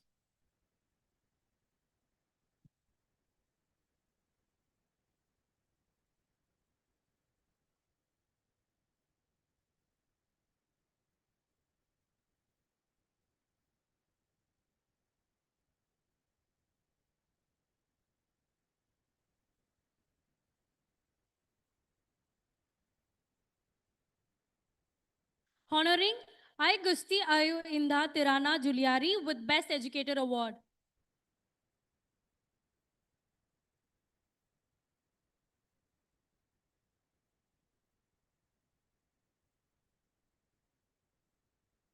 Honoring Dr. Deepa Rajesh with Excellence in Academics Award.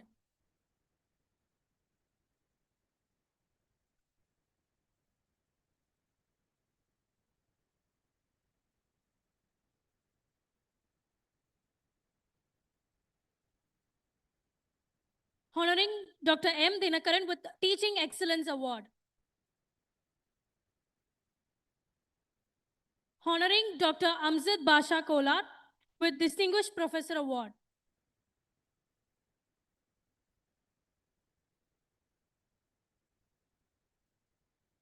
Dr. R. Hajira Banu with Distinguished Professor Award.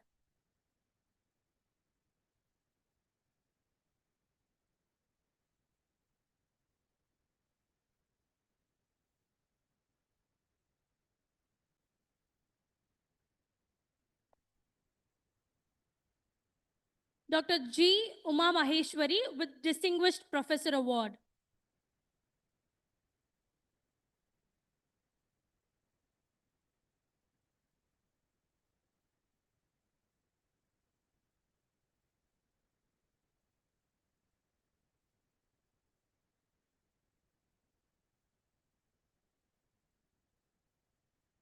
Honoring Dr. M.R. Kumaraswamy with Lifetime Achievement Award.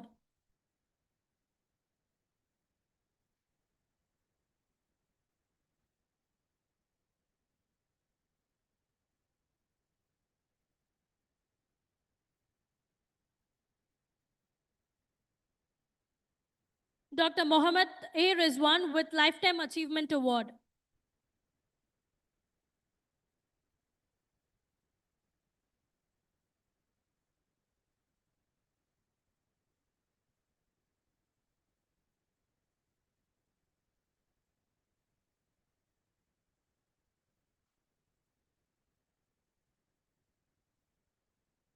Honoring ERS Kalidas with Lifetime Achievement Award.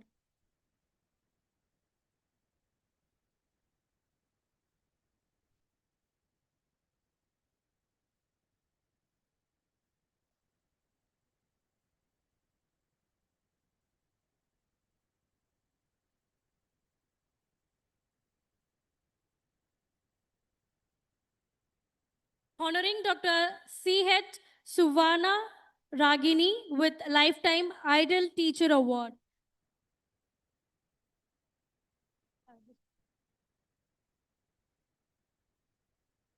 Honoring Subacha with Young Researcher Award.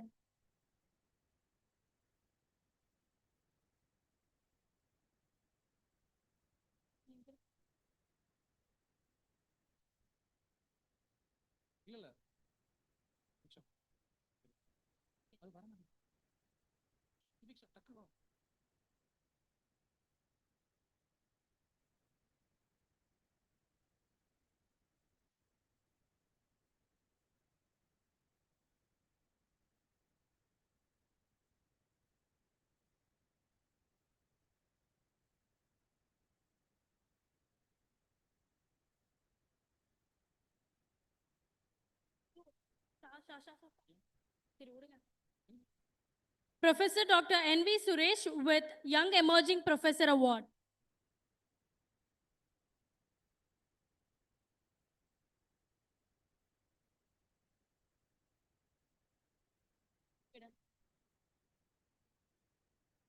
Honoring M.K. Priyanka with Young Emerging Lecturer Award.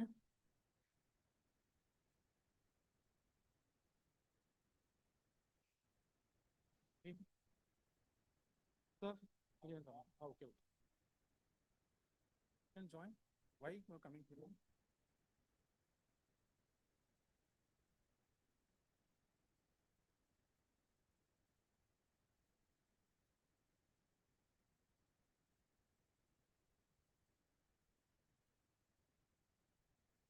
Sharmila is with Young Researcher Award.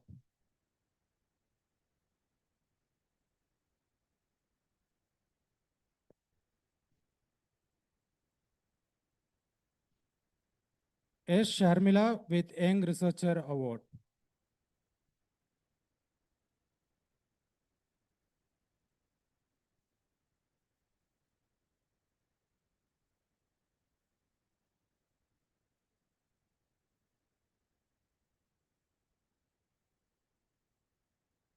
Rafat Hassan with Best Academician Award.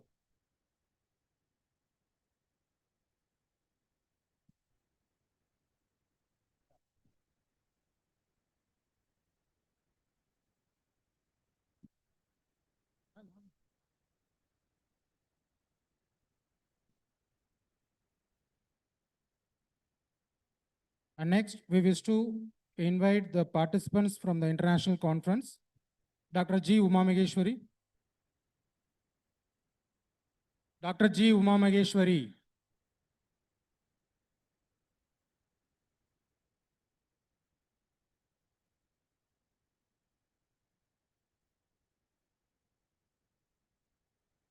Dr. R. Hajira Banu.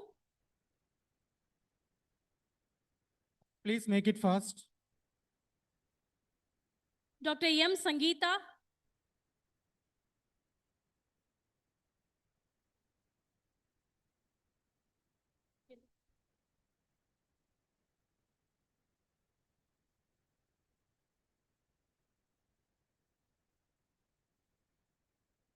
Major NCC Suprimakar.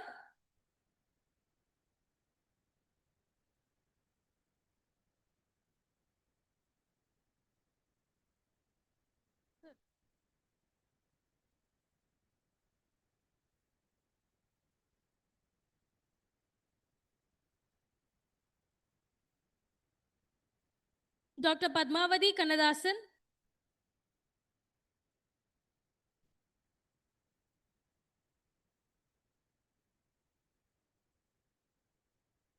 Professor V. Lalita.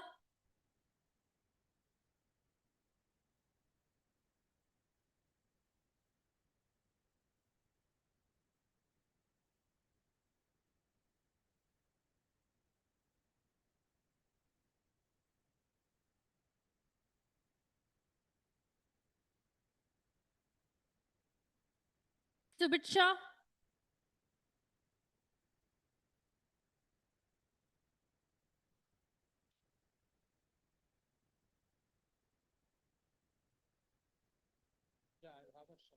Mr. Karthik Sridhar Kalidas.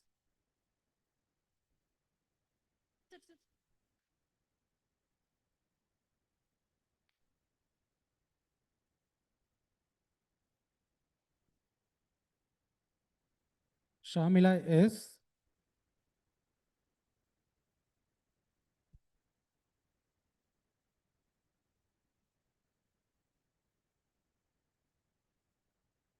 Shubiksha.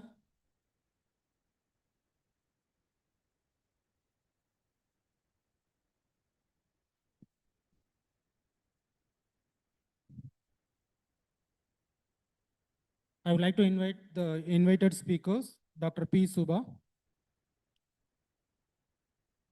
Dr. Asif Jamal,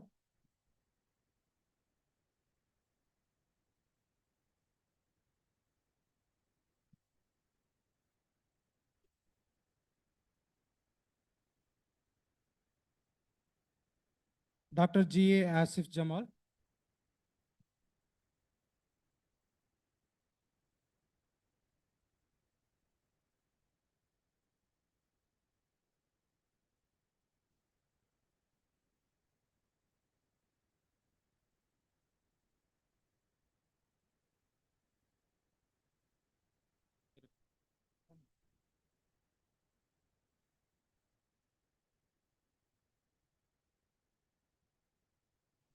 I would like to invite Mr. Jiajuddin and Professor Santosh Kumar to be on stage.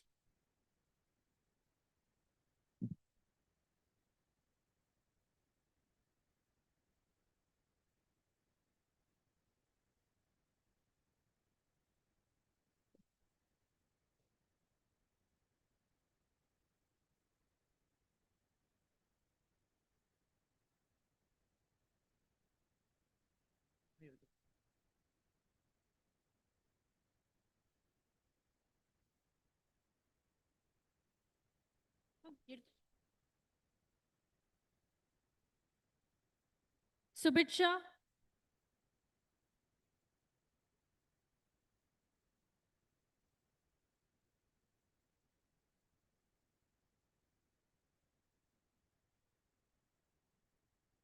Professor Dr. I.R. Giri Sedana. Dr. P. Suba.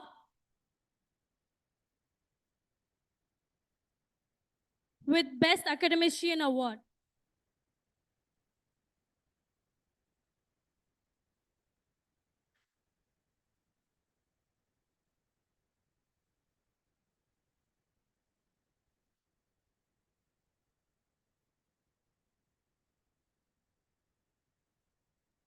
Dr. G. A. Hasif Jamal with Best Professor Award.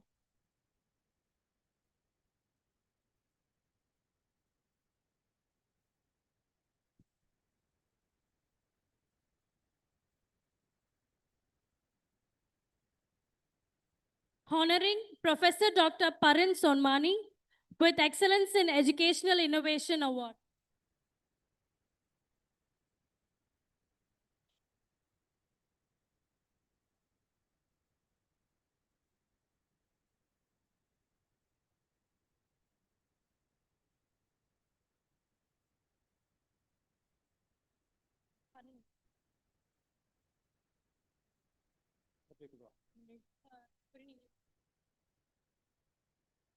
And we wish to honor the traditional dancers, Sharmila and Shubiksha. Please come to the stage.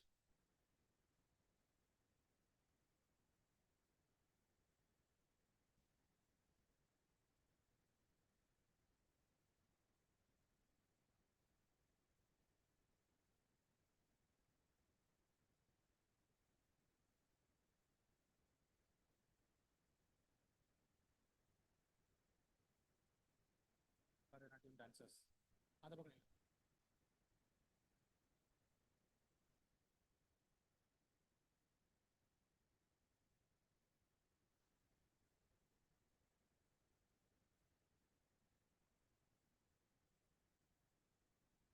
Thank you, sir.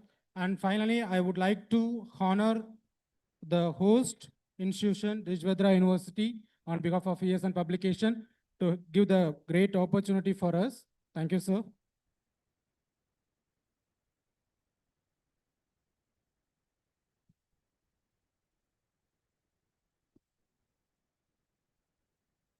It would be great if you all give a great applause.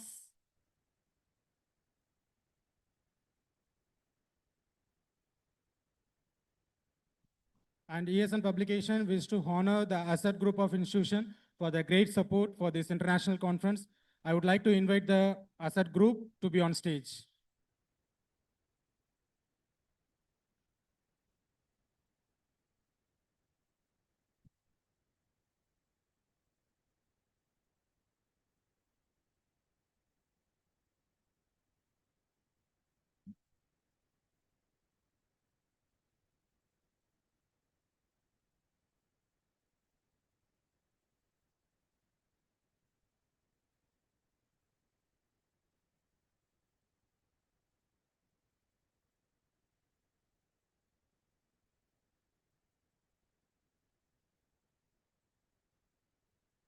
Can we give them a round of applause, please?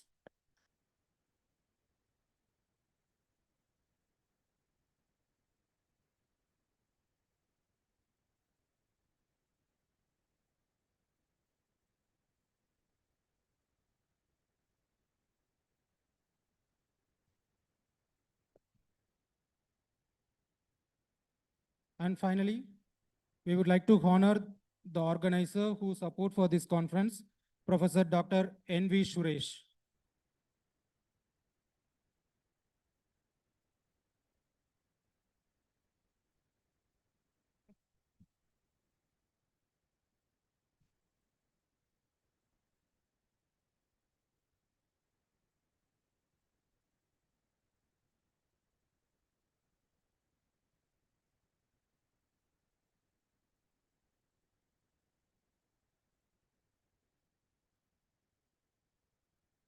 I would like to invite the Sharmila and Subiksha, who have a great performance today.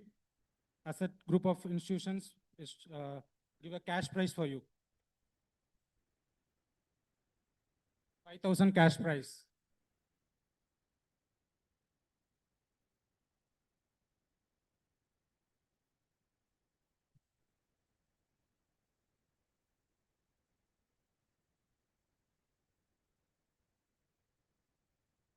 I would like to invite Dr. Srinivasan for the Lifetime Achievement Award from Asset Journal of Management Sciences. I would also like to invite Dr. Rajeshwari for the Lifetime Achievement from Asset Journal of Management Sciences.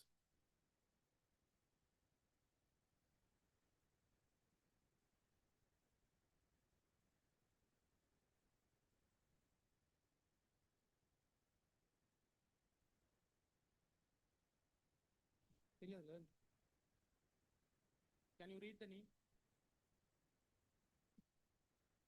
Inda, ma'am. Ma'am, Inda, ma'am.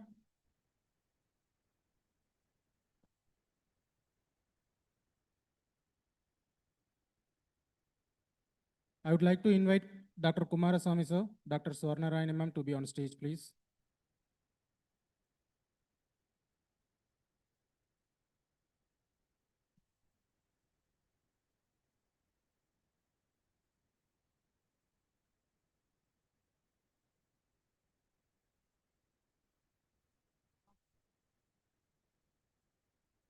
Next, I will invite Professor Dr. Insinyur Gede Sedana, MSc MMA, to come on the stage.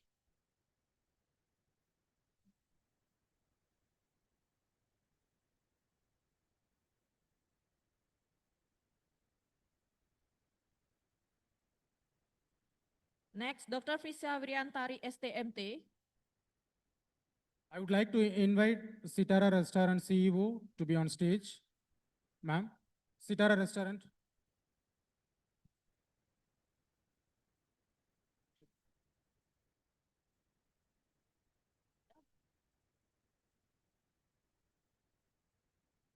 This is the honoring for the all committee from Dwi Jendra University. I will call you one by one. Next, Imade Asrawinaya, SPD, MPD.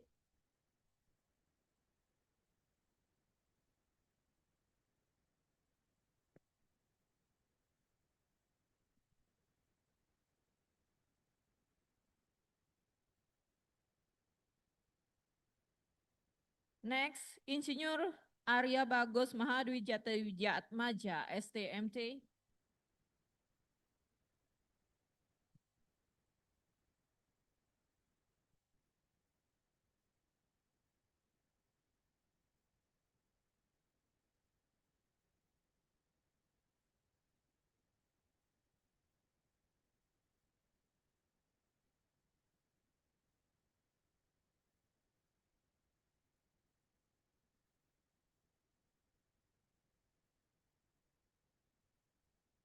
Next, Iwayan Partama Putra, SHMH.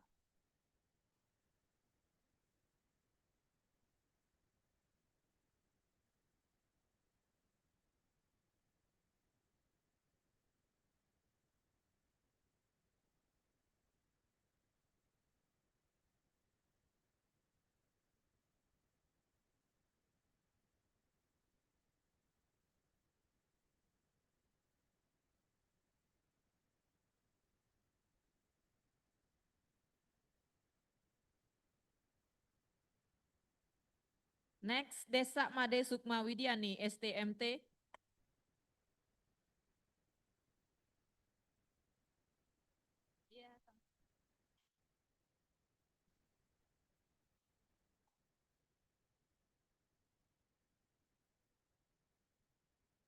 Next, Nimade Dwi Utari Pusparini, SPD, MLI.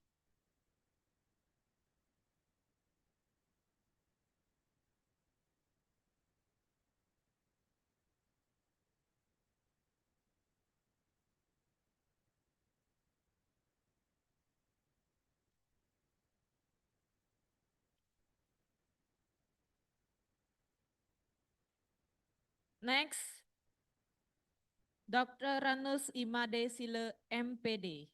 Please come on stage.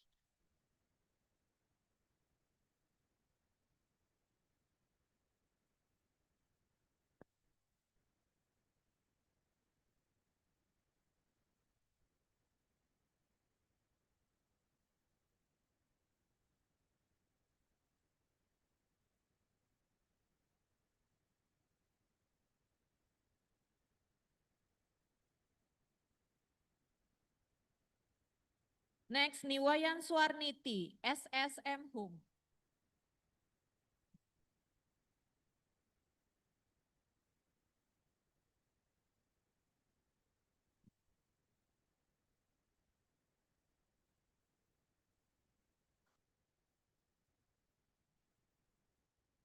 Next, Pandemade Ari Ananta Paramarta. Pande.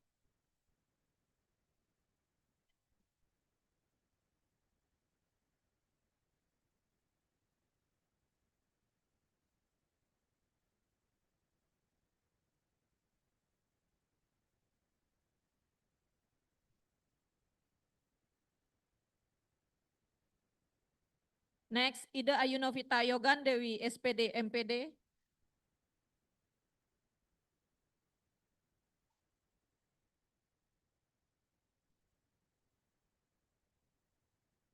Next, Ida Ayu Chandrika Dewi, SAMSI.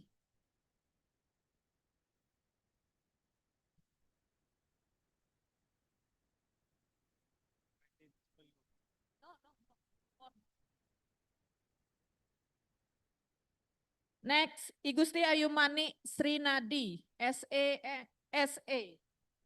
Gusti Ayumani. Niketut Sukarni, SH. Chandra Dwi Waluyo, ST.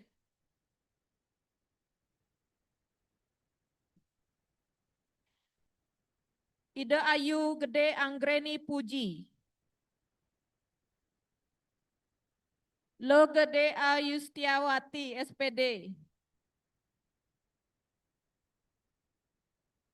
Inyoman Krishna Wardana, SE.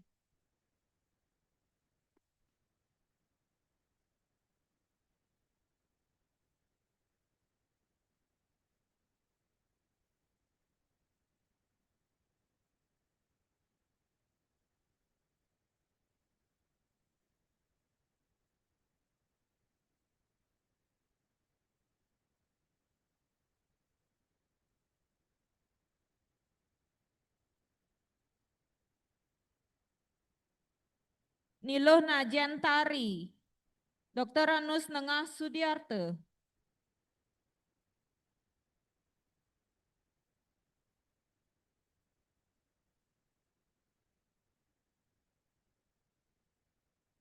Inyoman Krishna Wardana, SE.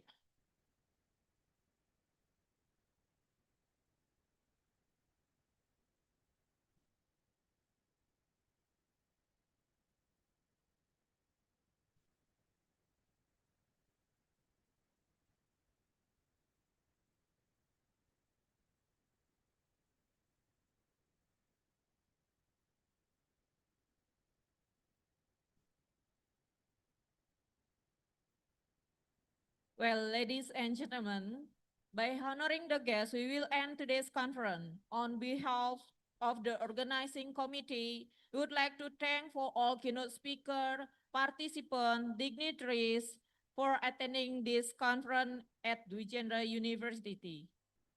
We will close this event today with Balinese farewell of Om Santi Santi Santi Om. See you next week.